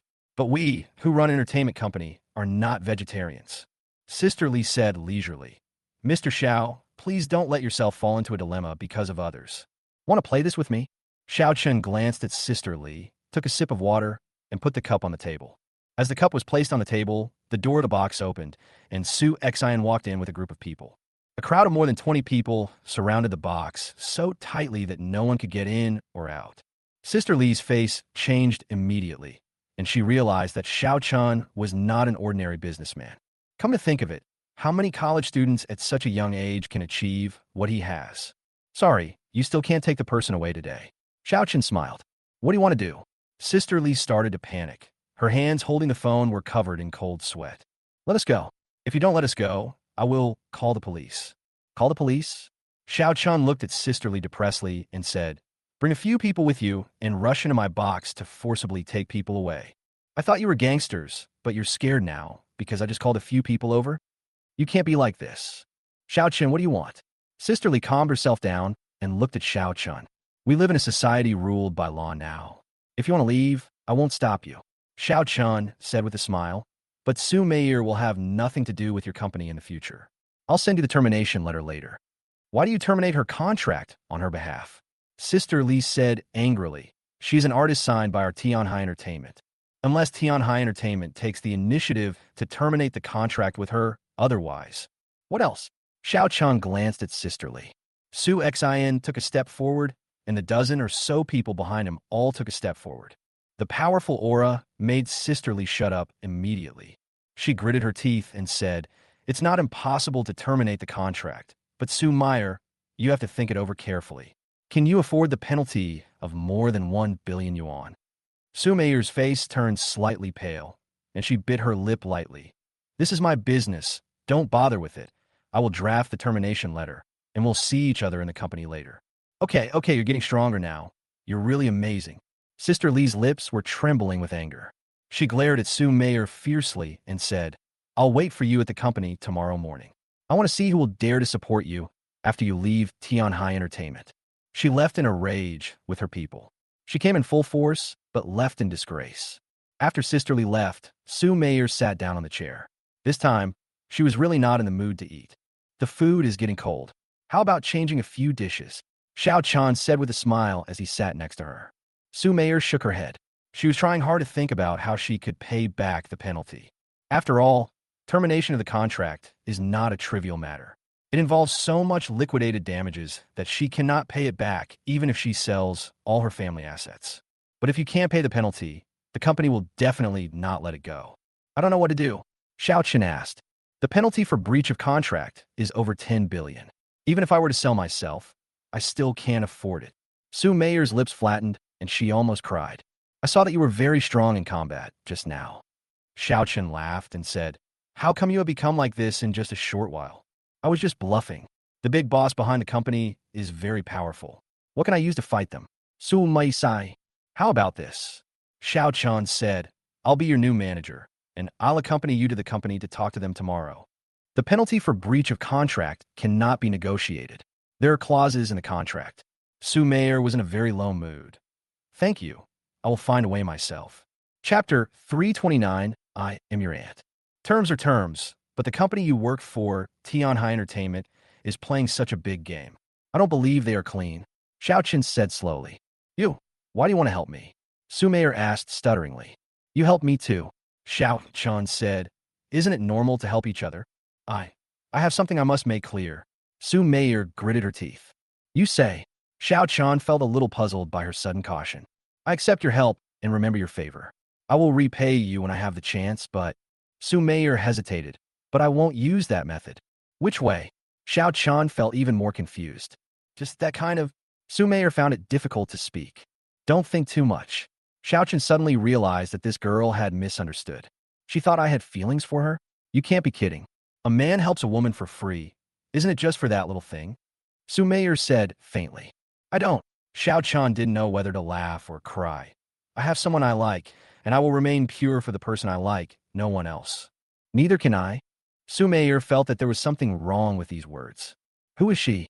She is recognized as a goddess by all the people, but Shiao Chan is not tempted? I can refuse, but you can't help being tempted. Is it possible that my charm has been surpassed by others? You can't do it either. Okay, don't go back tonight. Stay in a hotel and solve this matter tomorrow. Shiao Chan waved his hand. You help me. Don't you want anything in return? Sue Mayer asked. I just want you to look good, okay? Shiao Chan said perfunctorily. Eat quickly. I'll go make some arrangements. Shiao Chan said as he hurried out. What did he want from her? Shiao Chan really didn't know. Maybe it was because he liked one of her songs. In his previous life, whenever Shiao Chan felt frustrated, he would listen to her song, The End of the Earth, which was very healing. Sue Mayer's ending in her previous life was not good, probably because she offended a rich young man and was eventually banned. Until Shiao Chan died, there was no news from her. Since her songs once brought comfort to Shiao Chan, after being reborn again, Shiao Chan wanted to bring salvation to more people. Connections will still be needed at critical moments. Shiao Chan will find a way to repay the favors he owes. After making a few phone calls, Shiao Chan sat here waiting for news. Just as I was about to leave, a Bentley stopped at the door of Shanyuantang. The driver trotted out of the car and opened the door. I saw a woman wearing sunglasses got out of the car. The woman was in her 30s and very charming. She took off her sunglasses and looked at Shiao Chan. Are you Shiao Chan? Yes, I am. Who are you? Shiao Chan looked at her with some confusion. The woman in front of him looked somewhat familiar.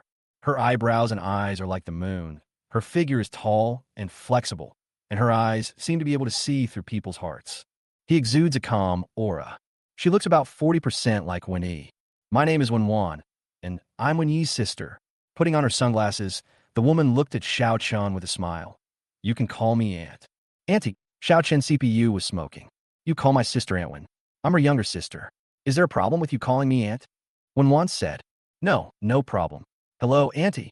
Shiao Chan nodded quickly. Good boy. Come here quickly and let your aunt take a look. Wen-Wan held Shiao Chan's hand and look him up and down carefully. He looks more like my sister and more handsome than Xiao Guqing. Not bad, not bad, she murmured to herself. What? Xiao Chan didn't quite understand what she meant. It's okay, Xiao Chan. Thank you for taking care of my sister these days. Come on, your aunt will treat you to dinner, Wenwan said with a smile. And I just ate, Xiao Chan said. Then, let's go have a cup of coffee. Wenwan pulled Xiao Chan into the car without saying anything. In a quiet corner of a cafe, Wenwan ordered 2 cups of coffee. She asked Xiao Chan a lot of questions, talked about many things in her and Wenyi's childhood, talked about Wenyi's personality, and talked about her current situation. My sister is a person with a miserable life. Wenwan sighed and put down the coffee in her hand that had already gone cold. She was once depressed to the point of suicide. Although I got much better after psychological intervention, I still feel resentful about what happened back then. Whether it's the Xiao family or the Wen family, they are both extremely powerful. With the combined strength of the 2 families, can't they find a child? Xiao Chan asked the question that was in his mind. I wish things were that simple. Wenwan smiled and said, forget it. Let's not talk about this matter. Xiao Chan, you know, our Wen family is very predestined. I also feel that we're destined to meet each other. Seeing you is like seeing my relatives. Xiao Chan smiled. His words came from the bottom of his heart, and everyone in the Wen family was very nice to him. And no matter who you meet, you can feel care and warmth from each other. Then we will be a family from now on. Wenwan smiled and said, I came to Yinjing to discuss a cooperation and visit my sister, by the way. I may have to stay here for some time.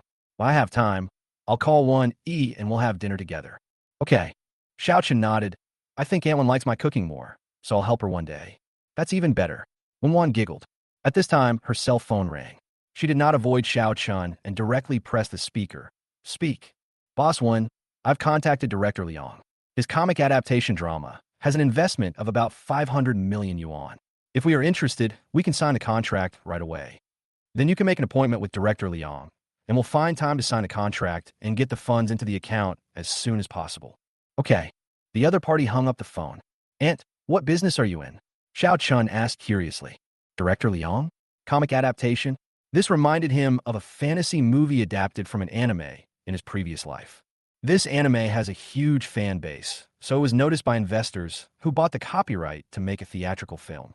However, because the investors had no idea how popular the anime was, the plot was changed too much, resulting in both poor reputation and box office. I run an entertainment company called Nuongwang Entertainment. Wenyi said with a smile, have you heard of it? Nuongwang Entertainment? Is it yours? Xiao Chan was surprised again. This powerful entertainment company has supported countless popular stars and singers. He has also filmed dozens of classic film and television dramas and can be said to be a giant in the domestic entertainment industry. As long as they invest in a movie, it won't be too bad. But this time, the comic-adapted drama was indeed a misjudgment. The director is a big name, the investment is high, and the screenwriter is also a gold medal screenwriter. No one could have expected this. Chapter 330, this movie cannot be invested. The movie that director Liang invested in that you mentioned, is it the comic adaptation that director Liang Wei is planning to shoot? Xiao Chan asked. Yes, Xian Jian Lu, this anime. Wenwan said, you also know this anime? It's a big IP. I know this anime, but Aunt, the TV series and movie versions of this anime are being filmed at the same time. I suggest you invest in the TV series version. Xiao Chan said with a smile. Why? I've read about the TV series. It has a small director, and most of the actors are newcomers. The investment is also small, and it's positioned as a web series. Wenwan asked with some surprise. If nothing unexpected happens, this web drama will most likely not become popular. You have to believe me. I am a young person, and I know what young people like. Xiao Chan said, this anime has been out for 6 seasons. The plot and character relationships are so complicated that it can't be filmed in a 2-hour movie. The plot will definitely have to be changed. Moreover, this IP is supported by a huge fan base. Once the plot is changed, the original fans will definitely not accept it and will be criticized, and the box office will definitely not be good. Xiao Chan analyzed the reasons. The drama version is different. Although the director is not very famous, as far as I know, the dramas he has filmed are all very rigorous and serious. Moreover, the casting is very consistent with the image in the hearts of fans, not to mention that the drama version is dozens of episodes long, which is enough to restore the plot. Plus, the actors in these web series are all newcomers, and most of them have probably watched the anime, so the drama version must be a success. Is that so? Wenwan showed a thoughtful look, then she nodded. Okay, I'll consider what you said. Okay, Annie, I'll go back first. I'll visit you and Auntie one another day. Xiao Chen nodded, stood up, and left. After Xiao Chen left, Wenwan curled up the corners of her lips and smiled. Nephew, this is quite interesting. She picked up her phone and called Elder Wen. Dad, I've met Xiao Chen. Oh, how do you feel? Asked Mr. Wen. As expected of your grandson, as expected of my sister and Xiao Guqing's son, he is outstanding enough, Wenwan said with a smile, but he gave me some suggestions on my investment, and I am considering whether to follow his suggestions. If he gives advice, then follow it. You don't know his past. This kid is taking unconventional steps every time. Wen Lao said, but he took every step right. There is such a thing. Wenwan was a little surprised, then she smiled and said, okay, I understand. I will go and do the research now. After hanging up the phone, Wenwan called her assistant and said, Director Liang's contract has been suspended. Go and make some arrangements to do some research for the drama version of Xian Jianlu. Mr. Wen, didn't we discuss the TV version before? Do you think the possibility of it becoming a hit is low? The assistant asked in confusion. Go if you're asked to. Implement it as soon as possible, and then hold a meeting to discuss the investment in the TV series. Contact the production company of the TV series and express your willingness to invest.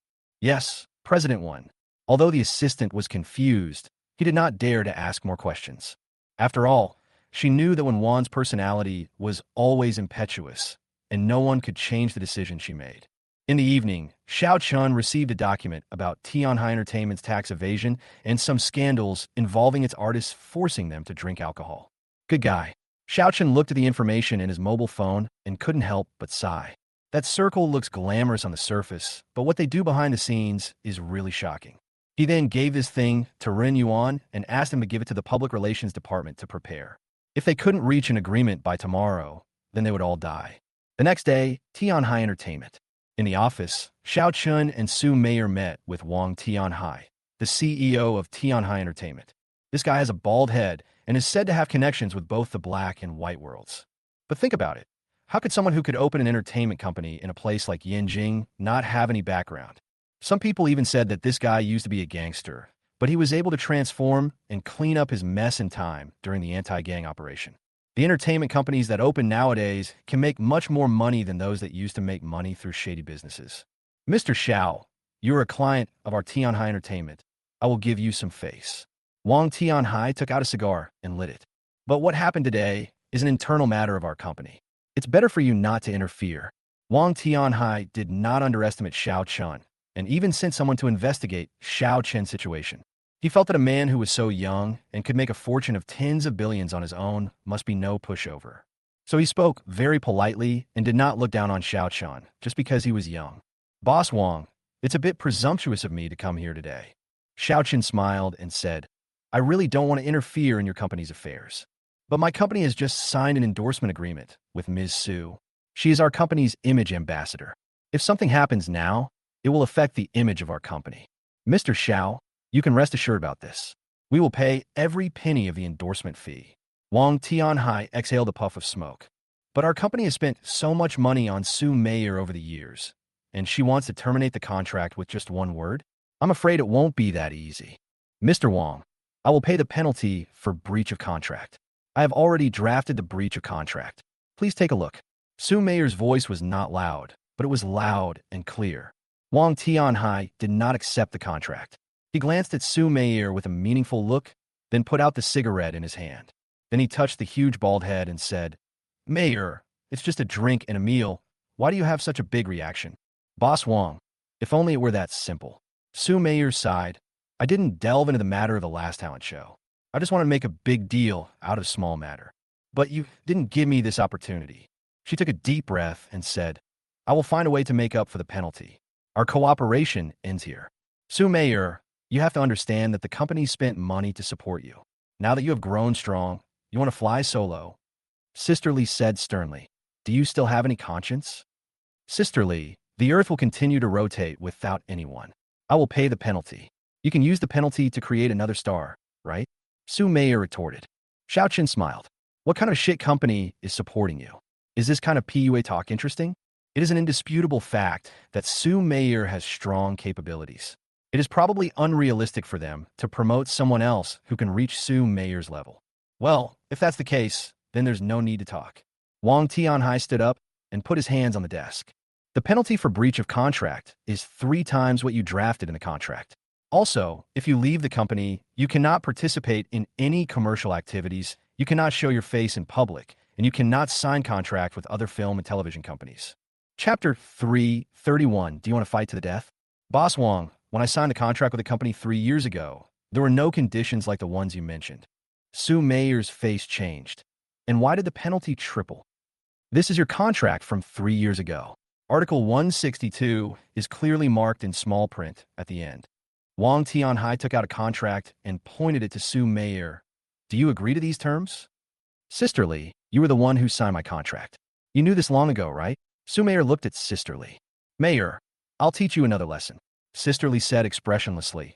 Don't trust anyone, even the people closest to you. Su Mei's eyelashes flickered. Her eyes were slightly red, and the feeling of being stabbed in the back was so uncomfortable. Mr. Wang, I have something here. Would you like to take a look? Shiao Chan smiled and took out a piece of document and placed it on the desk. This is your company's financial status for the past 5 years. I had someone sort it out and highlighted the suspicious points above. Shiao Chan said with a smile. According to this information, your company has paid less tax in recent years. Of course, maybe I made a mistake. How about I ask my friends at the tax bureau to take a look? Wang Tianhai's expression froze. He glanced at Shiao Chan deeply, then picked up the contract. After just a few glances at the book, his face changed and cold sweat started to flow down his forehead. How did Shiao Chan get the company's financial data? Is he so well-connected? Either I compensate you according to the normal breach of contract price, and Miss Su will not be bound by your non-compete agreement in the future, or I die. Shiao Chan's tone was calm, but it was difficult to hide his murderous intent. Shiao Chan, do you really think that this thing can make me surrender? Wang Tianhai said, gritting his teeth. Of course not. There's also this. Shiao Chan took out another document.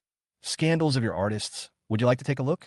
Wang Tianhai stared at Shiao Chan hatefully, then picked up the information and closed it after just a few glances at it. He looked angry. If this thing was really exposed, he would be finished. Not only is there a scandal involving them forcing their artists to pay for alcohol and sell their bodies, but even some officials are implicated. This thing will cause a huge earthquake. Are you crazy? If this gets leaked, you'll die too. Do you know how much turmoil it will cause? Wang Tianhai roared. I don't believe you're that stupid. Then give it a try. The best outcome is that both sides suffer losses. Shiao Chan said with a smile. My company has just started, so it doesn't matter. But Mr. Wang is different. Tianhai Entertainment has been operating for so many years, and its market value and influence are huge. If something goes wrong, I'm confident I can clear myself of the charges. What about you? Wang Tianhai sat down on the chair, poured a glass of wine, and drank it all in one gulp. His eyes were red as he stared at Shiao Chan. He had not expected that a college student could be so difficult to deal with and could use a powerful weapon at the first move. Shiao Chan, what is your relationship with her? Wang Tianhai slowed down his tone. Friend, this is the 3rd time we've met. Shiao Chan said with a smile. Is it that simple? Wang Tianhai was a little incredulous. For this woman you've only met a few times, you can fight me to the point of both of us getting hurt? Both sides will suffer losses in the end, but since I dare to reveal this thing in front of you, it means that I have thought of all the ways out. Shiao Chan smiled and said, if Mr. Wang doesn't believe it, we can take a gamble. Wang Tianhai stared at Shiao Chan, a trace of resentment in his eyes. Boss Shiao, you are making enemies for yourself. Of course, I don't want to make enemies for myself. This matter mainly depends on President Wang. Shiao Chan said, do you really think that I, Wang Tianhai, am a soft persimmon that you can bully at will? Wang Tianhai stared at Shiao Chan and suddenly laughed. He played with the goblet in his hand. Shiao Chan, do you know what I did before? I know. I live on the edge of a knife and kill people for the sake of stealing. Shiao Chan said calmly. Since you know this, why do you still dare to come? Wang Tianhai picked up the wine glass in his hand and threw it heavily to the ground. Bang! The cup fell to the ground and shattered. Then the office door opened and 7 or 8 security guards rushed in. The atmosphere in the room suddenly became tense. Su Meier picked up her cell phone and was about to call the police. But Shiao Chan took the phone from her hand and signaled her not to panic, as he would take care of everything. Boss Wang, we are in a society ruled by law now. You don't need to use this trick to bluff people. Shiao Chan said, "It's not worth it to fight to the death with a student like me." "Boy, do you really think I can't do anything to you?" Wang Tianhai said with a sullen face. "Believe it or not, I can't even leave the office today." "I believe that. But will this do any good to Mr. Wang?" Shiao Chan spread his hands and said, "Adults should weigh the pros and cons instead of risking their lives on impulse, right?" The expression on Wang Tianhai's face was uncertain. Shiao Chen's words were absolutely correct. He was no longer old enough to fight others with a machete when he was young. But he was still very unhappy that he was embarrassed by a small fry like Shiao Chan. "If Mr. Wang has made up his mind, please sign this contract. If not, please sign it." Shiao Chan smiled slightly, and then a hint of coldness appeared in his eyes. "Then let's play to the death. But Mr. Wang, please believe me, I have plenty of ways to clear myself." Wang Tianhai gritted his teeth. He really couldn't swallow being threatened by a college student. But if this matter really gets out of hand, all his hard work over the years will be destroyed. I was unwilling to give up. Just when I was in a dilemma, the office door opened and the assistant walked in. Seeing the tense situation in the room, the assistant was stunned for a moment, then whispered, "Boss Wang, Boss One from Onwing Entertainment is here." "Is President Wen here?" Wang Tianhai was slightly stunned, then heaved a sigh of relief, as this helped him out of the predicament. He said quickly, "Let Mr. Wen wait in the reception room first. I'll be there soon." He turned his head and stared coldly at Shiao Chan and Su Meier. "I have a distinguished guest today, so we will discuss this matter another day. But Shiao Chan, this matter cannot be let go like this. Otherwise, where will my Wang Tianhai's face be?" "Hey, Mr. Wang, who is so bold as to pluck hair from a tiger's mouth, even dares to lose your face." Along with a gentle voice, Wen Wan walked in. "Boss Wen, I'm sorry to have made a fool of myself. Today, a kid who hasn't even fully grown his hair offended me." Wang Tianhai smiled and said, "Let's discuss our cooperation first and ignore them." "Shiao Chun." Wen Wan was slightly stunned when she saw Shiao Chun in the room. "Aunt, is that you?" Shiao Chun smiled slightly. "We're here to discuss cooperation. What's going on?" Wen Wan looked at the several burly men in the room and felt the unusual atmosphere. Chapter 332, I'll be the middleman. It settled. "My friend." Shiao Chun pointed at Su Meier and said, "Come and cancel the contract with the company." Su Meier, terminate the contract. Wen Wan immediately became interested. Tianhai Entertainment is unwilling.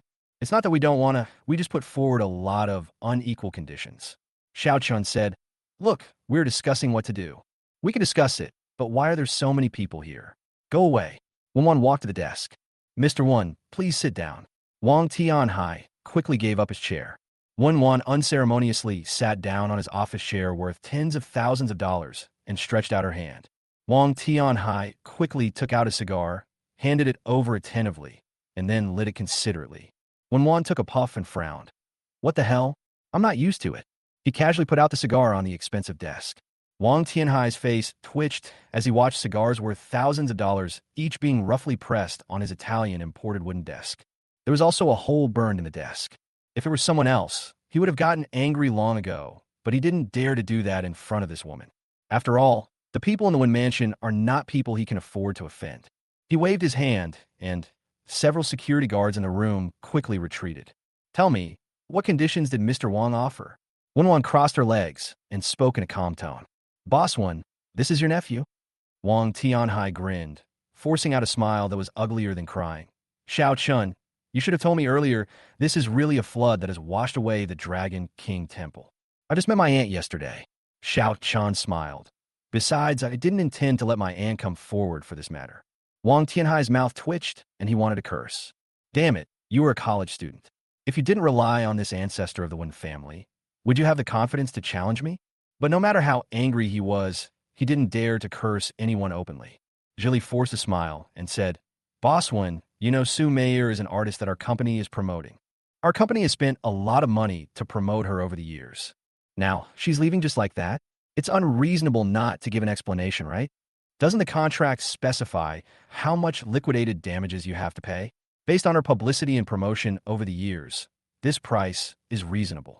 Wen Wan took a look at Su Meier's contract. "But what about the time cost?" Wang Tianhai said, "How many stars can we create with the time we wasted on her?" "Well, let's pay the penalty according to what Su Meier said. There's an artist under our company whose contract is about to expire. I will introduce her to President Wang at that time. How about that?" Wen Wan put down the contract. I wonder which artist under premiere, when's contract has expired. Wang Tianhai became interested. Li Qianqian. When Wan said, she's a veteran artist, very popular. This is a little too old. Wang Tianhai was a little reluctant. There's so many fans. If we carefully package it, it won't be bad, Mr. Wang. When Wan said with a smile, and to show our sincerity, our company will give up the lawsuit against Tianhai Entertainment Company because of a few dramas. How about that? Really? Wang Tianhai's eyes lit up. Of course it's true. We can sign a contract. When Wan said, but Wang Tianhai rolled his eyes, wanting more conditions. Aunt, this is my business. Please don't interfere. Mr. Wang has a big appetite. Shiao Chan spoke. President Wang will have a suitable solution for this matter, right, President Wang? Shiao Chan looked at Wang Tianhai with a provocative look, and Wang Tianhai's face suddenly turned dark. He had to change his words. Let's do as Premier Wen said. Premier Wen always keeps his word. Okay, then I'll be the middleman today and have someone draft a contract and sign it now. When Wan said with a smile, okay, since President Wen has come forward, then this matter is settled. Mayor, what do you think? Wang Tianhai looked at Su Mayor. Thank you, Mr. Wen, but Mr. Wen, I may not be able to repay you for this favor in my lifetime.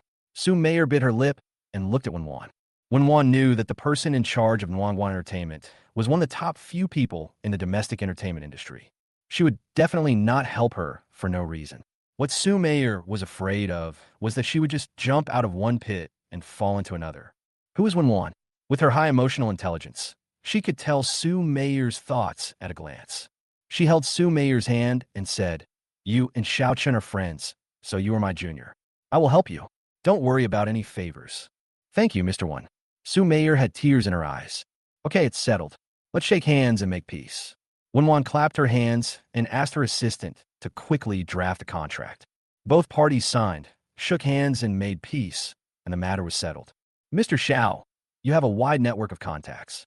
Wang Tianhai said to Shiao Chan with a hint of meaning.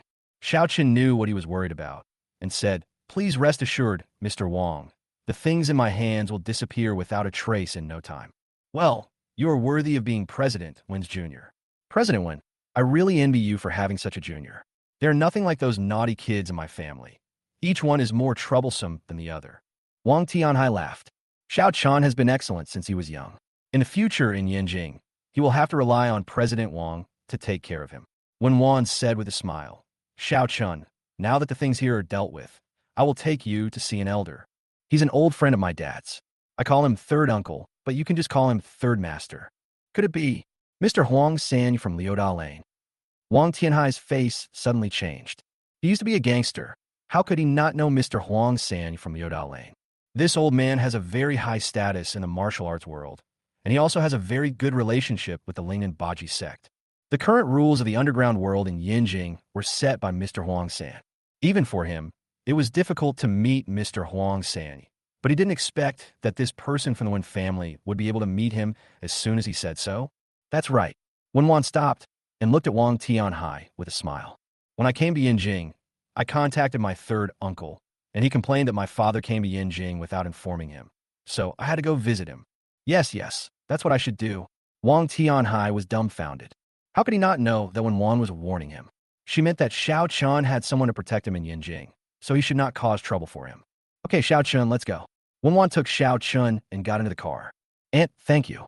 Shiao Chan thanked her after getting in the car. What are you thanking me for? Wen Wan took out a bottle of red wine, poured 2 glasses, and handed one to Shiao Chan. She said slowly, you already call me aunt. How can I not protect you? Shiao Chan smiled. Although this was only the second time he met this aunt, she was really competent. Don't be shy when you meet your third uncle later. We are old friends in one family. Wen Wan said, after thinking for a moment, are you really going to take me to see him? Shiao Chan was stunned. Originally, he thought Wen Wan was just talking to warn Wang Tianhai so that he wouldn't cause trouble for him in the future. But now it seems that this is not the case. She really wants to take me to meet that third uncle. Does she want to expand her network? But why did she do that? Chapter 333, Uncle Huang in 6 Alleys. What else? When Wan turned to look at Shiao Chan, you are still a little weak in Yanjing. Whether it's Xiao, Wanli, or other pressures, it's a bit difficult to deal with them. Since I'm in Yanjing, you have to make sure you don't suffer any loss after I leave. Aunt, you are so nice to me. Shiao Chan didn't know how to express his emotions. That inexplicable warmth made him feel very warm. Isn't it my duty to be nice to you? When Wan felt distressed, she said softly, My dear, how much suffering have you endured in the Xiao family? Xiao Chen's heart skipped a beat. This sentence sounded a bit unusual. This is very much like the heartache expressed by an elder when seeing his younger generation returning home. Child, how much suffering have you endured outside? This one sentence almost broke Xiao Chen's psychological defenses. It was more than just suffering. The experience of his last life was a nightmare that he could not erase in his two lives. However, these are not important. What is important is why Wan said such a thing. This is definitely not just because I have taken care of Wen-yi. There must be another hidden story. Seeing that Xiao Chen's mood was not right, Wan realized that she seemed to be expressing her feelings too sincerely. She coughed twice and handed over the red wine in her hand. Xiao Chan took it silently, clinked his cup with hers, and then took a sip. What are you thinking about? Wan looked at Xiao Chan and felt that his emotions were not right. I'm wondering where my family is. Xiao Chan murmured. Have they looked for me? Have they had a child and started a new life over the years? This, when Wan almost opened her mouth and blurted out all the truth. But thinking about what her old father had told her, she decided to endure it. She said softly, Xiao Chan, don't worry too much about this matter.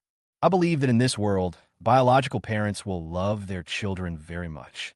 I also believe that you will meet them soon. Aunt, thank you for comforting me. Xiao Chan smiled. He could sense that when Wan was obviously hiding something. I'm not just trying to comfort you. It's true.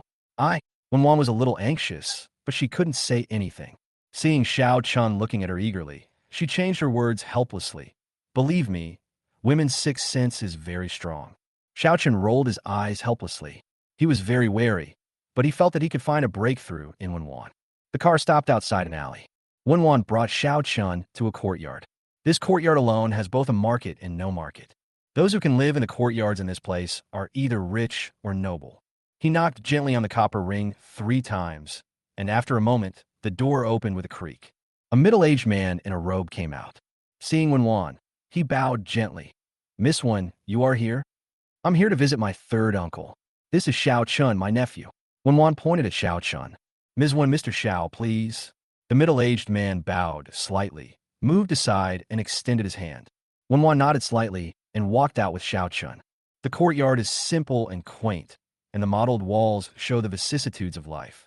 There was a light on in the main hall, and an old man in a green robe was reading a book. Uncle San, Miss Wan is here, the middle-aged man said softly. The old man then put down the book in his hand and smiled at Wan. Girl, are you here? Uncle San. Wan walked in with a smile. I should have come to visit you earlier. I came here the second day. I arrived in Yinjing. Your father, that old guy, has been in Yinjing for such a long time, but he never comes to see me. Uncle San snorted, somewhat displeased. The main reason was that my sister's health was not very good, and my father was worried. Now she is fine, and he will come over in the next few days. Wan said with a smile. I visited Wen-yi in the past.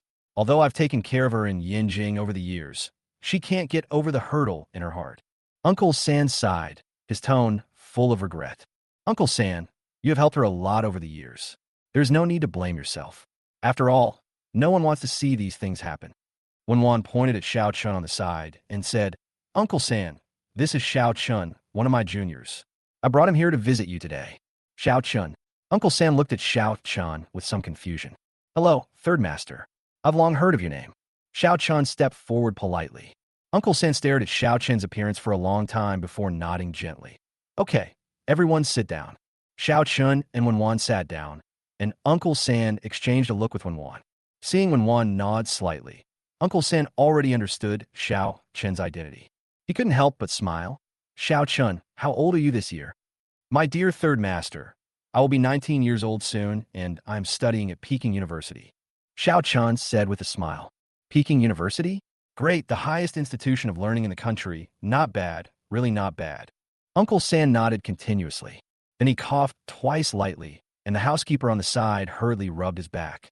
Uncle San coughed for a while and gasped for a long time before he came to his senses. Third master, your body looks like a sign of internal injuries, right? Xiao Chun asked with a frown. Just now, he clearly heard a ringing sound in the cough of the third master, which was a sign of lung injury. Moreover, the opponent was a master of internal martial arts, and his palm power was cold in nature, which injured the lung lobe. Hey, you also know medicine? Uncle Sam looked at Shiao Chan in surprise. I have read some medical books from my master, but I am not very proficient in medicine. Shiao Chan said, but I have a friend named Lin, and his medical skills are quite good. Lin's Chinese medicine doctor? Uncle Sam said with a smile. Could it be Lin Fong, the grandson of Mr. Lin? That's him. Shiao Chan was slightly stunned. Do you know Mr. Lin? I know him. We're old friends. He can't cure my injury, and I guess his grandson won't be able to cure it either. Uncle Sam said with a smile. So that's how it is. Shiao Chan nodded gently. I can go back and ask Master for advice. He must have a solution. Haha, that's fine. But it doesn't matter if I can't be cured. I'm an old man. When I was clearing out the Tongshang Society, I was ambushed by the Japanese dogs who jumped out. I won't be sidelined by injury. It turns out that third master's injury is related to the Tongshang Society. Shiao Chan showed a thoughtful look. Yes, the Tongshang Society is colluding with the remnants of the Japanese kamikaze camp. Damn it. Recently I heard that they are showing signs of a comeback. Uncle Sam gritted his teeth and said, it's a pity that I'm old and have to drag this injured body with me. Otherwise, I would go and kill a few of the remnants of the Tongshang Society. Third master, don't worry. There are always talented people in every generation, and someone will take care of them. Shiao Chan said with a smile. Ah, that's right. China is full of talented people, and young people like you have also grown up. Uncle Sam laughed. Chapter 334 Xiao Wanli, you must pay the price. That's right. So third master, don't worry. Shiao Chan smiled slightly. Haha, that's right. The third master laughed. Over the next hour, Uncle Sam asked Shiao Chan a lot of questions. Just like Mr. One, he had a kind look in his eyes and said many encouraging words. One did not leave with Shiao Chan, but asked the driver to take Shiao Chan home. Then she turned back and said, Uncle Sam, what do you think of him? Is this Wen Yi and Xiao Guqing's child? Uncle Sam asked happily. Yes, Uncle Sam, it's their child. After I got the news, I rushed here from Shanghai. Wan smiled and said, my sister almost lost more than 10 years of her life because of this. Now the family is finally reunited. Yeah, she doesn't know yet, right? Asked Uncle Sam. I don't know. Her eyes have just recovered and she can't be stimulated. I'll tell her the truth after she recovers for a while. Wan said, that's right. People can't experience extreme sadness and extreme joy at the same time. Uncle Sam nodded gently. Xiao Guqing left Beijing again, right? When will he come back? There is no news yet, but once he comes back, he will be kept and the family will be reunited. Now that his son is back, he will not take his life lightly anymore. Wan said, I hope so. Uncle Sam sighed softly. Shiao Chan doesn't know the truth yet, right? My father and the old man mean to keep it a secret from him for the time being. After all, his disappearance was somewhat mysterious. It's really inexplicable. How can a wealthy family lose their children every day? The third uncle sneered. I'm afraid only Xiao Wanli can explain these things clearly. If Shiao Chan knew his life experience, he would definitely ask Xiao Wanli about it. When Wan said, his current strength is not enough to fight against Xiao Wanli. Then wait until Shiao Chan is sure that he can pin Xiao Wanli to the ground and rub him, and make Xiao Wanli admit that the fault was his. The third uncle gently paused the crutch in his hand. He stood up slowly. Xiao Wanli, it's time for you to pay the price for what you did back then. At night, in a luxurious box at the largest Lihao club in Yanjing. The luxurious boxes covering hundreds of square meters are decorated in an exquisite style and equipped with valuable sofas, which fully demonstrate the luxury. Sun Yang was in the box, holding a golf club, teaching a girl how to serve step by step. The two were in ambiguous postures and extremely close, and the girl was trying her best to please Sun Yang. Wang Tianhai, the CEO of Tianhai Entertainment, stood respectfully aside, with beads of sweat oozing out of his forehead from time to time. He patted the girl's butt, and the girl understood, packed up her things, and left with the others. In the huge box, only Sun Yang and Wang Tianhai were left. He moved closer to Wang Tianhai and stared at his bald head. Wang Tianhai felt an invisible pressure coming towards him, and he stammered, Young Master's son, I'm sorry I didn't handle this well. But the person who moved out is Uncle Huang from Liuda Lane. I can't afford to offend him. That's right, Uncle Huang's status in the underworld is quite high. Sun Yang smiled, and he swung the club in his hand, hitting the ball on the ground away. Then he stared at Wang Tianhai coldly. But do you know what annoys me the most about you? Wang Tianhai lowered his head and did not dare to respond. It's Shiao Chan. The other party is Shiao Chan. Sun Yang's face twisted. Why is it him? Why does a person who doesn't even know who his biological parents are compete with me for Song Zian? Sun Yang grabbed Wang Tianhai by the collar and said, "You let a college student defeat you. You made me lose face. Do you know that?" "I'm sorry, Mr. Sun. I really don't know." Wang Tianhai trembled. He has dealt with Sun Yang more than once and knows how the Sun family made their fortune. I also know how twisted Sun Yang is. Waste all waste. Sun Yang suddenly picked up the golf club in his hand and hit Wang Tianhai's leg fiercely. Wang Tianhai fell to the ground. Sun Yang's face flushed, and his handsome face became distorted and hideous. He swung the bat in his hand and smashed it towards Wang Tianhai madly. Wang Tianhai held his head with his hands, curled up into a ball, and screamed for mercy. Shiao Chun, I will kill you sooner or later." He swung the bat wildly, hitting Wang Tianhai until he was covered in blood. Sun Yang panted heavily, threw away the bat in his hand, reached out to grab a piece of tissue, and wiped the blood off his hand. His anger slowly subsided, and he turned to look at Wang Tianhai. "Go back and prepare. I will acquire Tianhai Entertainment." Yes. Wang Tianhai didn't dare to say a word of no, but just huddled on the ground and nodded. This matter is not over yet. The woman Sun Yang, cannot escape. Sun Yang grinned. Song Zian is one. Su Meier is also one. But about third uncle, Wang Tianhai struggled to get up, not daring to continue. Huang San? He has one foot in the coffin. Why are you still afraid of him? Sun Yang sneered. My second uncle will be returning to Yinjing soon. Huang San is old. It's time to change the person in charge of the 6 alleys in Yinjing. There was a hint of fear in Wang Tianhai's eyes. Is the second son of the Sun family coming back? As a newly emerged wealthy family in the past 30 years, the Sun family has a strong sense of the underworld in their style of doing things. Especially Sun Yang's second uncle Sun Gongya, who is a madman.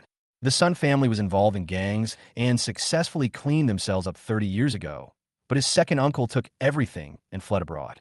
Now he is the big boss of the cyber fraud industry in northern Myanmar. This person is very scary. It seems that the peace in Yinjing for nearly 20 years is about to be broken. Shiao Chun came to the Taoist temple. After his master came to Yinjing to meet his uncle, he never left. Thinking about Mr. Huang San's injuries, maybe master has a way to help. Just after parking the car at the foot of the mountain, I saw Su Muyu getting out of another car. Shiao Chun, I was just looking for you. Are you going to the Taoist temple too? Su Muyu's eyes lit up, and he ran over. Yes, you go to see Uncle Master Xianqing? Shiao Chun nodded. Yes, I have something to tell you. Let's go and talk while we walk. Su Muyu's eyebrows were curved, his face full of smiles. The Taoist temple is on a mountain. Although the mountain is not too high, it takes at least an hour to climb up. Su Muyu specially wore a sports suit and a pair of white sports shoes today. After abandoning the awareness of cause and effect, she has something different in her. Sunny and cheerful.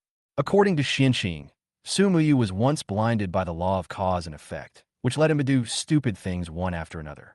Now she is free from the entanglement of cause and effect, and a tremendous change has taken place in her whole person. Shiao Chun couldn't help but look at her a few more times. Su Muyu raised her eyes and met Shiao Chen's gaze. What? Do I look good today? Su Muyu asked. Chapter 335 Say Goodbye to the Past. Are you teasing me? Shiao Chen looked away. What else? Su Muyu smiled lightly. I used to be a little stupid, but it's not my fault. Master said that this is the power of cause and effect. Now that you are free from cause and effect, say goodbye to the past. Shiao Chun said. I don't want it. Su Muyu shook his head and said slowly, in the past, there are people I can't let go of. Shiao Chun smiled bitterly and changed the subject. By the way, do you have anything to tell me? Xiao Ming and I went to meet the so-called investor behind him. He called that person's sister Yu, but outsiders called her Mrs. Yu. Su Muyu said, Mrs. Yu? Xiao Chen's brows slightly frowned. Yes, she's a Chinese who returned from overseas. She's about 40 years old and very elegant, but I always feel that there is something indescribable about her. Su Muyu said, Oh, what is it? Xiao Chen asked. I can't explain it, but I always feel that when she smiles, she looks very dark. Su Muyu shook his head. My previous guess was right. Xiang Jiaojiao is just a tool. And this Madame Yu is the real financial sponsor behind the scenes. Do you know where she came from? Xiao Chun asked with some confusion. I don't know. Sumiyu shook her head gently and said, I only know that she just returned from abroad. I chatted with her for a while and felt that this person was not an ordinary person. Then tell me why she is so special. He has a stubborn and paranoid personality. Sumiyu thought for a moment and said, he has an almost obsessive fanaticism towards his beliefs. Is she a religious believer? Shiao Chan frowned slightly. No, she has faith, but she didn't make it clear what her faith is. Sumiyu said, she said she has her own faith and doctrine. You'd better stay away from this person. Shiao Chan thought for a moment and said, as you said, she is not an easy person to deal with. You should also draw a clear line between yourself and Xiao Ming, so as not to put yourself in danger again. Are you concerned about me? Sumiyu asked with a smile. No, don't think too much. Xiao Chen was speechless and quickened his pace. Hey, wait for me. Sumiyu stomped his feet and hurriedly chased after him. I went up the mountain and met the master. After listening to Xiao Chen's description of Uncle Huang's symptoms, Xian Ruo already had an idea in his mind. He turned around, took out a porcelain bottle, handed it to Xiao Chen, and gave Xiao Chen a prescription. Master, what is this? Xiao Chen asked with some confusion, holding the thing in his hand. Your elder suffered internal injuries. If I'm not mistaken, it was the extremely cold internal energy of the 9 chrysanthemum lineage, one of the remnants of the Eastern Divine Wind. Xianruo said leisurely. Your elder was also a member of the group that encircled and suppressed the remnants of Tongsheng, so I should come forward to help him. If he takes this prescription for 3 months, the cold poison in the 8 extraordinary meridians will be eliminated. Thank you, Master. What is this? Xiao Chun picked up the bottle in his hand. This is the heart protection pill I made when I had nothing to do. There are 5 of them in total. They can save lives and cure all kinds of poisons and diseases. Xian Ruo said, Yanjing will not be very peaceful in the future, so you should keep it as a backup. Okay, thank you, Master. Xiao Chen nodded slightly. Nephew, you haven't left yet? At this moment, Xian Qing ran over excitedly. Sumiyu also followed behind him. Uncle Master, Xiao Chun called out respectfully, but he subconsciously took a step back and stayed away from the old Taoist priest. He had witnessed the old Taoist's vicious methods last time. He was almost suffocated to death with just a casual pointing of his finger. If the master had not arrived in time, he would have lost his life. Nephew, I admit that I was a bit harsh on you last time, but I had no choice. Xian Qing said, a little embarrassedly. Master Uncle wants to apologize to you this time. Please don't take it to heart. Uncle Master, that's not necessary. Just don't tie me up in the future. Xiao Chun smiled bitterly. No, it's all misunderstanding. The old Taoist coughed twice in embarrassment. Then he turned his head and said, Muyu, you can get rid of the cause and effect, all thanks to Xiao Chun. I am your master, and I have some strength. But the person who tied the bell must be the one to untie it. Now that you have gotten rid of those things, you should live a good life in the future. Don't let yourself get into trouble again because of emotional issues. Speaking of which, if you really want to find a boyfriend, you could go to my Tianshi mansion and have a look. Master, Sumiyu blushed. You are all Taoist priests. It doesn't matter. I have so many young and handsome Taoist priests who are considerate and gentle. If you like any of them, I will let them return to secular life. The old Taoist priest said seriously. I don't want to. Sumiyu shook his head repeatedly. Feeling that what he said was outrageous, Xian Qing chuckled, then took out a brocade bag and handed it to Xiao Chun. Uncle was wrong about what happened last time, so I'm giving you a talisman as an apology. Thank you, Uncle Master. Xiao Chun took the brocade bag. Although this thing can dispel all kinds of disasters and ward off misfortunes, please wear it carefully. The old Taoist priest warned with a somewhat painful expression. Okay, I'll wear it. Seeing the painful expression on the old Taoist's face, Xiao Qin knew that this must be a good thing, so he put it away carefully. Well, Yinjing may not be peaceful in the future. Xian Qing said, you too must be careful as well. What kind of demons and monsters can withstand the attack of Master and Uncle Master? Xiao Chun flattered them. Due to the rules, we can't act casually, so most of the time we still have to rely on you. Xian Ruo shook his head gently. Is that so? I understand. Xiao Chun was stunned for a moment. Then he nodded slightly. After leaving the Taoist temple with Su Muyu turned around and said, Xiao Ming wants me to attend a meeting with him, so I'll go back first. Can you take my advice and stay away from him? Xiao Chun asked. No, I've suffered such a huge setback because of him, I can't just let it go so easily. As if she could see Xiao Chen's worry, she pretended to smile and said, Don't worry, I will protect myself. Seeing her firm attitude, Shiao Chan had to nod slightly. He also felt that Yin Jing seemed to be in a state of impending storm. At the Shiao family, Xiao Wanli's face looked a little unhappy. Because of the bionic AI robot issue, many people were dealt with. The organizer of this event happens to be Xiao Yueqing again, so Xiao Yueqing's political enemies are now making a big fuss about this matter. Moreover, many companies that have no qualifications to enter the exhibition have been exposed on the internet, but they have a huge exhibition hall at the exhibition. However, the products of Chunhai Technology, a company with real strength, were not even qualified to be shortlisted. No one believes that there is no shady dealings involved. So Xiao Yueqing's situation is now very passive. Dad, it's better to let this matter take its course. Right now, the trending searches on the internet cannot be suppressed at all. The more you suppress it, the stronger the backlash will be. Xiao Yueqing said. Chapter 336, Xiao Wanli's Reluctance. Xiao Wanli hit the table hard. I'm afraid you won't have the chance to take the next step in this election. My competitors will definitely not miss this opportunity. Xiao Yueqing didn't care. Dad, my career has been too smooth since I entered the officialdom. Sometimes a little frustration is a good thing. What are you talking about? Xiao Wanli was furious. He slammed his palm on the table and shouted angrily, if all descendants of the Xiao family are like you and don't want to make progress, what future does the Xiao family have? Xiao Chun is your grandson, right? Xiao Yueqing's face darkened slightly. He can be considered the most outstanding one among the third generation of the Xiao family. He is such an ambitious person, but he has your appreciation. On the contrary, you even hindered his product from being exhibited. So whether I make progress or not is up to you, right? Xiao Yueqing dare to talk to me in such an attitude.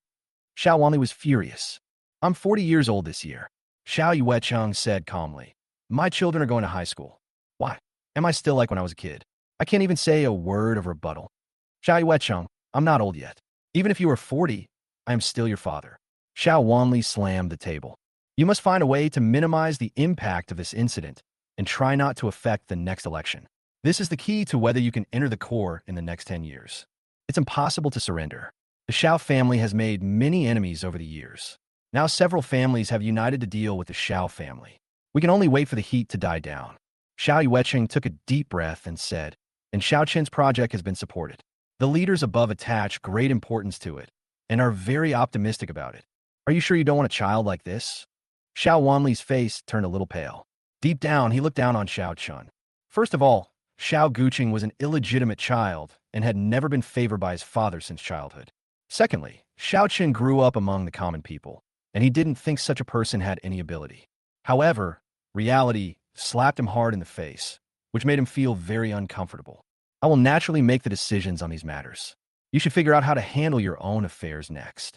Xiao Wanli took a deep breath. Xiao Yueqing stopped talking. He slowly stood up and left. Song Xian made an appointment with Xiao Chun and went to the botanical garden again.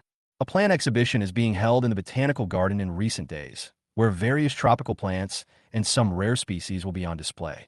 Song Xian's love for botany is genuine. She takes photos and records meticulously and is very familiar with the habits of various plants. Xiao Chan followed her all the time, handing her tools and helping her take notes. Ziyan, what a coincidence, you are here too.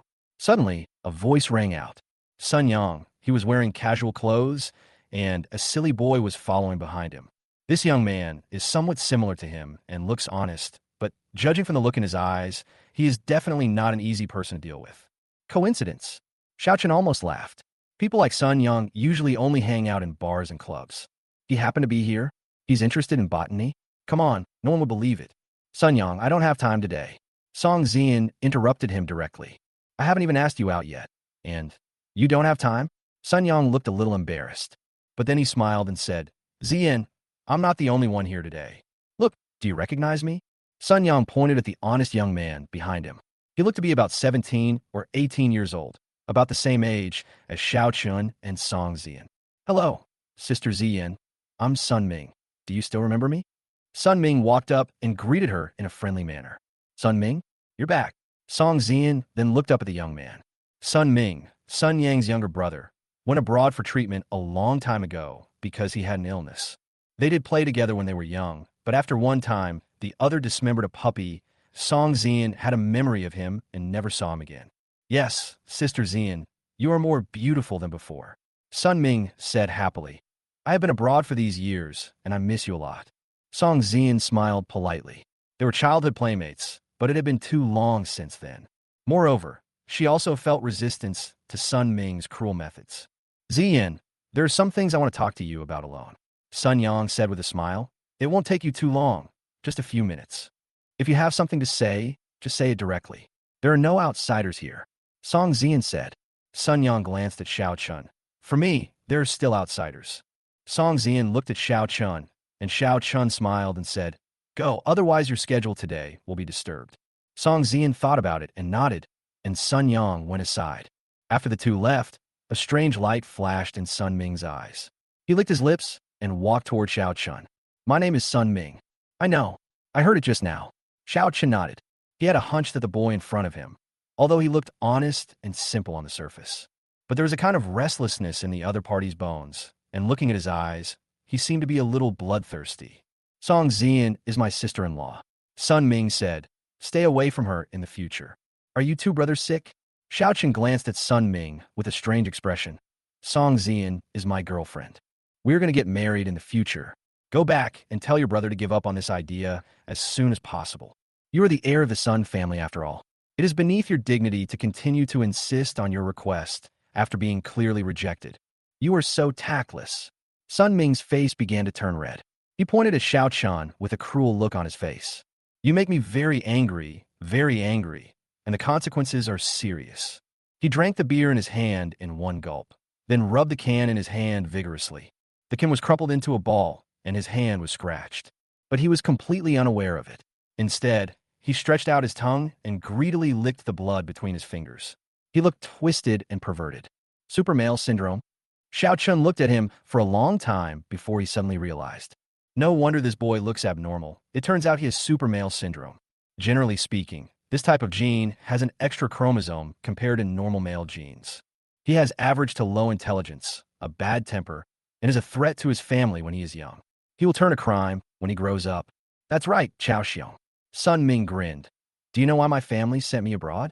That's because I killed someone. I was 7 years old that year. People like me can do anything. So are you afraid? Who did I think he was?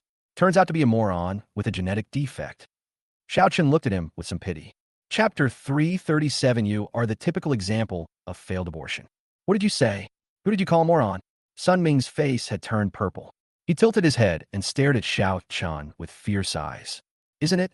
The medical definition is that it is caused by gene mutation. In fact, super males are inferior genes. Shiao Chan smiled. Calling you an idiot is already very polite. To be blunt, people like you are trash. Sun Ming's face turned pale. He stared at Shiao Chan with an almost perverted look, waiting for Shiao Chan to continue speaking. I think when your mother found out that you were hyperandrogenic, she must have thought about having an abortion, right? Shiao Chan continued to stimulate him. But in the end you stayed. Do you know what this can prove? Shiao Chan whispered in his ear with undisguised sarcasm. This proves that you are a typical example of a failed abortion. Your parents hate you, right? Your family hates you too, right? What's the point of you living in this world?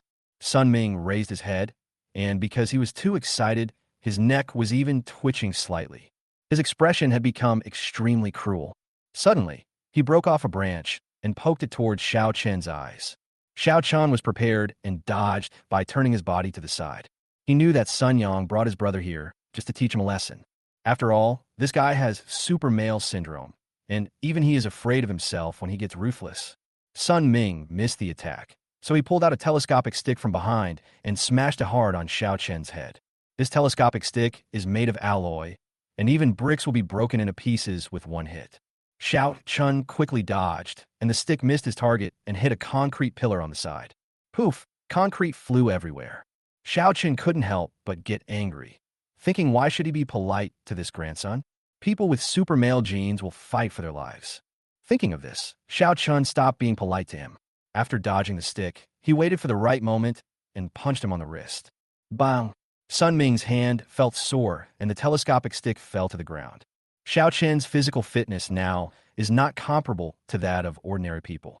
First, he had the Taoist Yunjin to lay the foundation, and then he had the training in the military base. What he lacks is the experience of fighting against others. But the Sun Ming in front of him relies on his own ruthlessness, and he doesn't have any kung fu skills. But this guy was not going to stop there. As soon as he dropped the telescopic stick, he pulled out a dagger from his waist and stabbed it towards Shiao Chan's heart. Shiao Chan tiptoed, and the telescopic stick that had fallen on the ground fell into his hands. He held the telescopic stick tightly in his right hand and whipped Sun Ming, who was rushing towards him. Puff! A stick hit Sun Ming's chin, and blood immediately spurted out of his mouth, mixed with a few knocked-out teeth. Before he could react, Shiao Chun knocked the dagger out of his hand with a stick and then punched him in the head. The punch was quite powerful, but the guy just shook his head, grinned, and rushed towards Shiao Chun again. Shiao Chun hit him with 2 sticks, pushing him back, but the guy picked up a brick on the ground and rushed over again. It's indeed a super male gene. He's simply crazy. Shiao Chen's eyes flashed with a hint of coldness. He dropped his baton and quickly walked towards Sun Ming. Sun Ming picked up the brick in his hand and smashed it on Shiao Chen's head. Shiao Chun grabbed his wrist with his backhand, pulled and lifted it with both hands, and with a click he cut off one of his arms. Originally, it was thought that Sun Ming would stop there after one of his arms was removed, but this guy stood up with difficulty and attacked Shiao Chun with a pair of bloodshot eyes. Shiao Chun shook his head helplessly, his eyes flashed coldly, and he kicked Sun Ming. Bang! Sun Ming was kicked 5 or 6 meters away, and his head hit the flower bed. Then his eyes went black, and he fainted. Ming. Just at this moment, Sun Yang ran over in panic. Seeing his brother fainted, he glared at Shiao Chun. Shiao Chun, what are you doing? My brother is still young. Even if you have a conflict, you don't have to be so cruel, right? Seeing the blood on the ground, Song Zian was so scared that he covered his mouth. Why was your brother beaten like this? Don't you have any idea? Shiao Chun stared at Sun Yang coldly. Zian, look at who you are dating. Sun Yang was furious. How can you be so harsh on a child? Is Shiao Chun considered a human being? Shiao Chun, what's going on? Song Zian, calm down. I'll explain it to you later. Shiao Chun comforted her and took her away. Stop. Sun Yang's face darkened. You beat him up like this, and you still want to leave? Do you really think my Sun family is easy to bully? Then what do you want to do? Shiao Chun asked with a smile. You must pay the price. I will beat you the same way you beat my brother. Sun Yang said coldly. That's probably not possible. Why don't you call the police? Shiao Chun said. When the police come, I'll explain to them. Do you think I really can't do anything to you? Sun Yang was furious, but when he heard the call to the police, his eyes flickered for a moment. Although it was only a moment, Shiao Chun still caught it. Sure enough, there was something wrong with Sun Ming. Shiao Chun vaguely remembered a piece of news from his previous life, which said that a little boy with super male syndrome brutally killed and dismembered his companions. Later, in order to help him escape responsibility, his family allowed him to go abroad. Based on Sun Yang's expression, Shiao Chun could conclude that the little devil was Sun Ming. When this grandson was 7 years old, he killed and dismembered his companions. Maybe the other family has some power, so the Sun family can only let this little bastard go abroad. Now that the storm has passed, this little bastard has returned safely. But Shiao Chun believed that Sun Ming's return definitely could not stand up to scrutiny. Otherwise, this guy would definitely have fallen out with me. You really can't do anything to me. Shiao Chun pointed at the unconscious Sun Ming and said, not many people know that this little bastard has returned to China, right? What has he done before that cannot stand up to scrutiny? How about I help you investigate and expose him? You. Sun Yang was furious, but his expression was unpredictable and he didn't say anything else. Sun Yang, can you please call an ambulance for your brother? Song Zian calmed himself down. She was a little worried. After all, Shiao Chun beat him up like this. If the police are really called, Shiao Chun will also be held responsible. Okay, I forgot about it. Sun Yang finally reacted and quickly called an ambulance. Sun Yang, I'll leave if you're fine. Also, don't hang around me anymore. I have a bad temper. Shiao Chun smiled at Sun Yang and left with Song Zian. Shiao Chun, are you okay? Your hands are all broken. After going out, Song Zian grabbed Shiao Chun's hand and screamed. It's okay, just a superficial wound. I didn't pay attention when I beat that kid just now. Shiao Chun smiled indifferently. Chapter 338 Born Bad. Why are you so impulsive? Song Zian said with some resentment and pulled him to a roadside pharmacy to buy some medicine to apply. Sun Yang brought his brother here just to provoke me. Shiao Chan said sternly, Zian, the Sun family is not simple. You must never meet them alone in the future. I know. My grandfather also told me so. Song Zian's heart moved. She asked with some doubt. Shiao Chun, it stands to reason that Sun Yang would not let it go so easily after you beat him up. But why did I let you go so easily today? I think you should have heard the general idea, Shiao Chan said. Sun Ming has super male genes. Super male syndrome? Song Xian's pupils suddenly shrank. How could she not know how terrible it was for someone to have such genes? Yes, it's what we often call super male syndrome. Shiao Chan nodded. This condition is actually a genetic defect. People with super male syndrome will have extremely violent and extreme personalities, and if they are not controlled, they will go on the road of crime. Although many people with super male genes can control themselves, Sun Ming is different. He is born a bad guy. So what you said just now, that he killed and dismembered his companions, is that also true? Song Xian's face turned pale. She couldn't help but recall the bloody scene when Sun Ming killed the small animals. At that time, the Sun family apologized and said that the child was ignorant. Now think about it. It was not that he was ignorant, but that Sun Ming himself was a born bad person. I saw a news report before about a 7-year-old boy dismembering his companion. This incident happened in Yanjing. Shiao Chan said, this incident did not cause much sensation at the time, and the news was completely deleted afterwards. I think this was done by Sun Ming. His family also took great pains to suppress this matter. Finally, under pressure, we had no choice but to send Sun Ming abroad. Song Xian's face had turned pale. Thinking back to when she was a kid and had played with Sun Ming, she felt a little scared. Listen, Shiao Chan held Song Xian's hand, his face a little serious. The Sun group is not as simple as it seems. Although your grandfather and Sun Yang's grandfather are old friends, and the two families are also old friends, I can guarantee that their family has absolutely no good intentions. I know. My grandfather also reminded me to be careful. Song Xian nodded slightly. The relationship between the two families actually dates back to my great-grandfather's generation. When my great-grandfather started his business, he was kidnapped by bandits. It was his great-grandfather who saved my great-grandfather at that time. So the relationship between the two sides has always been very good. But it's been several generations since then, and the current relationship is just a remembrance of the old times. I understand. Shiao Chan nodded, then smiled easily. Don't worry too much. Just remember, don't meet with the Sun family alone in the future. If anything happens, contact me as soon as possible. Okay, I understand. Seeing Shiao Chan caring about her so much, Song Xian's heart warmed. After sending Song Xian back to the Shun family, Shiao Chan did not see Shun Zi today. Shen Jin came out to chat with Shiao Chan. He looked a little hesitant. Shiao Chan, there is something I don't know whether I should tell you. What's the matter? Shiao Chen's mind moved. Who is it about? About my sister. Shen Jin replied. Shen Zi. Shiao Chan was stunned for a moment, then asked, what happened to her? She wouldn't let me say it. Shen Jin closed his mouth tightly. He remembered what Shen Zi had said, but he was really worried about his sister. Shen Jin, we are friends, and your sister and I are also friends. Shiao Chan counseled. If this matter involved her private affairs, then you don't have to tell me. But if you think this matter is important and you can't control it, then you can tell me about it. My sister seems to be sick. Shen Jin said hesitantly. Sick? Shiao Chen's brows suddenly frowned. When Shiao Chan met Shen Zi for the first time, he felt that her health might not be very good. But every time I asked her, she would cover it up. Now that Shen Jin said this, something must have gone wrong. Yes, I'm sick. Shen Jin looked a little worried. Shen Jin, can you tell me exactly what happened? Shiao Chan looked a little serious. Seeing Shiao Chan so serious, Shen Jin also realized that the problem was a bit serious. I saw her.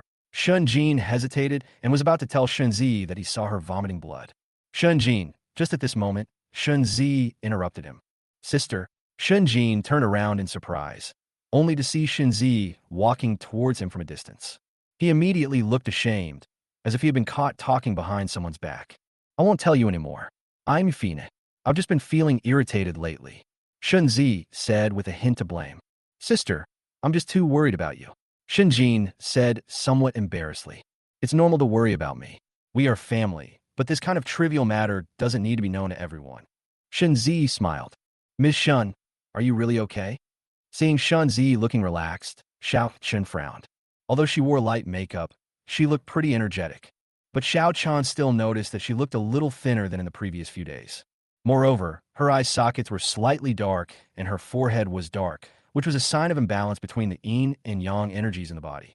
Shiao Chan was sure that she was sick, but he couldn't figure out what exactly was wrong with her. It's okay, Shiao Chan. You know Shen Jin too? You're not making a fuss out of nothing. Shen Zi smiled with a relaxed look. I'm glad you're okay, Shen Jin. I'll go back first. Xiao Chun looked at Shinjin. Oh, okay, I'll take you there. Shinjin said quickly. Xiao Chun and Shinjin went out together. Shinjin covered his face and said, My sister will be angry. It's over. It's over. Shinjin, your sister's health is indeed not very good. Xiao Chun said. Huh? Shinjin looked at Xiao Chun in surprise. He asked nervously, What happened to her? Will she die? Don't worry, it won't happen. Xiao Chun comforted, I don't know exactly what happened, but I have a friend who studies medicine. I'll make an appointment with him some other day. You'll be able to see the problem at a glance. Okay, that's good. Shinjin breathed a sigh of relief. He felt relieved when Xiao Chun said that. After leaving the Shun family, Xiao Chun received a call from Wenwan on his way back. Xiao Chun, are you free tonight? Auntie Yu, what's wrong? Xiao Chun asked. There's an industry banquet tonight, so why not go and join the fun? Wenwan said with a smile. But I'm not from the circle. Is it appropriate for me to go there? Xiao Chun asked. You are my eldest nephew. What's inappropriate about that? Wenwan said calmly. Besides, if I take you there, who dares to say no? Okay, I'll go. Xiao Chun nodded. See you tonight. Wenwan smiled sweetly and hung up the phone. Xiao Chun held the phone and thought for a long time. Wenwan's care for herself is obviously the same as that of an elder towards a younger person. Xiao Chun could clearly feel the kindness of everyone in the one family towards him. As for the reason, although Xiao Chun didn't quite understand it, the answers seemed to be obvious. But there are some things that you still need to verify yourself. If they didn't tell him, he would check it himself. Chapter 339, You're Living a Comfortable Life. 9 o'clock in the evening, in the banquet hall of Zhongyue Hotel. The entire top floor, a banquet hall covering an area of more than 5,000 square meters, was rolled out with a red carpet. The reception guests, dressed in uniform after training, and the extremely luxurious furnishings represented that today's event was not simple. The annual Film and Television Exchange Conference brings together major entertainment companies, celebrities, investors, etc. Those who came to attend were all from Yinjing's upper-class circles. Xiao Chun was waiting for Wenwan at the entrance of the banquet. However, before he had even signed his name at the reception desk, a tea-smelling voice came from behind him. Sister Xiang, your dress is so beautiful. It fits you so well. I've arranged for a professional photographer to take some photos of you on the red carpet. Xiao Ming.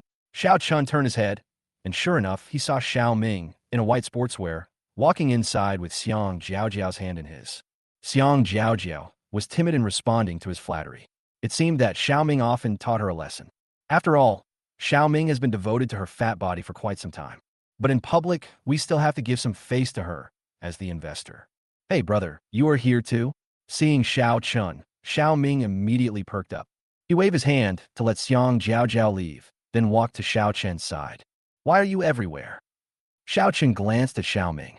Xiao Ming now seems to be a little taller than before, and his body seems to be much stronger. Moreover, he was filled with a confidence he had never had before, and his whole temperament was different from before.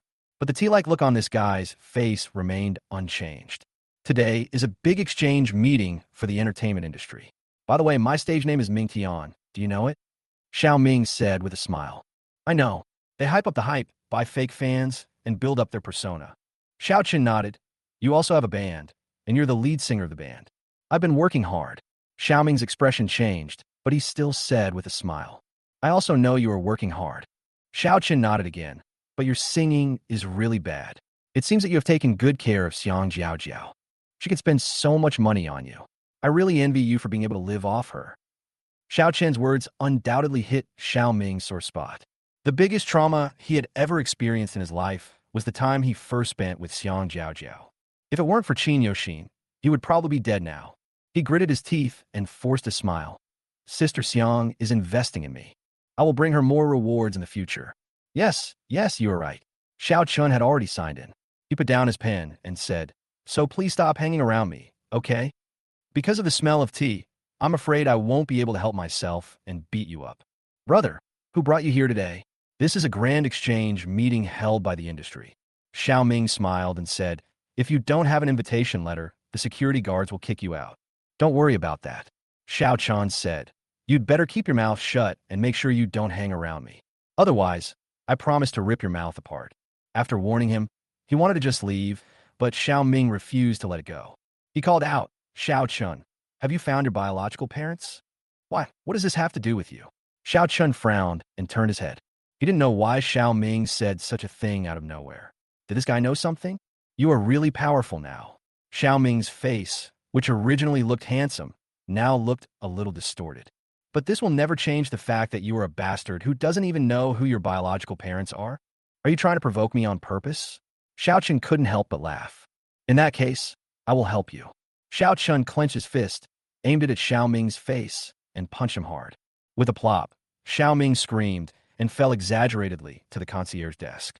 He knocked over a pile of red wine, which, with a loud crash, shattered all over the floor. The scarlet wine flowed all over him, and his body was scratched by the red wine fragments. He struggled in panic among the wine and debris, looking weak, pitiful, and helpless. The noise here soon alarmed a group of people, and one of the women walked over quickly and helped him up. Mingming, how are you? Are you okay? The woman asked with concern. I'm fine, brother, don't be angry. I really just asked you out of concern. There was a hint of panic in Xiao Ming's voice. What's wrong with you? Why do you hit people for no reason? The woman looked at Xiao Chun with anger on her face.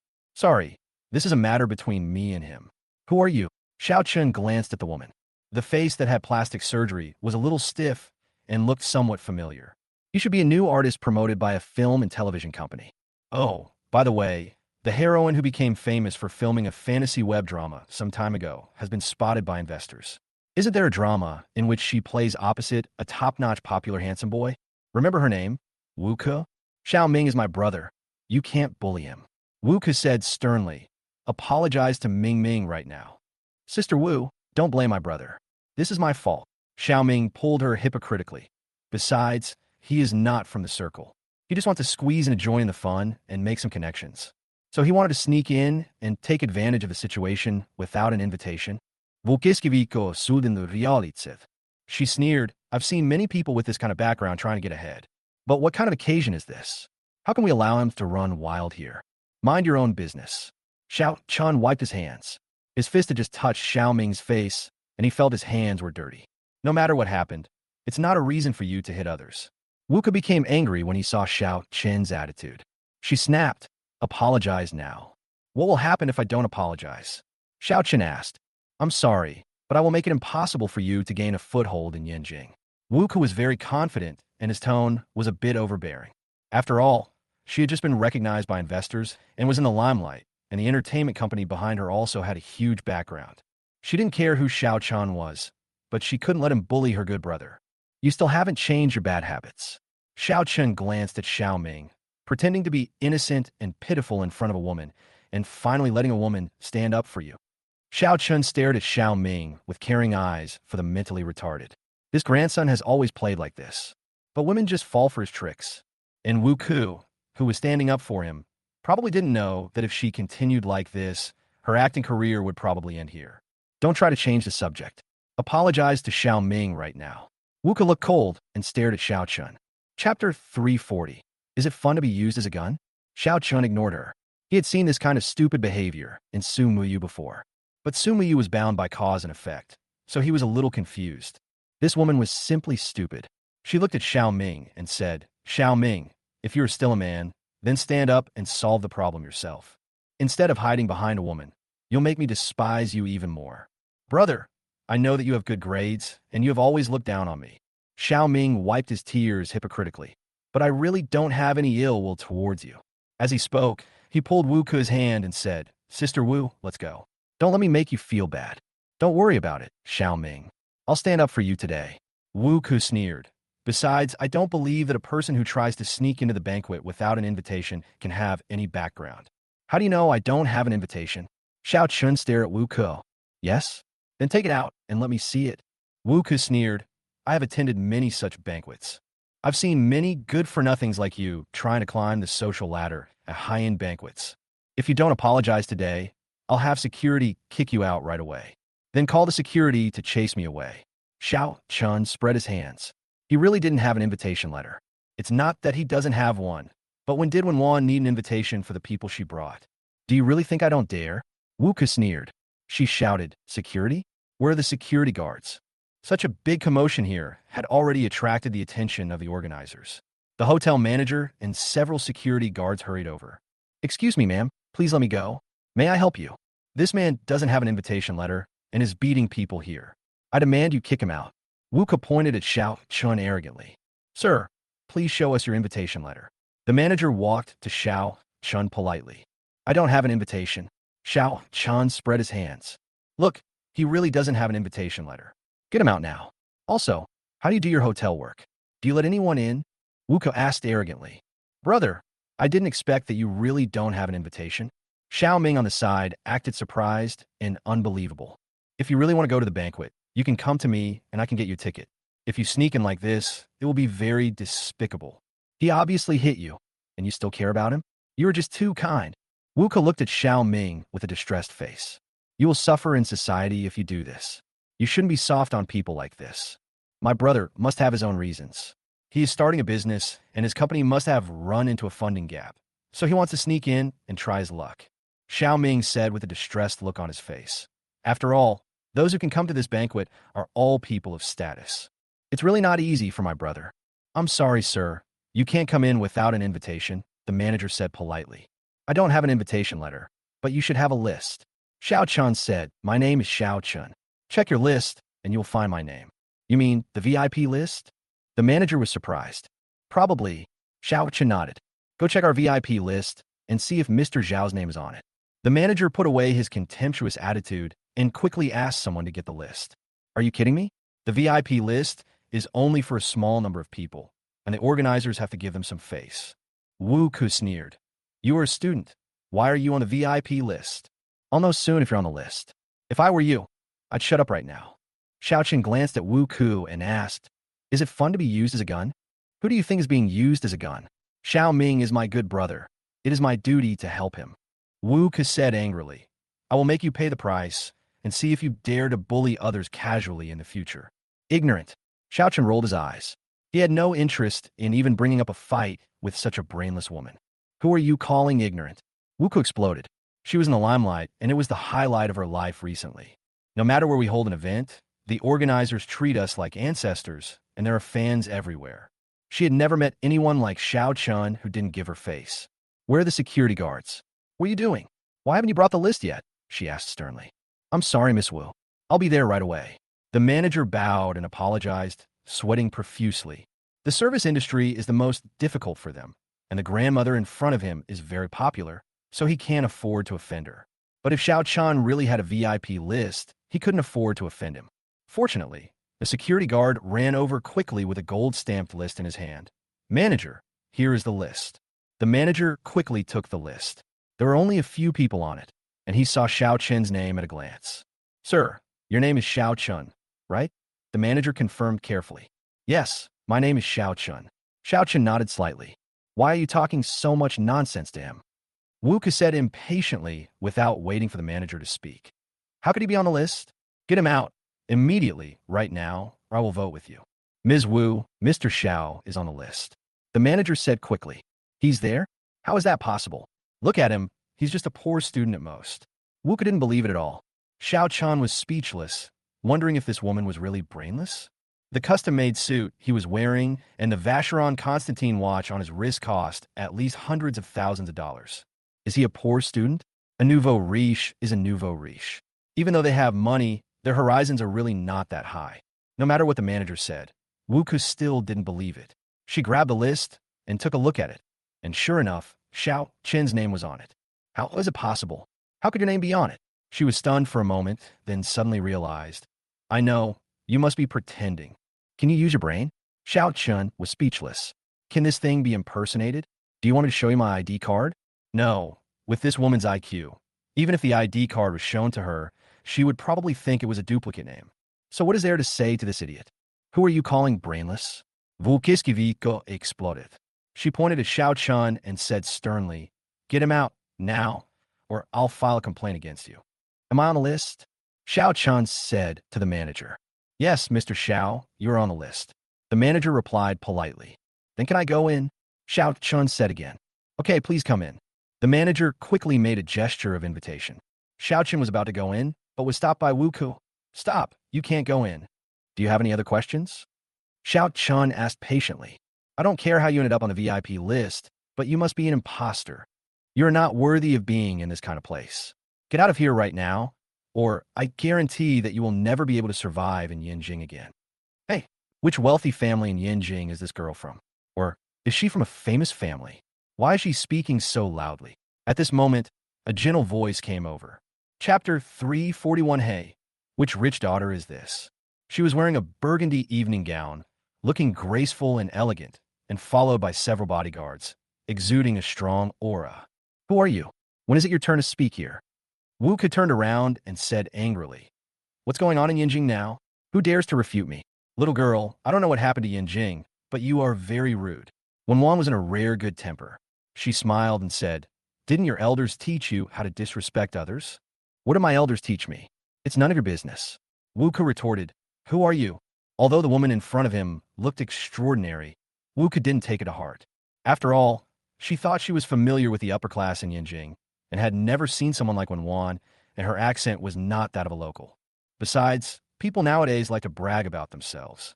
The dress the woman in front of me is wearing looks quite expensive, but who knows if it is borrowed or rented. It doesn't matter which one I am. You'll know later. Wenwan turned her head and looked at Shiao Chan. Shiao Chan, what happened? It's okay, Aunt. I came to the banquet normally, but I got bitten by a dog. Shiao Chan looked helpless. And he's a mad dog? Wenwan looked at Xiao Ming, who had a look of aggrieved expression, and Wu Ku, who had an arrogant attitude, and she roughly understood what was going on. She looked at Xiao Ming. Are you Xiao Ming? Yes, Auntie, I'm Xiao Ming. Xiao Ming nodded happily. He didn't know the woman in front of him, but she could call out his name directly. Could it be that his reputation in the industry has increased again? Or has this woman in front of him, who looks so impressive, been paying attention to him for a long time? Unexpectedly, as soon as he finished speaking, Wenwan slapped him in the face. This slap stunned Xiao Ming. He covered his face with his hands, looking stunned. No, Xiao Chun just called her aunt. Sheath and Xiao Chun are brothers after all. Is it wrong for him to call her aunt? Call me Annie? Am I that old? There are some names that Xiao Chun can call you, but you can't. Did you hear that clearly? Xiao Ming nodded in confusion. Then he came to his senses. Why should he listen to her? Why are you hitting someone? Wu Ke said angrily. We are all the same kind of people. Do you like bullying others so much? Apologize now, or I'll call the police right now. Little girl, this has nothing to do with you. I'm just venting my nephew's anger. Wenwan said slowly. Don't cause trouble for yourself. Haha, this is Yinjing, and you, an outsider, are telling me not to cause trouble. Wu Ke almost laughed. You should worry about how you're going to end up. Ms. Wu, this is a VIP, please. The security manager stepped forward to persuade her. You security guards are a bunch of losers. Get out of the way. Wu Ke pushed the security manager away and picked up his cell phone. Boss Liu, I'm here. I'm at the sign-in area. I was bullied by an old woman. Wu, come over and help me vent my anger. She acted coquettishly and in a tone that made people's scalp tingle. Xiao Chun couldn't help but look at this woman. It seemed that this woman's popularity was earned by her lower body. Yes, for someone like her who has average looks, average acting skills, and a singing voice like a drake with its throat pinched, how could she become famous if not thanks to someone else? Unfortunately, this arrogant woman probably doesn't know that she has hit a wall this time. When the CEO of Nuangwang Entertainment came, all the big sponsors came out to greet him. After hanging up the phone, Wu Ku comforted Xiao Ming. Ming Ming, don't be afraid. I'll ask Mr. Liu to come over. They'll be in trouble. Humph. Don't you even know where you are? How dare you hit someone casually? Sister Wu, thank you, but there's no need to make such a big deal out of it. Xiao Ming forced a smile. You're just too kind. There's no need to be nice to people like them. Volkiskiviko smiret. The Mr. Liu you were talking about, is it Liu Chong? Wenwan still spoke slowly. Yes, it's our President Chong. Do you know him? Wu Ke was stunned. It's more than just knowing each other. Wenwan smiled. You've been calling for so long, and he hasn't come out yet. It seems that you are not good enough, and he doesn't take you seriously. You're talking nonsense. Mr. Liu is very good to me. I'm a newly signed artist of their company, and I also have a drama in which I will be acting opposite a popular movie star. Wu Ke said, unconvinced. How about I ask him to come out? Wenwan smiled, picked up her phone, and made a call. Xiao Chong, I'm at the sign-in area now. You have 3 minutes. Come to see me immediately. Who do you think you are? Our general manager, Liu, is a big shot. Will he come here immediately just because of a phone call from you? Wu Ke looked at Wenwan with disdain. She felt that Wenwan must be bluffing, and she also felt that, as a local, how could you be scared by Wenwan, a foreigner? Start the countdown now. 3 minutes. Do you think he will come over? Wenwan picked up her cell phone and started counting. Pretend, keep pretending. Wu Ke sneered. Then she turned around to comfort Xiao Ming. Ming, don't be afraid. Mr. Lu will be here soon. When he comes, these two people will have a hard time. Sister Wu, you are so kind to me. I will definitely repay you in the future. Xiao Ming said gratefully. It's all my duty. You call me sister, and I definitely won't tolerate anyone bullying you. Mr. Lu will be here soon. They will have something to look forward to. The two of them were talking to each other with affection, completely unaware that in a moment they would not be able to cry. Sure enough, in less than 3 minutes, a bald man in his 40s in a suit and tie hurriedly ran over from the banquet. He was none other than the organizer of this banquet, Lu Chong, the CEO of Yinjing Chengwang Entertainment, nicknamed Bald Chong by people in the industry. Of course, in front of him, everyone would politely call him Director Chong. After all, his status in the underworld of Yinjing is quite high. The man jogged all the way here, and even beads of sweat appeared on his forehead. When he got here, he looked around as if he was looking for someone. Mr. Lu, you're finally here. If you hadn't come, I would have been bullied to death. Wu Ke stomped her feet, acted coquettishly, wiped her tears, and went to greet him crying. As a woman, you should know how to use your own advantages to capture a man's heart and win his sympathy. There's no doubt that Wu Ke was successful in this regard. Otherwise, how could she, who has no acting skills, whose looks are not as good as most people's, and whose singing is not good, become popular so quickly? However, this trick, which had always worked for her, did not work this time for the first time. I saw Guang Tuqiang push her away impatiently. Go away, don't bother me. Chapter 342, Let's Ban It. Wu Ke was pushed and staggered, almost falling to the ground. She looked at Lu Chong in surprise, and was at a loss for a moment. Lu Chong was her major investor, and she secretly competed with an equally powerful opponent for a long time before she won him over. Although he couldn't say that he obeyed her every request, he basically met her every request. But what happened this time? Xiao Qianzi here. Wenwan waved to Lu Chong. Mr. Wen, why didn't you tell me in advance that you were coming? Lu Chong's eyes lit up when he saw her. In full view of everyone, he lowered his body, ran to Wenwan, and stretched out his hands enthusiastically. Wenwan responded to his enthusiasm with just a cold glance. This glance made Lu Chong's expression freeze. He quickly withdrew his hand with a wry smile and wiped his hand on his expensive suit somewhat at a loss, looking a little embarrassed. This scene stunned the people who were watching the hot show, and they started talking about it. Isn't this Mr. Chong from Morning Light Entertainment? Yes, it's him. I saw him at the banquet before. He is the organizer of this event. Who is this woman? Why is she so powerful? She doesn't even give face to President Chong. Didn't you see her directly call Mr. Chong Xiao Qianzi? Who in the whole of Yinjing dares to call him that? Wu Ke is finished. She just became famous and hasn't taken on many dramas yet, but she's probably going to be banned. Many people who knew the situation looked at Wu Ke with some pity. After all, many people saw what happened just now. Wu Ke really doesn't know what's good for her. For the sake of Xiao Ming, who is not very famous, she actually offended such a great god. Will she still have a place in the entertainment industry in the future? Wu Ke's face had turned pale and bloodless. She was really scared. She always thought that Wenwan was just an outsider, but she never imagined that such an outsider would be served so carefully by the big investors behind the scenes. Mr. Wen, let's go in. Several colleagues in the circle know that you are coming and are waiting inside. Lu Chong said with a nod. Don't rush to go in. Is this the person you signed? Wenwan pointed at Wu Ke and glanced at him coldly. Just with this one glance, Wu Ke felt cold all over, as if he had fallen into an icy cave. Yes, President Wen, she's a new person I have promoted, and I will need your support in the future.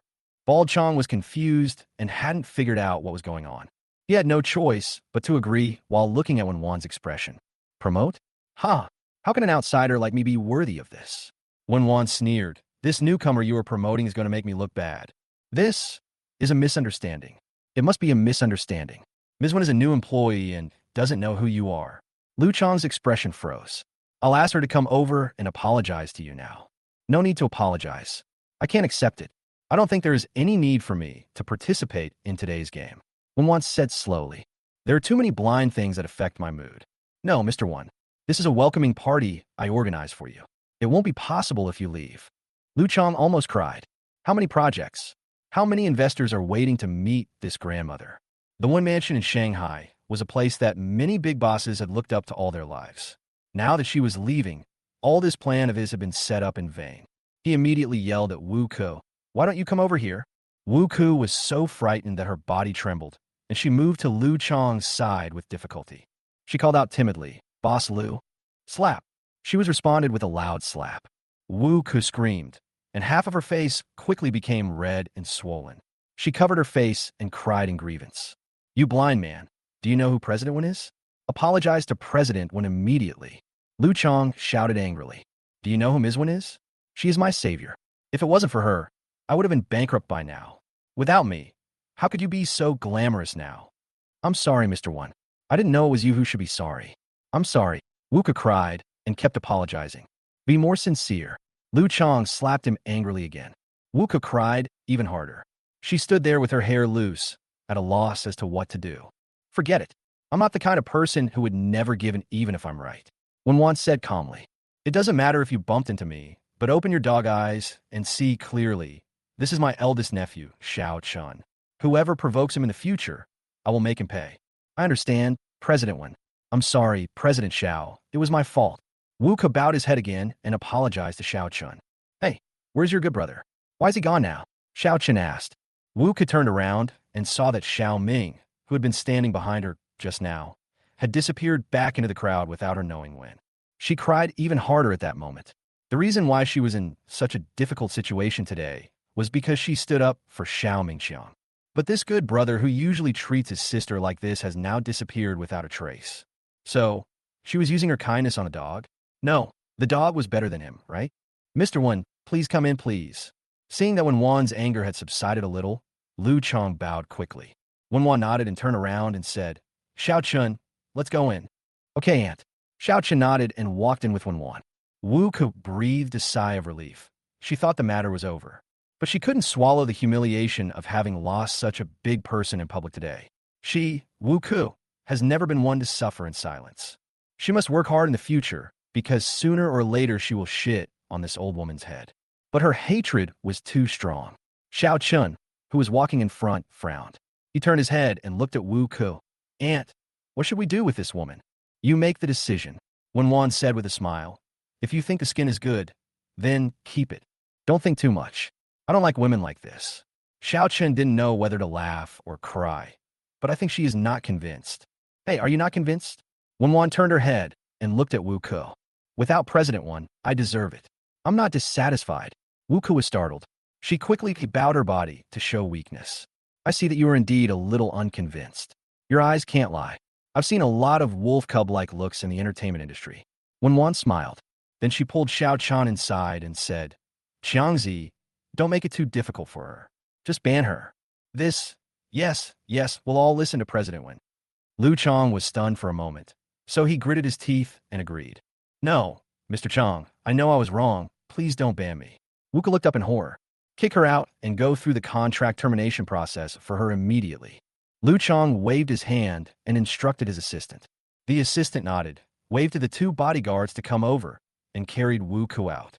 Chapter 343 Meddlesome? The sounds of Wu Ke struggling and crying could be heard outside. If she had the chance to do it again, she swore that she would never meddle in other people's affairs again. But now her good brother Xiao Ming, whom she was protecting, had already run away to who knows where. Even those who were on good terms with her among the onlookers avoided her. Human nature is well illustrated at this moment. After attending the banquet with Wan, Xiao Chan realized how powerful the reputation and connections of this cheap aunt were in the circle. Many people from Yinjing's upper-class society desperately squeezed forward, toasted, and handed out business cards, just to have a chance to meet the boss of Nuangwang Entertainment. However, what they value is not only the fame and strength of Nuangwang Entertainment in the entertainment industry. It is also because of the background and connections of the Wen Mansion. However, many people expressed their incomprehension towards their eldest nephew in Wan. Some people also talked about it in private. By the way, Mr. Wen's sister is Wan. She was married to Xiao Guqing from the Xiao family in Yinjing before and had a child. But wasn't that child lost?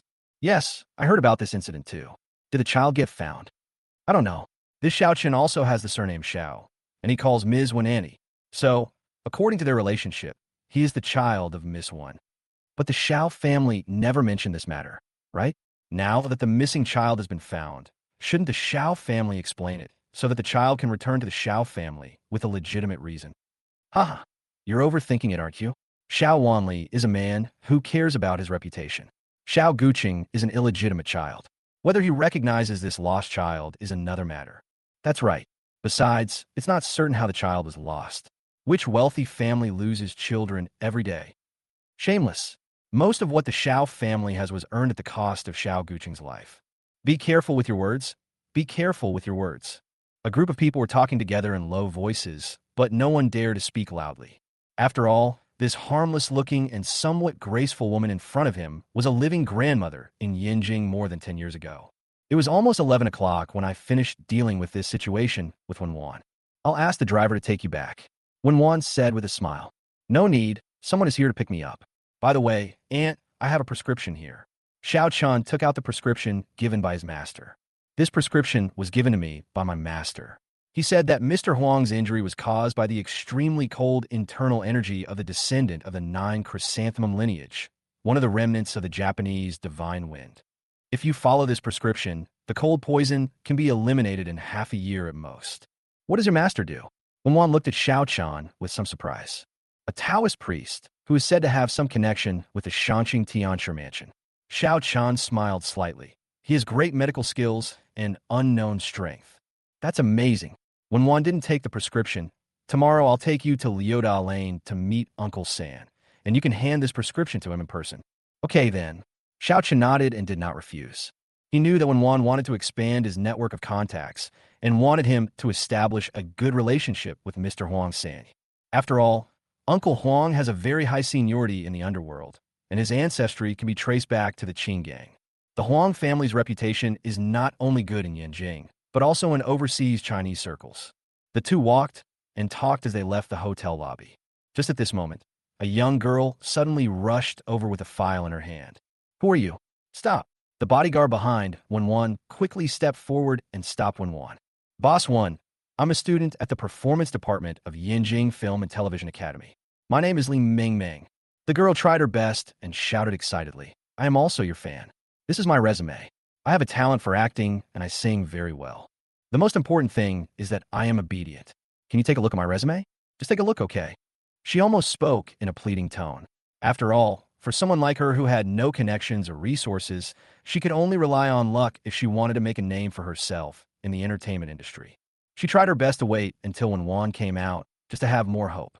As long as Wenwan took a liking to her, she would be able to soar to success. Take him away, a bodyguard shouted. How did you do this? This guy's been hiding for a long time, and you didn't notice him. I'm sorry, Mr. Wen. This is a mistake we made at work. The bodyguard apologized repeatedly and was about to leave with the girl. Wenwan didn't care about it. She had encountered situations like today before. Although she rarely shows up in public, people in the industry know how strong the background and ability of the CEO of Nuangwang Entertainment are. So some people who want to get ahead without any connections or background try their best to meet her. Wait! At this moment, Shiao Chan suddenly called the bodyguard. The bodyguard stopped, but still held Li Mengming's wrist, fearing that she would rush over. Your name is Li Mengming? Shiao Chan walked forward and stared at the girl in front of him. The memories of his previous life returned like a flood, swallowing up his memory. In his previous life, Xiao Ming burned all the members of the Xiao family to death just because of this third-rate star named Li Mengming. And Li Mengming's reputation is also notoriously bad in the circle. Drunk driving, drug abuse, assaulting police officers, promiscuity. His private life was in such a mess that Shiao Chan couldn't understand why Xiao Ming, a man with such a strong desire for control, had a face that could make women want to protect him. Why would he be manipulated by such a female star with such a bad reputation? He had not met Li Mengming in his previous life, but he did not expect to meet her in advance in this life. It seems that the butterfly has flapped its wings and the gears of fate have changed. Everything has formed a vortex and no one can escape. Yes, my name is Li Mengming. I am a senior in school, so I know that President Wen is here today. Li Mengming seemed to see hope. She broke free from the bodyguard, with a hint of excitement on her face. She breathed slightly and looked at Shiao Chan. She seemed to see hope. The man in front of her seemed to be a gentle junior, and he seemed to be very interested in himself. That's enough. As long as he is even a little interested in me, I have the confidence to firmly grasp this man's heart. She came from a poor family, so she would grab even the smallest opportunity. Li Meng Meng. Shiao Chan picked up the file that fell on the ground, opened it, and took out her resume. After carefully reading the resume, I have to say that it is indeed very well written. Moreover, this girl also has a peaceful face that can make people relax their vigilance. Of course, this is on the premise that she doesn't speak. Just like now, as soon as she opened her mouth, she revealed her full desires and ambitions. Chapter 344, I'm optimistic about you. She wants to be famous. She wants to be the best. She wants to reach the top of the world and immerse herself in flowers and applause. Do you want to be famous? Shiao Chun leaned over, his tone somewhat sinister. Do you want to be the boss? Do you want to stand at the top of this world and be greeted by countless flowers and applause? I think my life is so hard, I think. Li Mingming's voice was tearful. Her life was so hard. She just wanted to get rid of all the constraints and make a name for herself. The man in front of her seemed to have heard her thoughts and made her resonate with them instantly. I can make you famous and give you everything you want. Shiao Chan smiled. But you have to do things for me. Remember, you can't refuse anything. I won't refuse. As long as you can make me famous, I can do anything for you. I'm very obedient, very obedient. Li Mengmeng nuda dasparateli. She even threw herself in front of Shiao Chun and hugged Shiao Chen's legs. Shiao Chun gently broke free from her, with a barely perceptible hint of disgust in his eyes. He hated this woman because of Xiao Ming and everything she had done in her previous life. But now he couldn't show this disgust on his face because this was the best chess piece to control Xiao Ming. With her around, Xiao Ming might not be able to jump around for long. Aunt, let someone take her in, Shiao Chun said. Okay, leave her contact information and ask her to come see me tomorrow. Wan understood and turned around to give the instructions. Thank you, young master. What is your name? Li Mingming asked anxiously. My name is Shiao Chun. Remember, I will be your investor from now on. Whether you can become famous or stand out in the world depends entirely on my decision. Shiao Chun responded calmly. Yes, master. Li Mingming's voice suddenly softened. Ming will listen to you from now on. Shiao Chun frowned, and he seemed to understand why Xiao Ming was so controlled by this woman in his previous life. It can be said that she can control the hearts of most men, right? No man would remain indifferent to such a delicate voice and pitiful look. Xiao Chun ignored her and left quickly with Wan.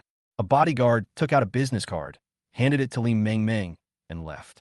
Li Mingming tightly held the business card in her hand, staring at Xiao Chun's back in a daze for a long time. Xiao Chun, do you like this woman? Wan persuaded softly after they left. There are many good girls. Annie will introduce you to them, but this girl is not suitable for you. She is too ambitious, and her desire is almost written on her face. This kind of person can do anything. Aunt, do you think I will like her? Shiao Chun asked with a smile. No, you hate her. Wan smiled. You covered up very well, but I still want to ask what the reason is. I will keep this person for great use. Xiao Chen's eyes became a little complicated. Maybe she can deal with that person. Understand. Should I really support her in the future? Wan asked. You don't need to praise her too much. Just give her some benefits.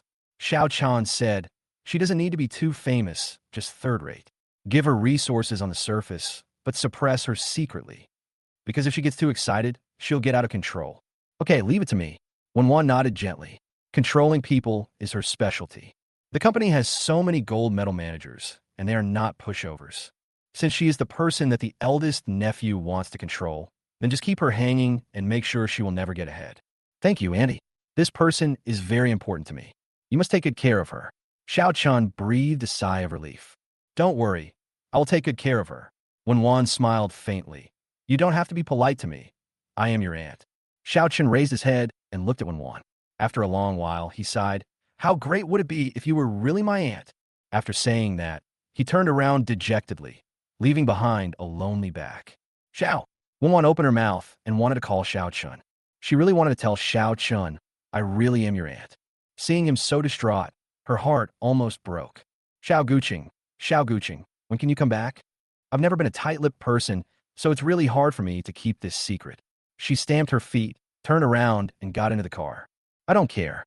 I'll wait another half a month.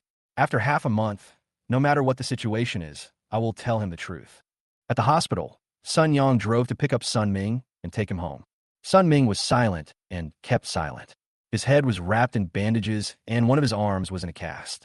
The last time Shiao Chan beat me up pretty badly, I had to stay in the hospital for a whole week before I could be discharged. In the past, when he was injured, he would only stay in the hospital for a day at most, and then he would be able to go out alive and well. This time he was really beaten badly, and he didn't say a word the whole way. Sun Hao really wondered if his brother had become autistic because of Xiao Chen's beating. Ming, are you okay? Sun Hao asked tentatively. Brother, I'm fine. Sun Ming grinned, then reached out and pulled off the plaster on his arm. Ming, what are you doing? It takes 100 days to heal a broken bone. Why did you tear it off? Sun Hao was shocked and quickly stopped the car. It's okay, brother. Sun Ming moved his arm and said, it's just a dislocation. It's not as serious as you think. Besides, I have recovered a lot in the past few days. My body is much stronger than that of an average person. I'm glad you're okay. Sun Yang breathed a sigh of relief, then said with some concern, but you have to take care of your arm too. It takes 100 days to heal a broken bone.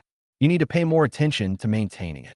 I'm strong, no problem, but brother, I really can't swallow this. Sun Ming gnashed his teeth and said, from childhood to adulthood, I have never been bullied like this.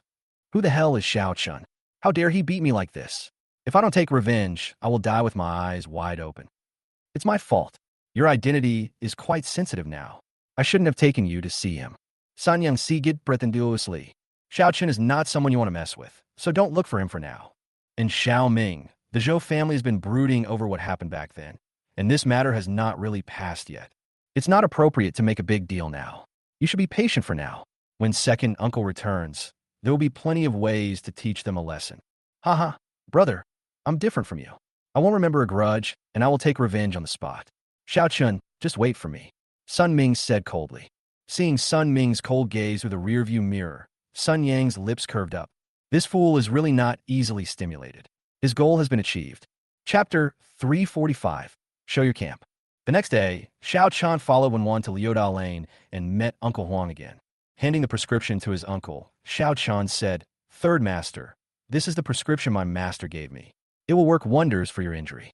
Take the medicine as prescribed, and your injury will heal within half a year. Who is your master? Uncle Huang asked curiously. A Taoist priest, whom I guess Uncle San doesn't know. He said that since Uncle San had fought with him to eliminate the remnants of Tongsheng, he had the obligation to help Uncle San. Xiao Chun said. Taoist, could it be? Uncle San's expression froze slightly, and he immediately shut up. He nodded continuously. Okay, Xiao Chun, thank your master for me. I will visit him another day. After sending Xiao Chun away, Third Uncle's housekeeper returned and asked, Third Uncle, can I ask someone to verify this prescription? No need. Since that person gave a recipe, there must be no problem. Uncle Huang shook his head. That one? Are you referring to that Taoist priest? Who is that Taoist priest? Why does Uncle San trust him so much? Haha, the masters of Shangqing Tiansha Mansion don't take action easily. Once they take action, they can affect the cause and effect. Uncle San murmured, and when they surrounded and suppressed the Tongshang society back then. If it weren't for that person, we would have been trapped and died in the mountains. He disappeared for 20 years. Now that he has reappeared, the remnants of that time are likely to stir up trouble. Xiao Chun, I saw my sister vomiting blood again. What should I do? I'm very worried. Shenjin's message lit up on the phone. Shenjin, please do me a favor. Xiao Chen's heart tightened. Shenzi must be sick. But now she doesn't want others to know that she is sick, which is a big problem. He replied to Shenjin and asked him to do as he said. Then he urgently contacted Lin Fong. After doing all this, he said, Aunt, I have something to do. Please ask the driver to take me to Yinming Mountain. Hey, have you made an appointment to go camping there? Wen Wan said, Yinming Mountain is a great place for camping. The temperature in summer is less than 25 degrees. No, Xiao Chan smiled. It's a very important thing. Okay, I'll ask the driver to take you there. Wen Wan nodded. Yinming Mountain is a mountain to the west of Yanjing. It has not been overdeveloped and retains its original ecological appearance. It's not far from Yanjing, but the transportation is inconvenient, so there are not many people there usually. Especially on weekdays, there are hardly any people. Xiao Chun could not remember what happened between him and Shenzi, and she also deliberately concealed her illness. So Xiao Chun wanted to ask her to come over and find out what was going on. Shenzi drove an SUV and picked up Shenjin. When Xiao Chun arrived, the siblings had already arrived. After arriving, Xiao Chun was embarrassed to learn that Lin Fong's car broke down halfway on the way here. Moreover, there was no one living nearby, So he had no choice but to wait patiently for rescue from the insurance company, which most likely would not arrive. Well, the most important person didn't come, so Shiao Chan had to force himself to cheer up and say hello to the brother and sister. Shiao Chan, Shun Jin said, "It was you who asked me to come here today." Shun Zi had already set up tables and chairs and set up the barbecue grill in an open space. This, Shiao Chun looked at Shun Jin, only to see him setting up the tent with a happy look on his face. This honest child can't even tell a lie. Yes, yes. Shiao Chun sighed, looking somewhat helpless. Do you think there's something wrong with me? Shun Zi looked straight into Shiao Chun's eyes. It's not that I think there's something wrong with you, but you are indeed sick. Shiao Chan said, if you are sick, go see a doctor. I don't know why you are hiding the fact that you are sick, but I think you shouldn't be afraid to seek medical treatment. I'm not sick. I'm in good health. Shun Zi said stubbornly. Besides, I will take care of my own body, so you don't need to worry about me. Hearing her somewhat stiff tone, Shiao Chan said helplessly, although my medical skills are not very good, I can see your general condition. You have been ill for a long time, right? Yes. Although she concealed it well with makeup, her eyes were still visibly dim.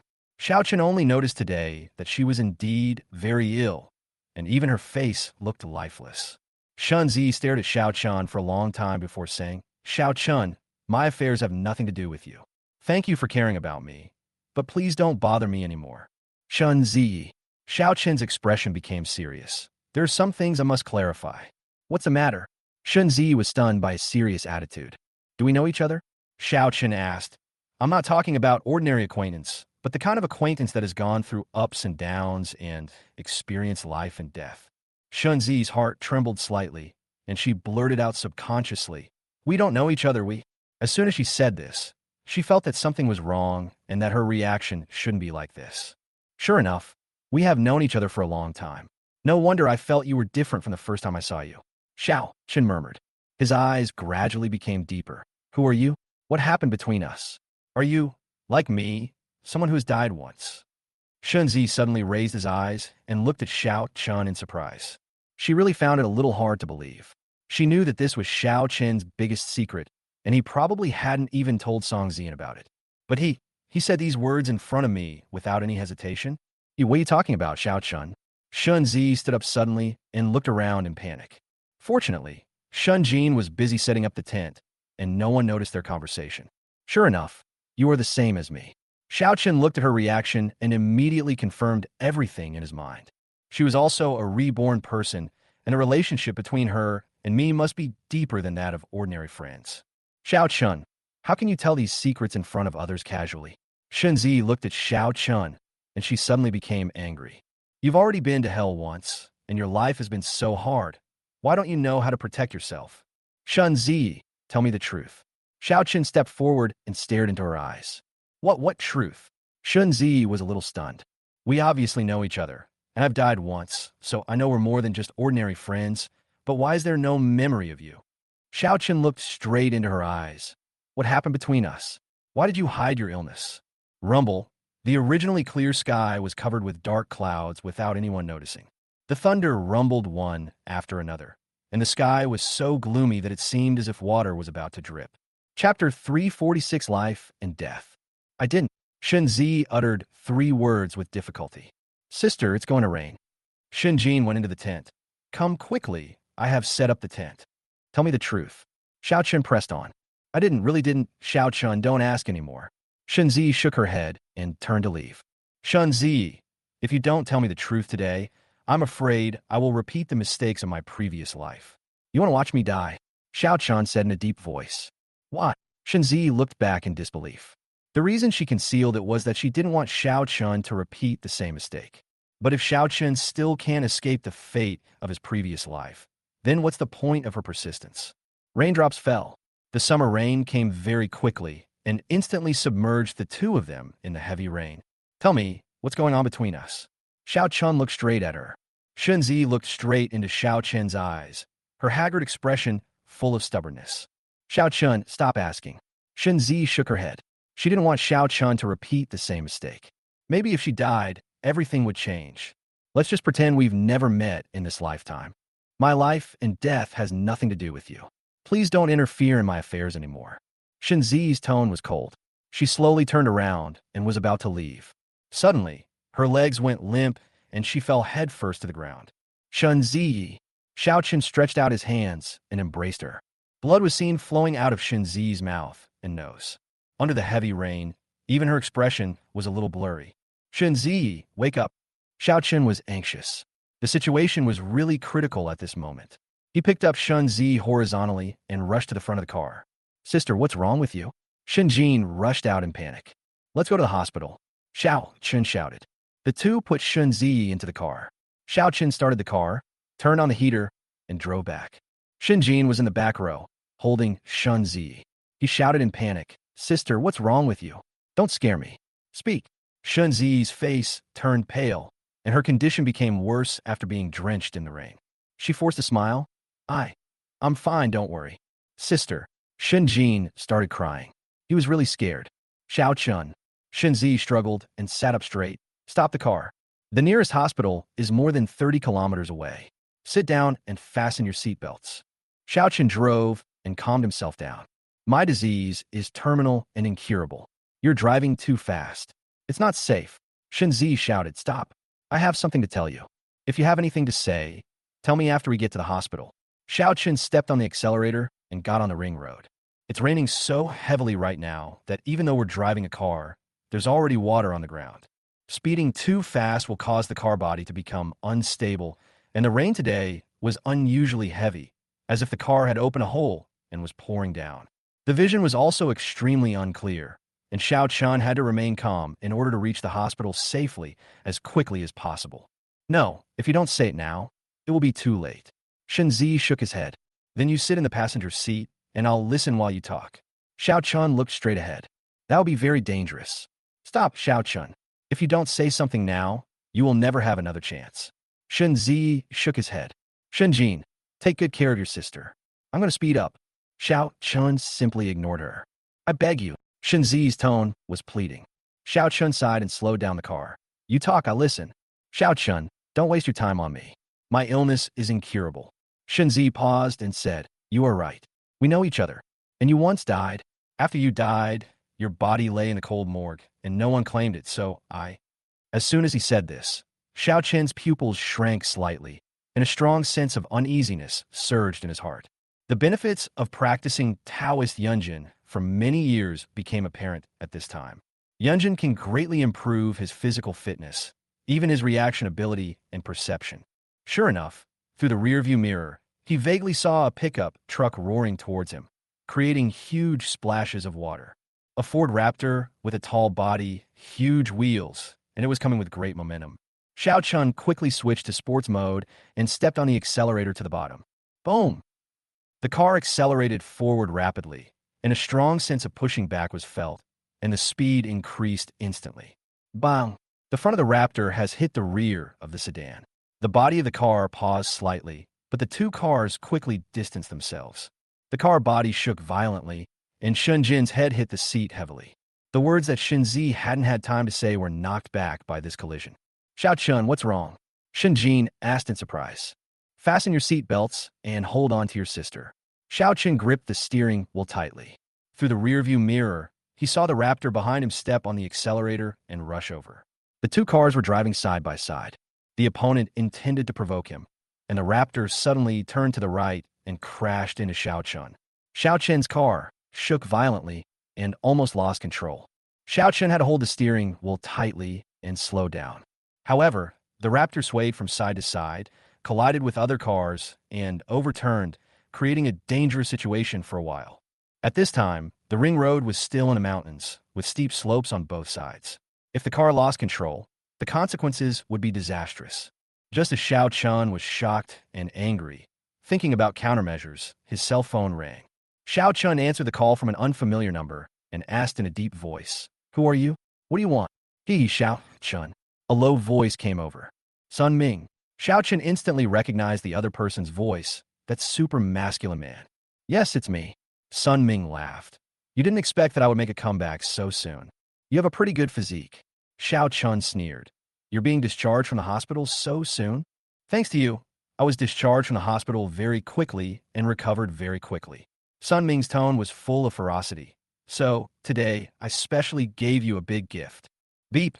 The call was hung up, and then the raptor driven by Sun Ming madly crashed into Xiao Chen's car. In the heavy rain, the car gradually became out of control. Metal man.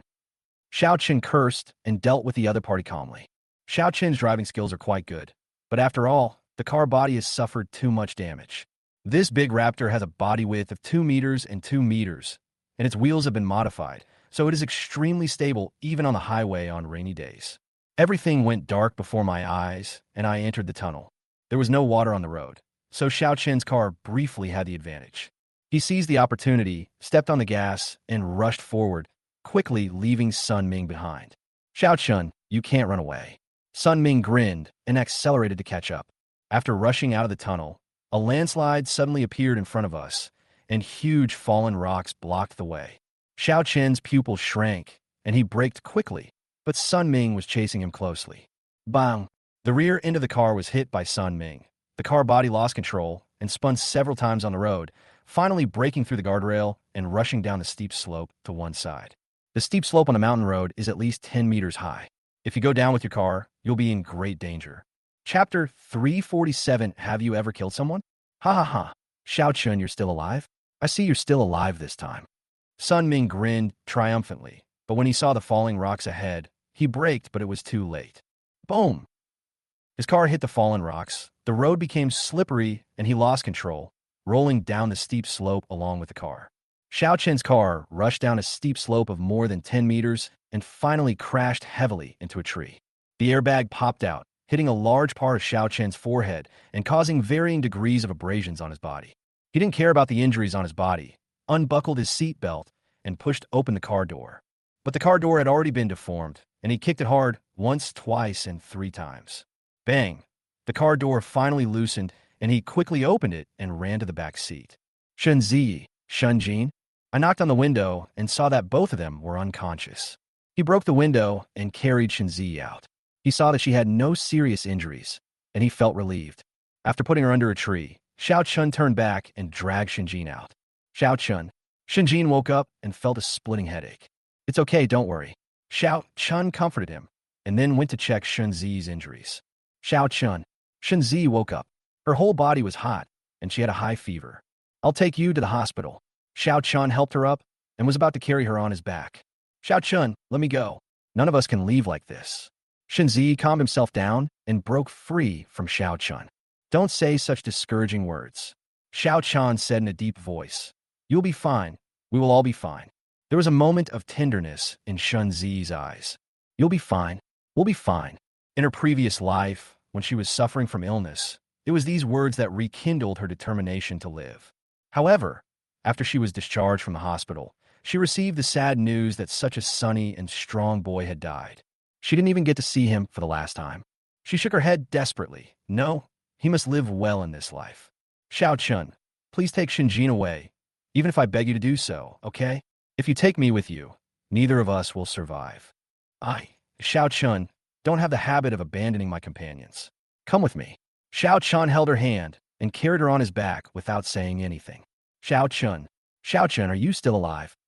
Sun Ming's devilish voice was heard again in the rain. His car went down a steep slope and he was injured. However, the blood only aroused the madness in his heart. He stumbled towards the few people, but his vision was a little blurry due to the impact on his head. Go quickly. Shinzi pushed Xiao Chen desperately. Shinjin, let's go.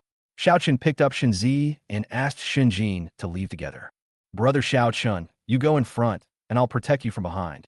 Shinjin gritted his teeth and picked up a wooden stick from the ground. Xiao Chen nodded and walked in front holding Shinzi. However, Shinjin did not follow.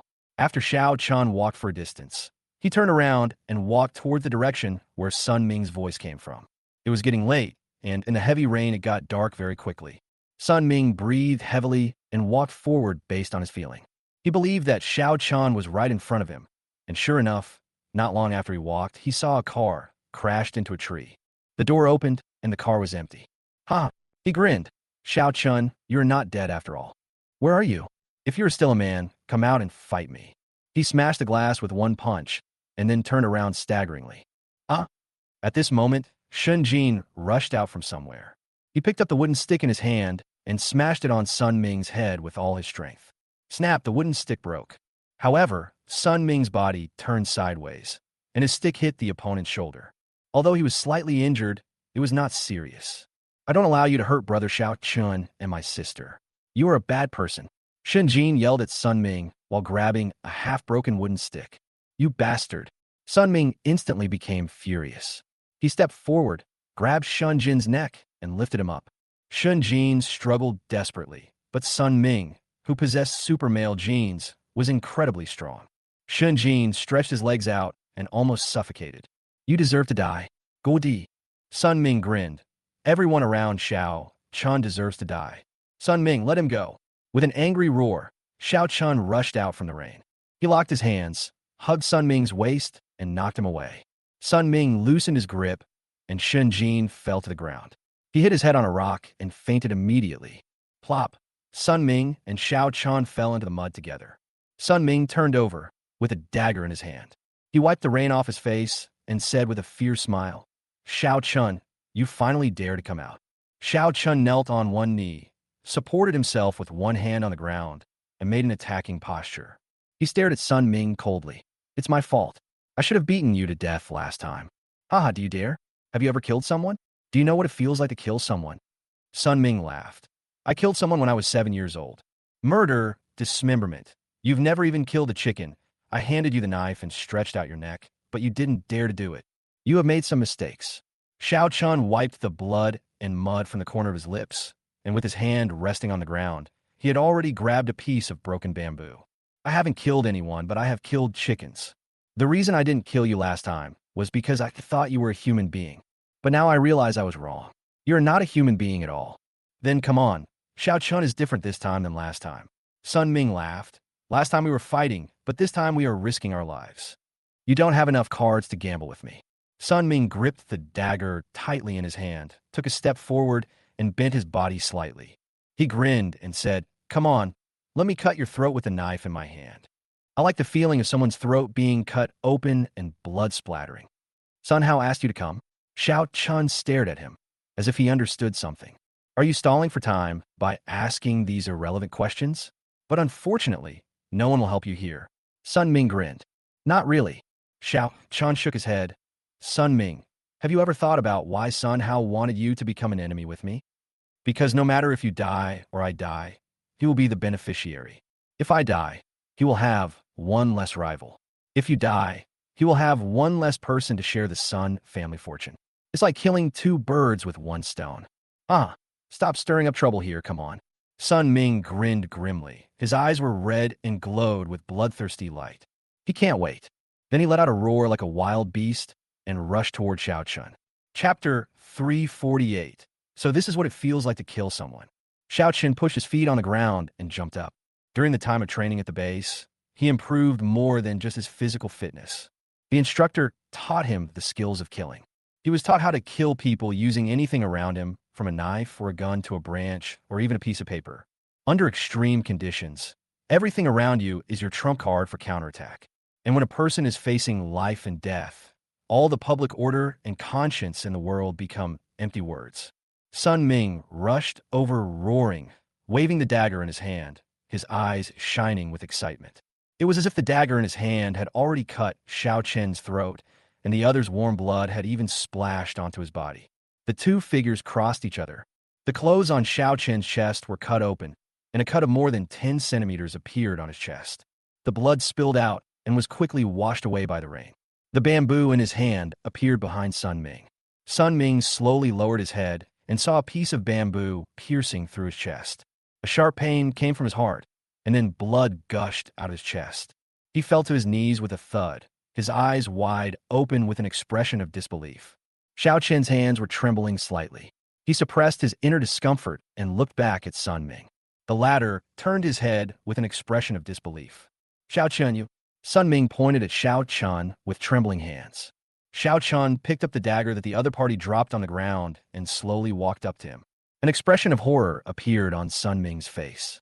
No one is not afraid when facing death. The more cruel a person is, the more cowardly he is. Even though you know you will definitely die, don't you like to use a dagger to cut someone's throat and feel the pleasure of blood splattering? Shiao Chan muttered to himself, and suddenly, he grabbed the dagger and slashed it across Sun Ming's neck. Blood gushed out, and Sun Ming's eyes suddenly widened. Then his strong body fell heavily to the ground, and blood flowed down his body. The rain continued to fall heavily, and soon the blood was washed away. Shiao Chun, Shunzi stumbled over and fell into the mud with a plop. "Why are you here?" Shiao Chun rushed over and helped her up. "I don't want you to get into trouble. I don't want you to get into trouble." Shunzi cried bitterly in the heavy rain. "Maybe if I die, I can change all the causes and effects. Shiao Chun, leave me alone and let me fend for myself. Okay?" Boom! A loud thunder sounded. The sound of thunder awakened Shiao Chen's forgotten memories. Everything that happened with Shunzi unfolded before him like a scroll. In the previous life, I met Shunzi at a conference. The two had a great conversation, but at that time, she was already terminally ill with leukemia. After the meeting, she vomited blood and fell into a coma, so Shiao Chan sent her to the hospital. She grabbed Shiao Chan with her bony hands and said half-jokingly, "If I can survive, you will marry me, okay?" In the previous life, Shiao Chan held her hand, feeling mixed emotions. He told Shunzi that he was willing to marry her. "If we can't be together in this life, then we must be together in the next life, okay?" Shunzi smiled weakly, the setting sun shining on her face, very beautiful. Afterwards, Shiao Chan secretly went for a matching test. The two were successfully matched, so he donated his bone marrow to Shunzi. Shunzi was also rescued, but she was full of joy and was planning to go find Shiao Chun after she recovered from her illness and pursue her love, but she learned the sad news that Shiao Chun was dead. She got rid of the disease and thought she was going to start a new life again, traveling through mountains and rivers with the person she loved and watching the flowers bloom. But the life I longed for has ended before it even began.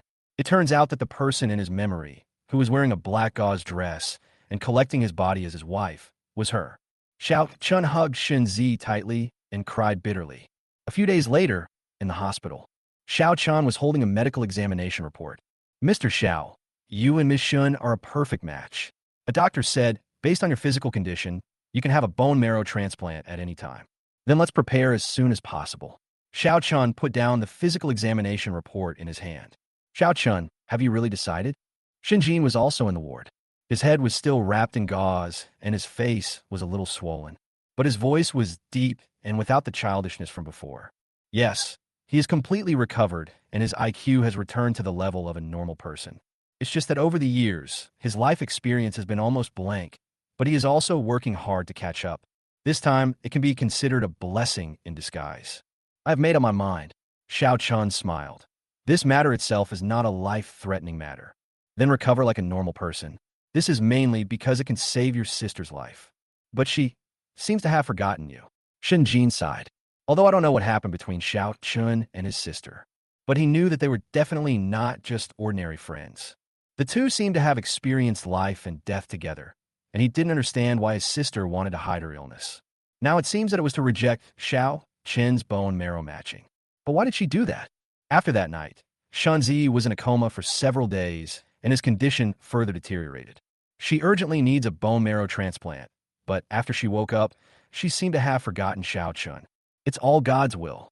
Shiao Chun was silent for a long time and then said, "Hurry up and get ready. The Sun family has no intention of giving up. Although I have many questions in my heart, the most urgent task is to cure my sister's illness." So Shinjin didn't ask any more questions. He nodded and walked out with Shiao Chun. In the VIP ward's private room, Shiao Chun stood at the door and looked through the glass. Shinzi's body recovered temporarily. She kept smiling, just like the memory of her in the previous life, sunny and cheerful. Even a serious illness could not defeat her. Yes, it was all God's will. We met briefly in the last life and will never see each other again. As a person who was also reborn, she forgot everything except Shiao Chun. Shiao Chun remembered everything except her. This incident seemed to have brought an end to everything that happened to the two in their previous lives. It's okay to forget, as long as she can be happy for the rest of her life. As for the things that were agreed upon in the previous life, we can only blame the two of them for not being destined to be together. Let's go in and take a look. Shinjin appeared behind Shiao Chun at some point. Shiao Chun hesitated for a moment, then nodded and walked in with Shinjin as he pushed open the door. "Jin, you're here? I'm really fine. Don't worry too much about me. Shunzi waved to Shunjin in surprise. Come here quickly and let your sister see it. Shunjin sat next to her and called her sister with a smile. Sitting next to her were Shun's father and mother. When they saw Shiao Chan, they quickly stood up. The couple looked at Shiao Chan expectantly. Shiao Chan nodded and said softly, the match was successful. Mr. and Mrs. Shun were both surprised and happy. Mother Shun clasped her hands together and prayed in a low voice of thanks. Father Shun pulled Shiao Chan aside and said gratefully, the Shun family will always remember your life-saving grace. Shunjin, who is he? Shunzi looked at Shiao Chan curiously. Chapter 349, perhaps this is the best ending. There was a gap in her memory. The person in front of her looked very familiar, but she couldn't remember who he was. Sister, let me introduce him. He is Shiao Chan. Shunjin said, he is a very good friend of mine and also a friend of Sister Zian. He is here to do a bone marrow match for you. The good news is that the match was successful and the doctor will arrange surgery for you soon. Oh, really? Shunzi looked at Shiao Chan in surprise and joy. She tried to get up, but was stopped by Shiao Chan. Ms. Shun, you are weak. You don't need to get up.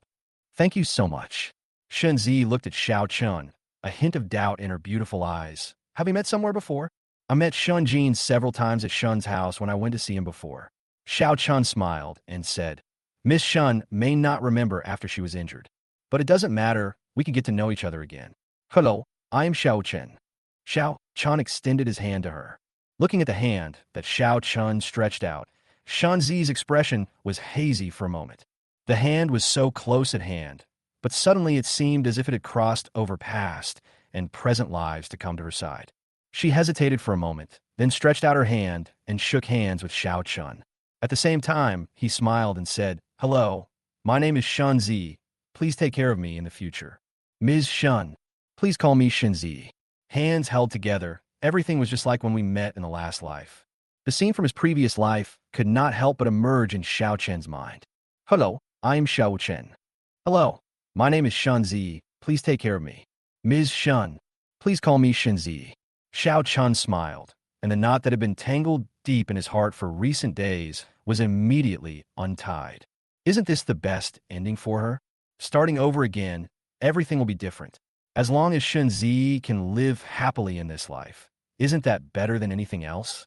Shiao Chen did not leave the hospital because Shunzi's condition could not be delayed any longer. So they had to perform the operation as soon as possible. While in the ward, Song Zian came. Shiao Chen, are you okay with your injuries? Song Zian's eyes were slightly red. She had cried a lot these days.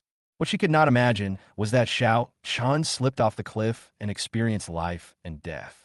Although she has overcome the difficulties now, she still feels a little scared. It's okay. Look, I'm fine. Shiao Chan said with a smile. Shall I peel an apple for you?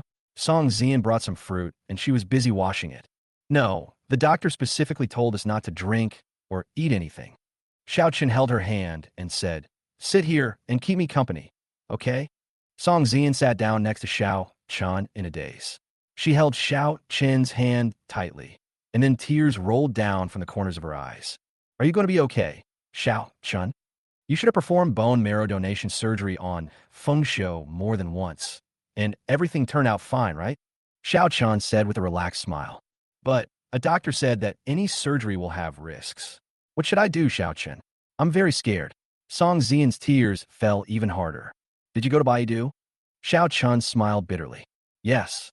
Song Zian nodded. Baidu cancer started. You should listen to what the attending doctor said. Shiao Chen didn't know whether to laugh or cry. Okay, stop scaring yourself. It's okay. Besides, your cousin's illness can't be delayed any longer. There has been no suitable match. Since I am a suitable match, it must be God's will. Song Zian nodded, but she couldn't stop her tears from falling. Don't you have anything you want to ask me? Shiao Chen asked her with a smile. What is the relationship between you and my cousin?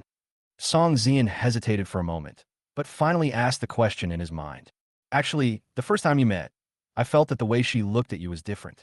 Tell me what your relationship is, and I promise I won't be angry. She and I did meet after we came to Yinjing. Shiao Chen stroked her hair and said, Some things are very complicated, very complicated. How complicated is it? Song Zian asked, looking up. It's so complicated that you won't believe it, even if I tell you.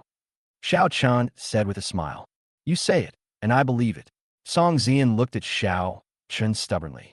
I told you that she and I have known each other for a long time in another world. Do you believe me? Shiao Chan looked at Song Zian. In that world, we hit it off right away.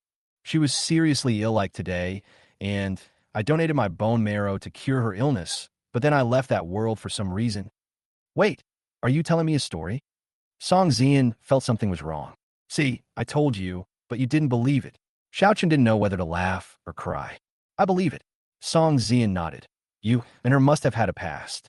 Even if you say that these things happened in another world or in a dream, I will believe it. You trust me so much. Xiao Chan felt warm in his heart and was a little touched. He was originally thinking about how to explain these things to Song Zian. But now it seems that it is no longer necessary. She believes in herself unconditionally. I can trust you unconditionally. I believe everything you say. Song Zian looked at Xiao Chen steadily. Thank you. I, Xiao Chen, swear that I will never let you down in this lifetime. Xiao Chen held his hand tightly and murmured. Then my cousin will. Song Zian hesitated to speak. She can't remember me anymore. Maybe it's God's will. She has forgotten all memories about me. Xiao Chen said. This may be the best ending for her. Song Zian looked at Xiao Chen for a long time before she whispered, if she remembers it someday, She didn't say anything else. At this time, the nurse came in. Mr. Xiao, prepare for surgery. She didn't say anything else, but hugged Xiao Chen's head and kissed him hard. Xiao Chen's eyes suddenly widened. The hot lips made him fall instantly, and he couldn't even think. The young nurse looked at the two of them with some surprise, then walked out tactfully. She even considerately closed the door for the two of them, but she left a gap and peeked inside from time to time with a curious heart. Xiao Chen, after a long time, Song Zian let him go. Xiao Chen looked at her with tenderness on his face. You just live well, and I'll wait for you to come out.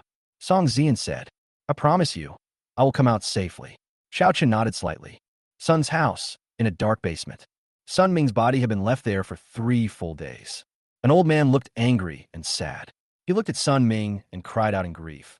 My Ming, why did you die so early? I should have let you stay abroad. Blame me. This is all my fault. Sun Ming's grandfather, Sun Jinda, is also the head of the Sun family. Sun Yang and Sun Ming grew up without parents, and he raised them single-handedly. He especially loves his grandson Sun Ming. Chapter 350, How can the Sun family have a waste like you? Even though he committed an unforgivable crime back then, Sun Jinda did his best to save him. I originally thought that since so much time had passed, the situation was not as serious as it was back then.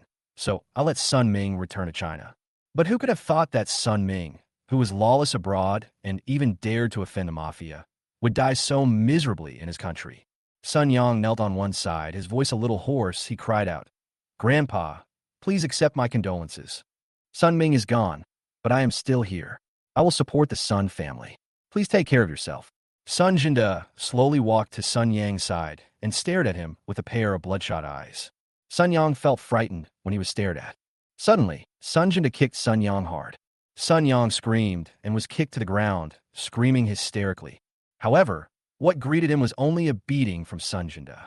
Do you really think that I don't know your little thoughts? You deliberately let Sun Ming return to China with the intention of killing him. If he dies, the Sun family will be yours, right? Grandpa, no, it's really not true. Sun Yang shouted in horror. There was nowhere to hide, so he had no choice but to curl up into a ball. Sun Jinda is old after all, and he was out of breath after fighting for a while. He looked around and saw a crutch. He grabbed the crutch and hit Sun Yang without thinking. Sun Yang screamed, and blood came out of his mouth and nose. With a snap, the crutch broke into two, and Sun Jinda then threw it aside. He stared at Sun Yang with a pair of bloodshot eyes. Grandpa, I was wrong. I really didn't expect this to happen. I was wrong. Sun Yang wailed. I am your grandson, and my starting point is also for the good of the Sun family. Waste? How could the Sun family have a waste like you? Sun Jinda roared angrily. His eldest son, Sun Yang's father, was accidentally killed by his enemies when he was following him to expand the territory a few years ago. Only 2 children, Sun Yang and Sun Ming, were left. Because the business he does is in a gray area, his true colors will be exposed one day. Later, his youngest son, Sun Kongyi, took on everything. The Sun family's property was safe and sound, but Sun Kongyi fled abroad and lived a life on the edge of death from then on. Now the Sun family's business has finally been cleaned up and is on the right track step by step, but Sun Yang, who is going to inherit the Sun family in the future, is a good-for-nothing. Grandpa, Sun Ming can't just die like this. We must make Shiao Chan pay the price. Sun Yang saw Sun Jinda sitting aside without saying a word. Then he felt that he was fine again, and he walked to Sun Jinda's side. Grandpa, how about we call the police? Call the police? Sun Jinda was furious and slapped Sun Yang in the face. Sun Yang wailed, covering half of his face and not daring to speak. Sun Ming, why have you been abroad all these years? Don't you know? The father of the boy who died that year is now a high-ranking official in a certain area. If Sun Ming dares to show his face in China, he will be killed. His identity will never be exposed in China. Don't you know that? Sun Yang understood, and he looked aggrieved. Grandpa, I didn't think it through. But what should we do? Can we just let this matter go? Forget it. It's impossible to just let it go like this. Sun Jinda paced back and forth in the room. The expression on his face was extremely ferocious. That kid's name is Shiao Chan, right? He must die, and you. Sun Jinda grabbed Sun Yang by the collar and said, Don't cause me any trouble recently. Do everything you can to get along well with the Song family. The consortium behind Song Zian is extremely important to us. You must get the approval of the Song family. Do you understand? Understand, I understand. Sun Yang looked bitter. Shiao Chun, Shiao Chun. Sun Jinda walked back and forth in the room. He gnashed his teeth and said, When your second uncle comes back, you must make Shiao Chun look bad. Several days passed in a hurry. In the hospital, Shun Zi's operation was very successful, and she has now entered the postoperative recovery stage. Shiao Chun has also been recuperating in the hospital in recent days. The last few days happened to be the time for school registration, but due to special circumstances, Shiao Chun avoided military training. You're recovering well, aren't you? The doctor said it would take at least half a month, but it's been less than a week, and you're almost like a normal person. When Song Zian visited Shiao Chun, she found that he was no different from a normal person and couldn't help but feel happy. Shiao Chun's physical fitness is indeed good, all thanks to the Yunjin technique passed down to him by his master. Although I didn't feel anything at the beginning of the practice, but with practice day after day, my physical fitness has unknowingly become much stronger than that of ordinary people. Then I will be discharged from the hospital today, Shiao Chun said with a smile. No, that won't work. You have to stay in a hospital for a few more days. There is no room for negotiation. You have to listen to me. Song Zian's face turned stern when he heard that. But I'm obviously fine, Shiao Chun said, not knowing whether to laugh or cry. That won't work either. This is an operation, and the bone marrow you donate will harm your body. You must listen to me, Song Zian said stubbornly. Okay, I'll listen to you. All to you, Shiao Chun surrendered. Then I'll come to see you another day. I'm learning how to make chicken soup. I'll make it for you when I've learned it well, Song Zian said with a smile. After Song Zian left, Shiao Chun lay on the hospital bed, feeling bored. The Sun family has been quite peaceful in recent days. It seems that Sun Jinda knows that his grandson is not one to be seen in public. After all, the father of the child who was killed by Sun Ming back then is now a high-ranking official. If the Sun family had not found a backer in recent years and had not been operating in Yanjing for many years with a complicated background, I'm afraid that person would have returned to deal with the Sun family by now. However, this also reflects a problem. That is, the father and son of the Sun family are both adaptable people. Just as Shiao Chun was thinking about these things, the door opened and Tao Ming, dressed in police uniform, pushed the door open and walked in. Why are you here? Shiao Chun frowned slightly. Wasn't this woman suspended after being complained about? How come she can come here in a police uniform now? And, judging from her aggressive look, it seemed that she came with ill intentions. Shiao Chun, there's a deliberate homicide case related to you. Now you have to cooperate with me and go to the police station. Tao Ming's expression was serious. Are you sick? Shiao Chun stared at Tao Ming and said this. After the accident, he called Wenwan immediately. Wenwan immediately sent an ambulance to pick up Shiao Chun and told him that she would take care of the matter and let him rest and recover from his injuries. Wenwan just contacted Shiao Chun and said that the Sun family had no intention of making a big deal out of this matter. After all, Sun Ming's identity was not public in Yanjing, and the woman came after him as soon as he hung up the phone. Chapter 351, do you want to intervene? What? Is she going to interfere in this matter? You know Sun Ming, right? Tao Ming was not angry. His death is related to you, right? You are now suspected of murder. I have the power to arrest you. Tao Ming stared at Shiao Chun and took out the handcuffs. You'd better cooperate now. What's wrong? Did the Sun family call the police? Shiao Chun glanced at her. No. Tao Ming shook her head. This is exactly what she found strange. Logically speaking, if Sun Ming died, the Sun family should have called the police. But for several days, there was no movement from the Sun family. She didn't know the specific reason, nor did she want to know. She only knew that Shiao Chan had ruined her plans, and she wanted to capture Shiao Chan and investigate him thoroughly. That's strange. The Sun family didn't call the police. How did you know that Sun Ming was dead? Shiao Chan spread his hands and said, "Besides, what evidence do you have to prove that I killed Sun Ming? And are you sure the dead man's name is Sun Ming?" These words left Tao Ming speechless. Then she said angrily, "Shiao Chun, you'd better put away your tricks. Sun Ming does have other identities, but these are not reasons for you to kill people. Now you'd better cooperate with me and go to the police station. Confess, and you will be treated leniently. Otherwise, you will not be able to bear the consequences." Tao Ming. Shiao Chun sighed. "I don't know why you are targeting me, but the Sun family's affairs are not something you should interfere in. Sun Ming has been using an alias since returning to China. And I think you should also know what the second son of the Sun family is doing abroad. There should be someone in charge of the Sun family's affairs. Even if it's Sun Ming's death, if they need to find me for information, someone will contact me. Shiao Chen, why do you think you are above the law? Even if Sun Ming deserves to die, the law will naturally punish him. What gives you the right to do that?" Tao Ming was furious when she saw Shiao Chen's look. "Law?" Shiao Chan sneered. "If the law is really that effective, then Sun Ming should have died after killing and dismembering his peers, instead of fleeing abroad and escaping justice for so many years. He was just a child at that time, so..." Tao Ming closed her mouth in time. She also knew that her words were not convincing. So the child he killed and dismembered deserved it? His parents deserved to lose their child, deserved to watch their grandson become a pile of fragments. Shiao Chan was a little angry. "Tao Ming, get out of my sight before I lose my temper." Really, he originally thought that this woman was a police officer and from a special department. She may be mentally abnormal, but at least her values are normal, right? But what she said just now made Shiao Chan feel extremely disgusted with her. What do you mean he's still a child? Is that a child? That is a demon. Shiao Chan didn't know how many people Sun Ming had harmed abroad over the years. But people like him deserved to be put to death, so Shiao Chan didn't feel too much psychological burden even if he killed someone. "I didn't mean that. I just meant his age at that time." Tao Ming was stunned and simply stopped explaining. "Come back to the police station with me. You're a suspect. Why should I explain all this to you? Okay, you are a policeman. You are great. If you think what you did is right, then take me away." Shiao Chun stretched out his hands. Tao Ming didn't hesitate and handcuffed Shiao Chun with a click. But at this moment, sisters Wen Yi and Wen Wan came to visit Shiao Chun. Seeing this scene, Wen Yi suddenly felt unwell. She rushed forward, stopped Tao Ming, and asked sternly, "What are you doing?" "Police, Shiao Chun is now a suspect. I want to take him away. Please don't interfere with official business."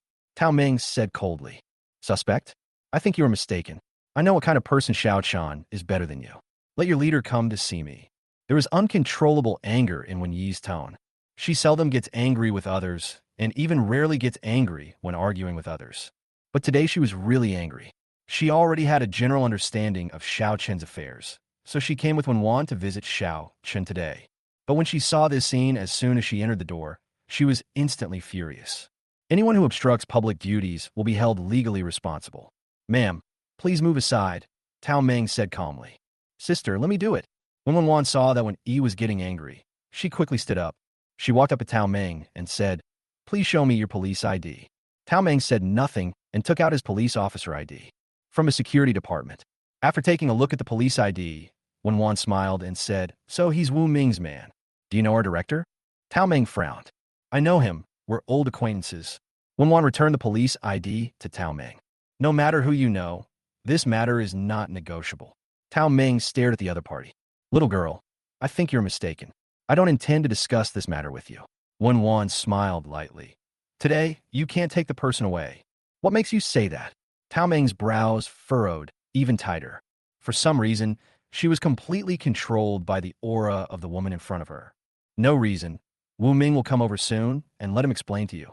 Wen Wan smiled and said, "Little girl, you have caused trouble for my eldest nephew more than once. You're in love with him, right? What nonsense are you talking about?" Tao Ming was really angry. How could she possibly fall in love with this bastard? After all, they're young people and don't even know what they are doing. Wen Wan sighed softly. "I want to take him away now. I don't want to discuss issues that are not related to the case. Tao Ming calmed herself down, and then she remembered that she was the police officer. Little girl, your ID can only scare the street thugs. When Wan glanced at her, you'd better stay away from the Sun family's affairs. Otherwise, you will be the one who regrets it. You?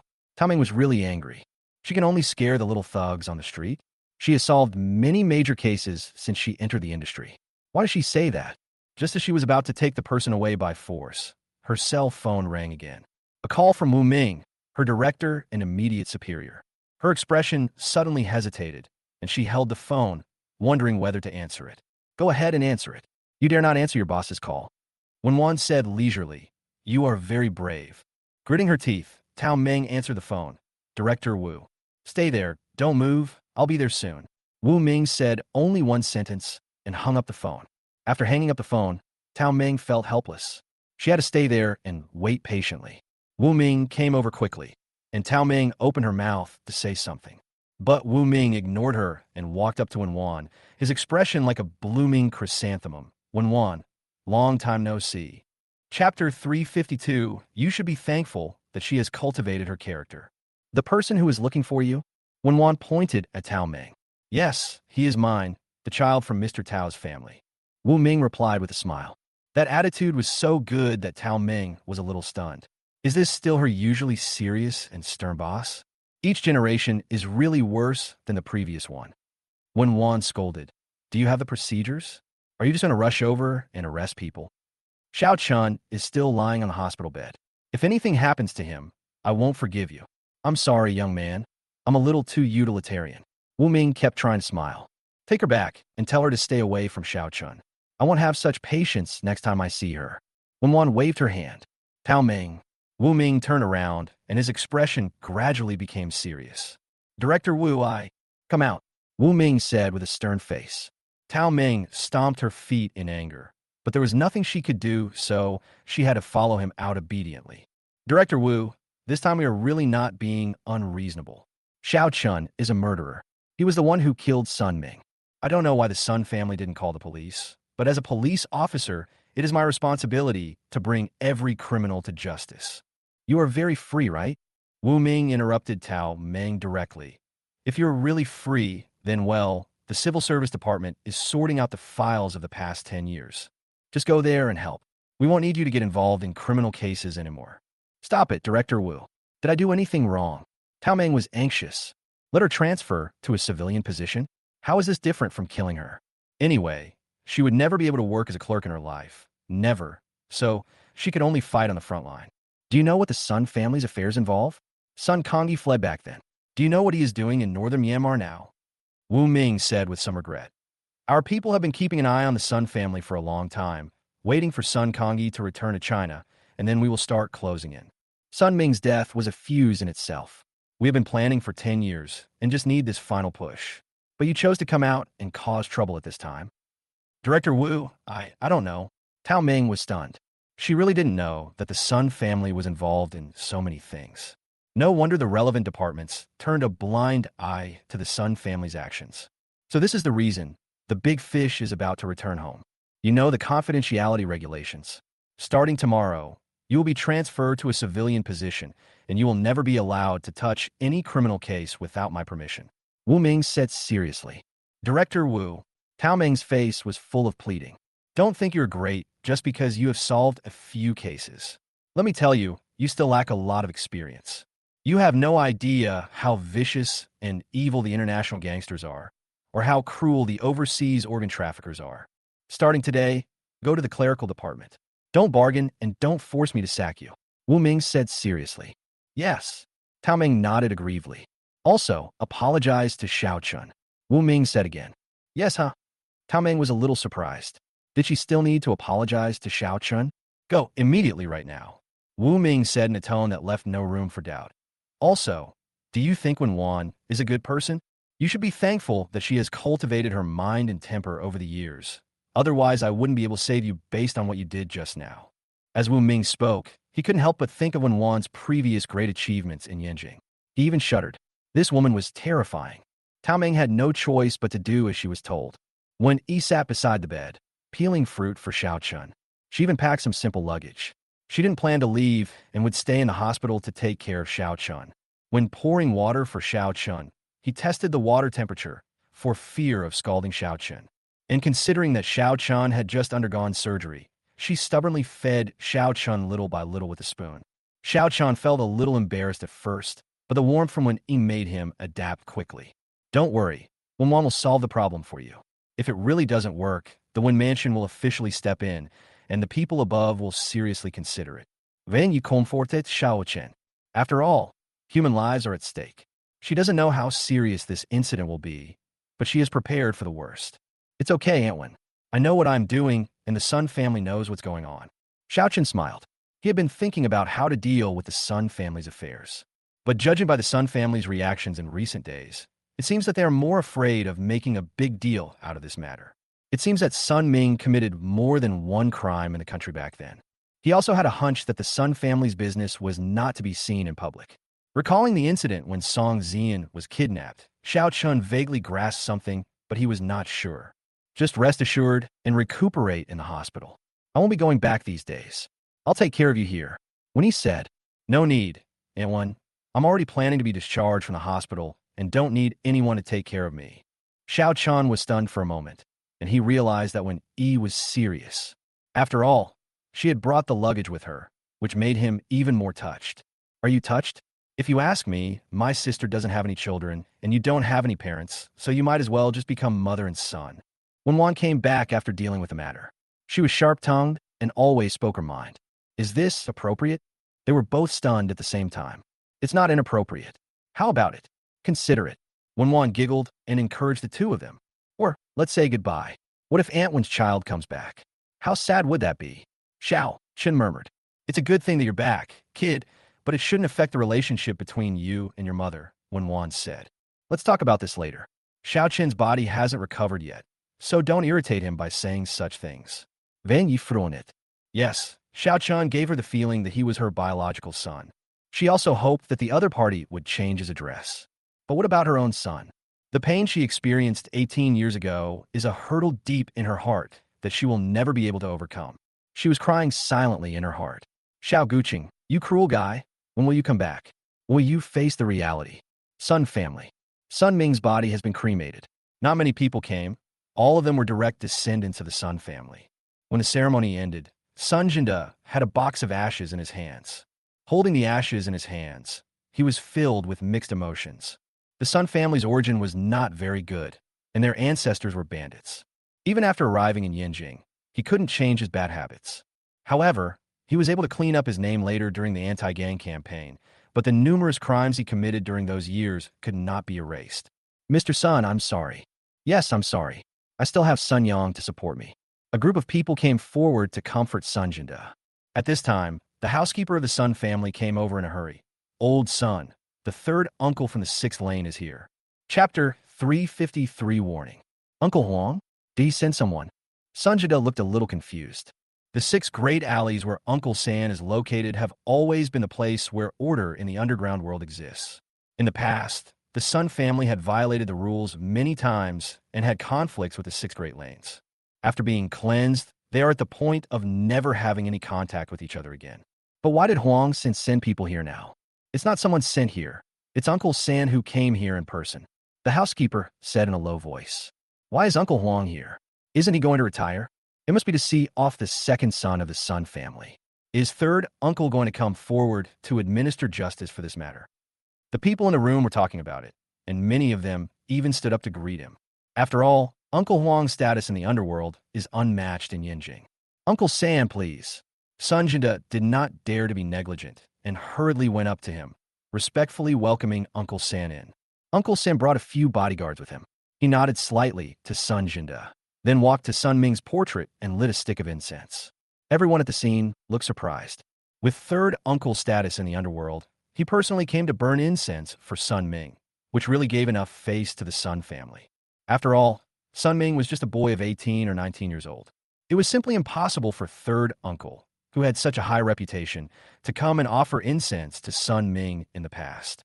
Uncle San, I, Sun Jinda, thank you on behalf of my grandson for your behavior. Sun Jinda was a little surprised. He believed that his uncle's intention today was definitely not just to light a stick of incense for his grandson. The people in the Sixth Alley had long been at odds with him. Although everyone seemed to be in harmony on the surface, they secretly wanted to tear each other to death. Huang Xin must have something else to do here today. Sun Ming is my junior. Although we haven't had much contact over the years, it is really heartbreaking to see him suffer like this. Uncle San put down the incense in his hand. Old son, the dead cannot be resurrected. Please accept my condolences. I came here today because I do have something else I want to talk to you about. Uncle San, please come this way. Sun Jinda nodded and led his uncle to a secluded room. I'm here for Shiao Chan. Uncle San didn't beat around the bush and went straight to the point. Uncle San knows Shiao Chan. Sun Jinda's face suddenly showed a trace of resentment. He knew that Huang San came here today not just to burn a stick of incense and bid farewell to his grandson. Sure enough, this old guy came with other purposes. I know him. He is my junior, so I hope I can mediate this matter. Uncle San nodded gently. How does third uncle plan to mediate? Sun Jinda did not hide the resentment on his face at all. His eyes were red, and he gritted his teeth and said, My grandson is already dead. Killing someone means paying for his life. What about the people Sun Ming hurt before? Can they come back for revenge? Uncle San frowned slightly. That 7-year-old child was brutally killed and dismembered by him. Do the child's parents also want to chop Sun Ming into pieces? Sun Jinda was stunned for a moment. Then he said angrily, Uncle San, how are you going to mediate? As long as you don't cause any trouble to Shiao Chan, I can ignore the nightclubs north of 3rd Street. Uncle San said calmly. Part of the Sun family's business operates in a gray area. North of 3rd Street is an entertainment street lined with bars and nightclubs. And most of them are nightclubs controlled by the Sun family. In recent times, some contraband items have appeared in these nightclubs. The 6 Great Lanes have established rules that no matter who you are, there must be a bottom line when making money. Things like drugs are absolutely not to be touched. The Sun family has violated the rules by doing business this way. Is this all? Sun Jinda asked. Then what else do you want? Uncle San said calmly. The world now is an orderly world. The rules I set are actually for the protection of everyone.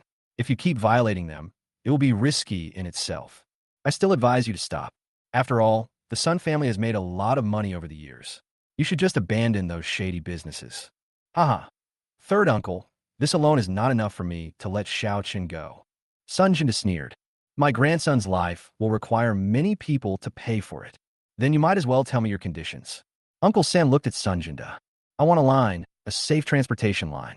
As for what to do, it's my business. No one in the 6 alleys can ask about it. Sun Jinda gritted his teeth and said, in addition, no one is allowed to interfere with our Sun family's overseas labor dispatch. As long as third uncle can agree to these 2 conditions, I can consider letting Shiao Chan go.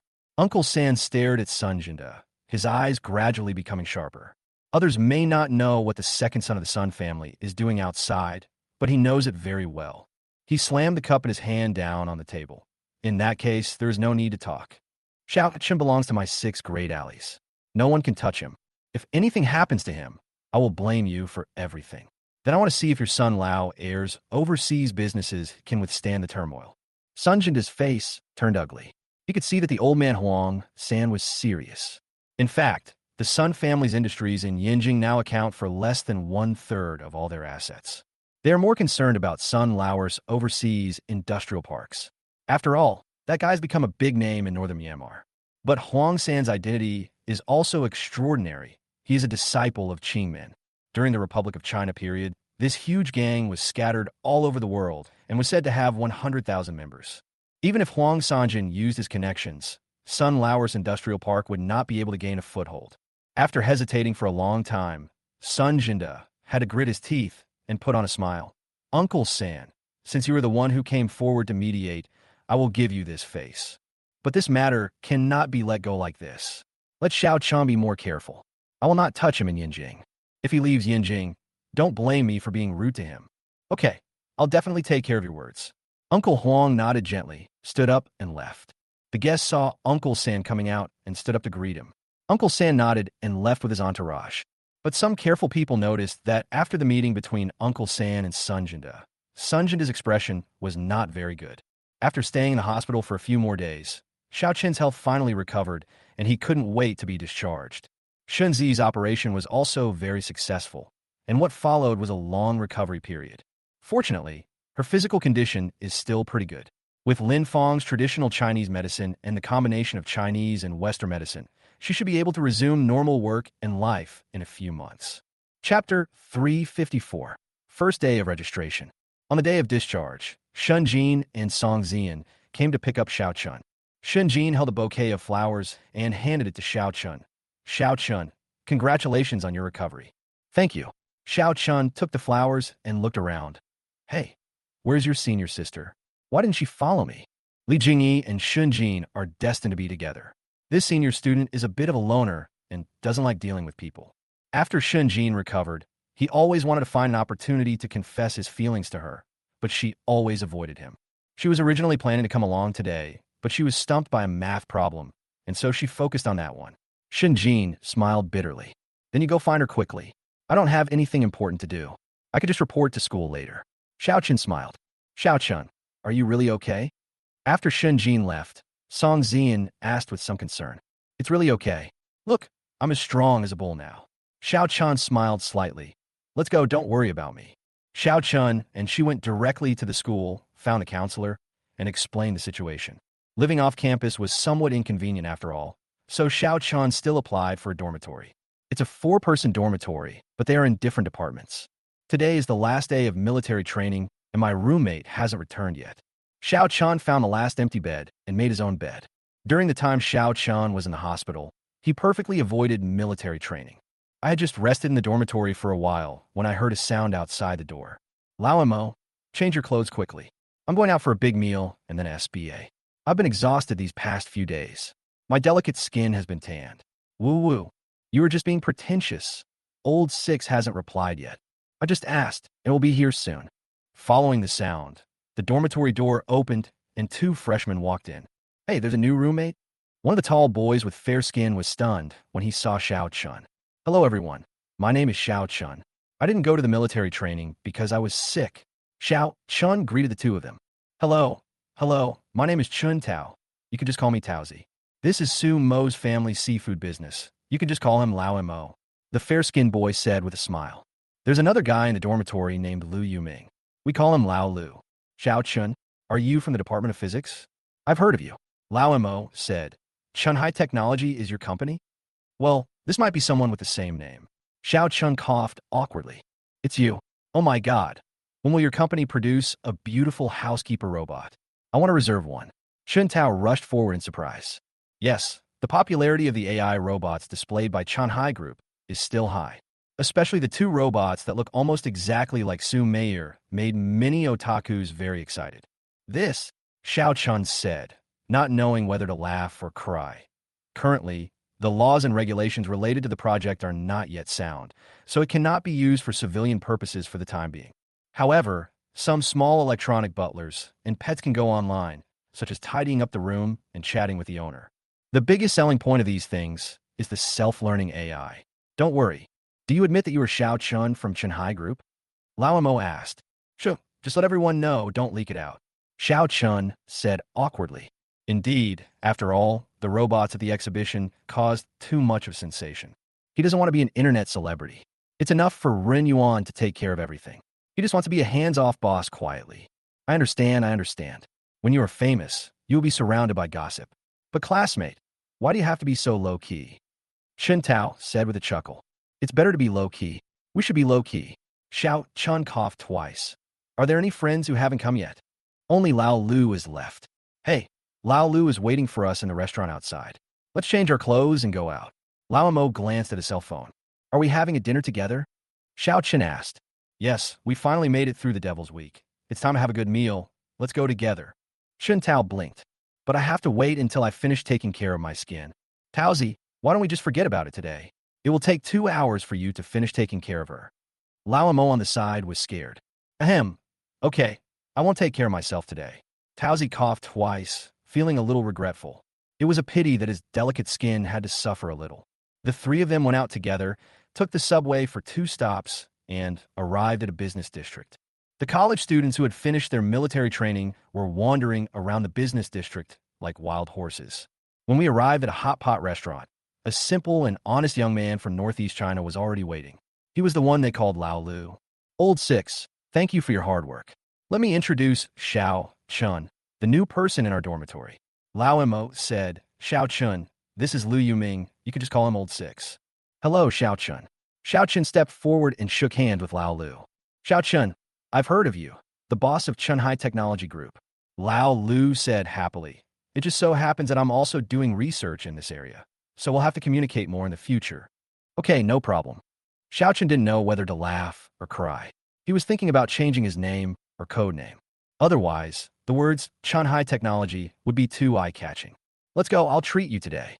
Taozi chuckled. Just think of it as our first gathering after school. We must have a good drink later. This business district is the closest to Kyoto University. Today is the official start of the school year, so business is booming. Fortunately, Lao Lu came early and reserved a seat here. The other sat down directly without queuing. The old Chongqing hot pot has a very strong flavor. There is no need to deliberately adjust the dipping sauce. A bottle of special sesame oil will do. The group was eating enthusiastically, as people of the same age always had a lot to talk about. After a few bottles of beer, everyone started talking immediately. Lao Lu, you are smiling so mysteriously.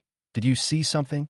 Lao Mo saw that Lao Lu was holding the phone with a focused expression. From time to time, he would laugh slyly, and he was certain that this guy must have seen something good. That's right. Create a group and share it with everyone. Taozi said excitedly. He loves to join in the fun the most, and he has to be invited when there is fun. I saw the list of campus beauties on the school forum, and a senior from our department made the list. Lao Lu said with great excitement. Do you know who it is? Who is it? Do you have a photo? Don't keep it secret. Share it in the group now. Lao Mo and the other man were getting impatient. This senior of ours is ranked first in our department and is also in the top 3 in the school rankings. She also has a good family background. She is really rich and beautiful. Lao Lu stared at his phone, drooling. If I can find this senior to be my girlfriend, I will break my ribs and make soup for her. Stop talking nonsense and share quickly. Lao Mo wanted to rush over and grab the phone. Share well. Look, this is the post. Lao Lu quickly shared the link in his hand. Xiao Chen also opened the link out of curiosity. It was a list of campus beauties on the school forum. What was shared was the ranking list of the Department of Physics. Hey, the number 1 looks familiar. A daily photo with a sweet smile and a few books in her hands. She can charm a lot of people on the lawn of the gymnasium. Damn, isn't this Su Muyu? Chapter 355, don't mess with him. Xiao Chen widened his eyes, somewhat speechless. But come to think of it, Su Muyu's looks make her worthy of being elected the school beauty. Senior Su, it's just as I thought. It's Senior Su Muyu. Taozi screamed in surprise. I visited the Kyoto University Forum when I was in my senior year of high school, and she was on the list at that time. I didn't expect that she would be so good at fighting even with a new class of freshmen. Goddess, she's indeed a goddess. The other two were so envious that their eyes almost popped out of their heads. Xiao Chen, what do you think? You're my senior, the most beautiful girl in the school. If she takes a fancy to you, you can work less for 20 years. Lao Liu Dao Jet Xiao Jin. It's okay. Xiao Chun looked a little strange. What are you thinking? Our Xiao Chun is the boss behind Chunhai Technology. Why would he need a rich woman? This opportunity should of course be given to me who has fair skin and good looks. Taozi laughed, and his expression looked a little evil. Forget it. The senior sister definitely won't like the puppy-like type. She still prefers tall and strong guys like me. Lao Lu said disdainfully. Nonsense. People will like me wherever I go. Taozi was not convinced. The two of them actually started arguing with each other, but Lao Mo was very calm. Lao Mo, what type do you think the senior likes? They both asked at the same time. Don't ask me. I have been killing fish in my hometown for 10 years, and my heart is as cold as my fish knife. Lao Mo said dejectedly. If you ask me, senior would probably prefer something a little colder. The two turned their heads away in disdain. Male creatures believe that they are the most handsome. By the way, where does the senior sister live? I really want to go and see her in person. Lao Lu sighed as he looked at the photo. We will meet each other if we are destined to. Taozi put away his phone. I won't watch it anymore. I'm afraid I can't help myself. Just at this moment, Xiao Chen saw a familiar figure walking towards him, talking and laughing with several classmates. Su Miyu just came out of the laboratory. Hey, isn't this your goddess? Xiao Chen opened his mouth, hesitating whether to say hello to Su Muyu. But at this time, Su Miyu had already seen him, so he said something to his classmates and walked straight to Xiao Chen's table. Fuck! Lao Mo occasionally raised his head, his whole body trembled, and the cup in his hand almost fell to the ground. He could no longer maintain his aloof persona as a man who had killed fish for 10 years and just kept patting Lao Lu beside him. What's wrong? Lao Lu was a little puzzled. He looked forward in the direction Lao Mo was looking, and the cup in his hand fell to the ground with a bang. What's wrong with you two? Did you see a beautiful woman? What kind of beautiful woman can make you so distracted? Taozi turned around. When he turned around, he happened to run into Su Muyu, who was walking to their table. He was usually talkative, but suddenly his body stiffened and he became incoherent with excitement. Shiao Chan. Su Muyu smiled slightly, then waved to the stunned people. Hello, are you Shiao Chan's friends? Ah, yes, hello, senior sister. Please sit down. Taozi quickly stood up and gave his seat to Su Muyu. No, I saw Shiao Chan and came over to say hello to him. Su Muyu smiled. Then she looked at Shiao Chan. Shiao Chan, I was just looking for you. Is there something wrong? Shiao Chan asked. You. Su Muyu was a little angry. Can't I come to see you if I'm fine? No, it's not. Shiao Chan smiled awkwardly. There's no more funding. Please approve it quickly. It's the last minute. Su Muyu's tone sounded a little resentful. Okay, I'll notify the finance department to transfer the money right away. Shiao Chan nodded. Won't you invite me to sit down and eat with you? Su Muyu stared at Shiao Chan for a long time. Seeing that he had no intention of inviting her, she had to remind him with gritted teeth. Ah, aren't you with your classmates? Shiao Chan looked at her companions in confusion. Shiao Chan, what are you doing? The senior sister is here. Give her your seat. Lao Lu stood up and gave up his seat in disappointment. Yes, senior sister Su, please sit down. Shiao Chan, please make way. A few bad friends sold Shiao Chan out without mercy. Shiao Chan was speechless. They all forgot their friend for the sake of beauty. No, I have an appointment with a friend. Let's do it another day. So Muyu smiled. Then he looked at Shiao Chan. Wait for me after dinner. I have something to discuss with you. Okay. Shiao Chan nodded. Only then did Su Muyu turn around and leave. As soon as she left, Shiao Chan felt a cold, murderous intent coming from him. When I looked up, I saw 3 pairs of murderous eyes looking at me. Brothers, what are you doing? Shiao Chan was a little confused. Do you know senior sister Su? Yes, I know him. I have known him for a long time. Shiao Chan nodded. What is your relationship? It doesn't matter. Shiao Chan shook his head. In this life, he really had nothing to do with Su Muyu. I don't believe it. I've had a girlfriend since kindergarten, and I know women's psychology very well. If she looks at you in a wrong way, you two are definitely not just friends. Taozi directly exposed Shiao Chan. That kind of resentment and sadness is clearly the feeling of being in love, but not being able to get it. Tell me the truth. Is she pursuing you? Brothers, there really isn't. Shiao Chan didn't know whether to laugh or cry. Brother, you're not telling the truth? No. Shiao Chan has to pay for this meal. Yes, boss. Bring a few more plates of beef. A few people started to become rude and ordered food like crazy. The question is, don't feel sorry for him. The person who is being pursued by the campus beauty in the physics department is not worthy of sympathy. Jealousy really makes people unrecognizable. After dinner, Su Muyu was indeed waiting for Shiao Chan. Under the envious gazes of their roommates, Shiao Chan and Su Muyu left together. Xiao Ming is such a complicated person. Su Muyu sighed. Since Xiao Wei was arrested, he has not revealed any clues. Then withdraw. This person is too cautious. Shiao Chan said, even if someone poses no threat to him, he will be cautious. Withdraw like this? I'm not willing to accept this. So Muyu frowned slightly. You withdraw so that I can place other people around him. Shiao Chan smiled slightly. Ooh, Su Muyu couldn't help but turn around and look at Shiao Chan. Someone who can control Xiao Ming completely. Shiao Chan said slowly. Is there anyone in this world who can control Xiao Ming? Su Muyu felt a little unbelievable. I don't know, but this person is destined by Xiao Ming. Shiao Chan smiled slightly. You have to believe how terrible the power of cause and effect is. Okay, but before I leave, you have to at least show Xiao Ming some coldness. Su Muyu said angrily. What are you going to do? Tapte 356 limang mangs scumming. Xiang Jiaojiao's business involves tax evasion, and the amount must be quite large. Su Muyu said, now Xiao Ming's greatest support comes from Xiang Jiaojiao, this tool.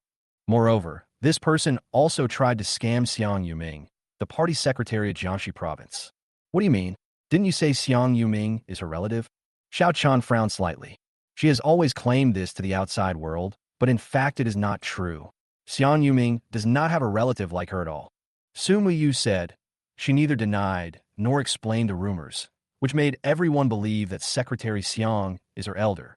After all, both of them have the surname Xiang, so she can get twice the result with half the effort when doing business or negotiating cooperation. So that's how it is. Good trick. Xiao Chan nodded in sudden realization. But Xiang Jiaojiao is just a tool. It doesn't really matter whether she can get in or not. Xiao Chan said after thinking for a while. And once Xiang Jiaojiao goes in, Xiao Ming will definitely be alert, and then he will put you in danger. Then what should we do? I'll do whatever you say. Sumiyu looked at Xiao Chun. Let me think about it carefully. Xiao Chun paused and said, Anyway, don't act rashly for now. Okay then, I'll continue acting with him for a while. If there's still no gain, I'll leave. Sumuyu nadith. As for that Madam Yu, I've had some contact with her recently. What do you think her background is? Xiao Chun asked. I can't tell. She seems to be a woman who likes traditional culture very much. She likes tea ceremony and chanting Buddha. Su Muyu said, and she seems to have a very high reputation in her small circle. That's all I know about her. Maybe if I get to know her more, I'll understand her better. This woman is not simple. Did you notice this pattern on her hand? Xiao Chan took out a Tongxing pattern from his mobile phone. Su Muyu took the phone, looked at it carefully for a while, then shook his head and said no. Are you sure? Xiao Chun held the phone with a frown. I can be sure that there is no such pattern. Su Muyu shook his head. This pattern is called Tongxingwen. Xiao Chun took the phone and said, It's the symbol of a cult organization. Xiao Ming has a deep relationship with this organization. If you find someone around you with this mark on their wrist, be vigilant. Okay, I understand. Su Muyu nodded gently. Is there anything else you want to explain? Not for now, Xiao Chun said. My experiment is nearing completion. I will give you the experimental data later. It depends on you what product can be developed. Su Muyu smiled slightly. I understand. The patent fee will be given to you as soon as possible. Xiao Chun nodded. You're so boring. It's as if I'm the one asking you for money. Su Muyu said helplessly. Xiao Chun, come to my place in the evening. After receiving Wan's message, Xiao Chun replied with an expression of receipt. Nuongwang Entertainment has a branch in Yanjing, and Xiao Chun took a taxi directly to her branch. Wan was dealing with some matters in the company, so Xiao Chun was waiting in her office. Not long after I sat down, someone knocked on the office door. Then Li Mingming walked in. Li Mingming's own conditions are actually quite good, with a first-class figure and appearance. Moreover, her talent shows were all excellent, and it can be seen that she actually works very hard.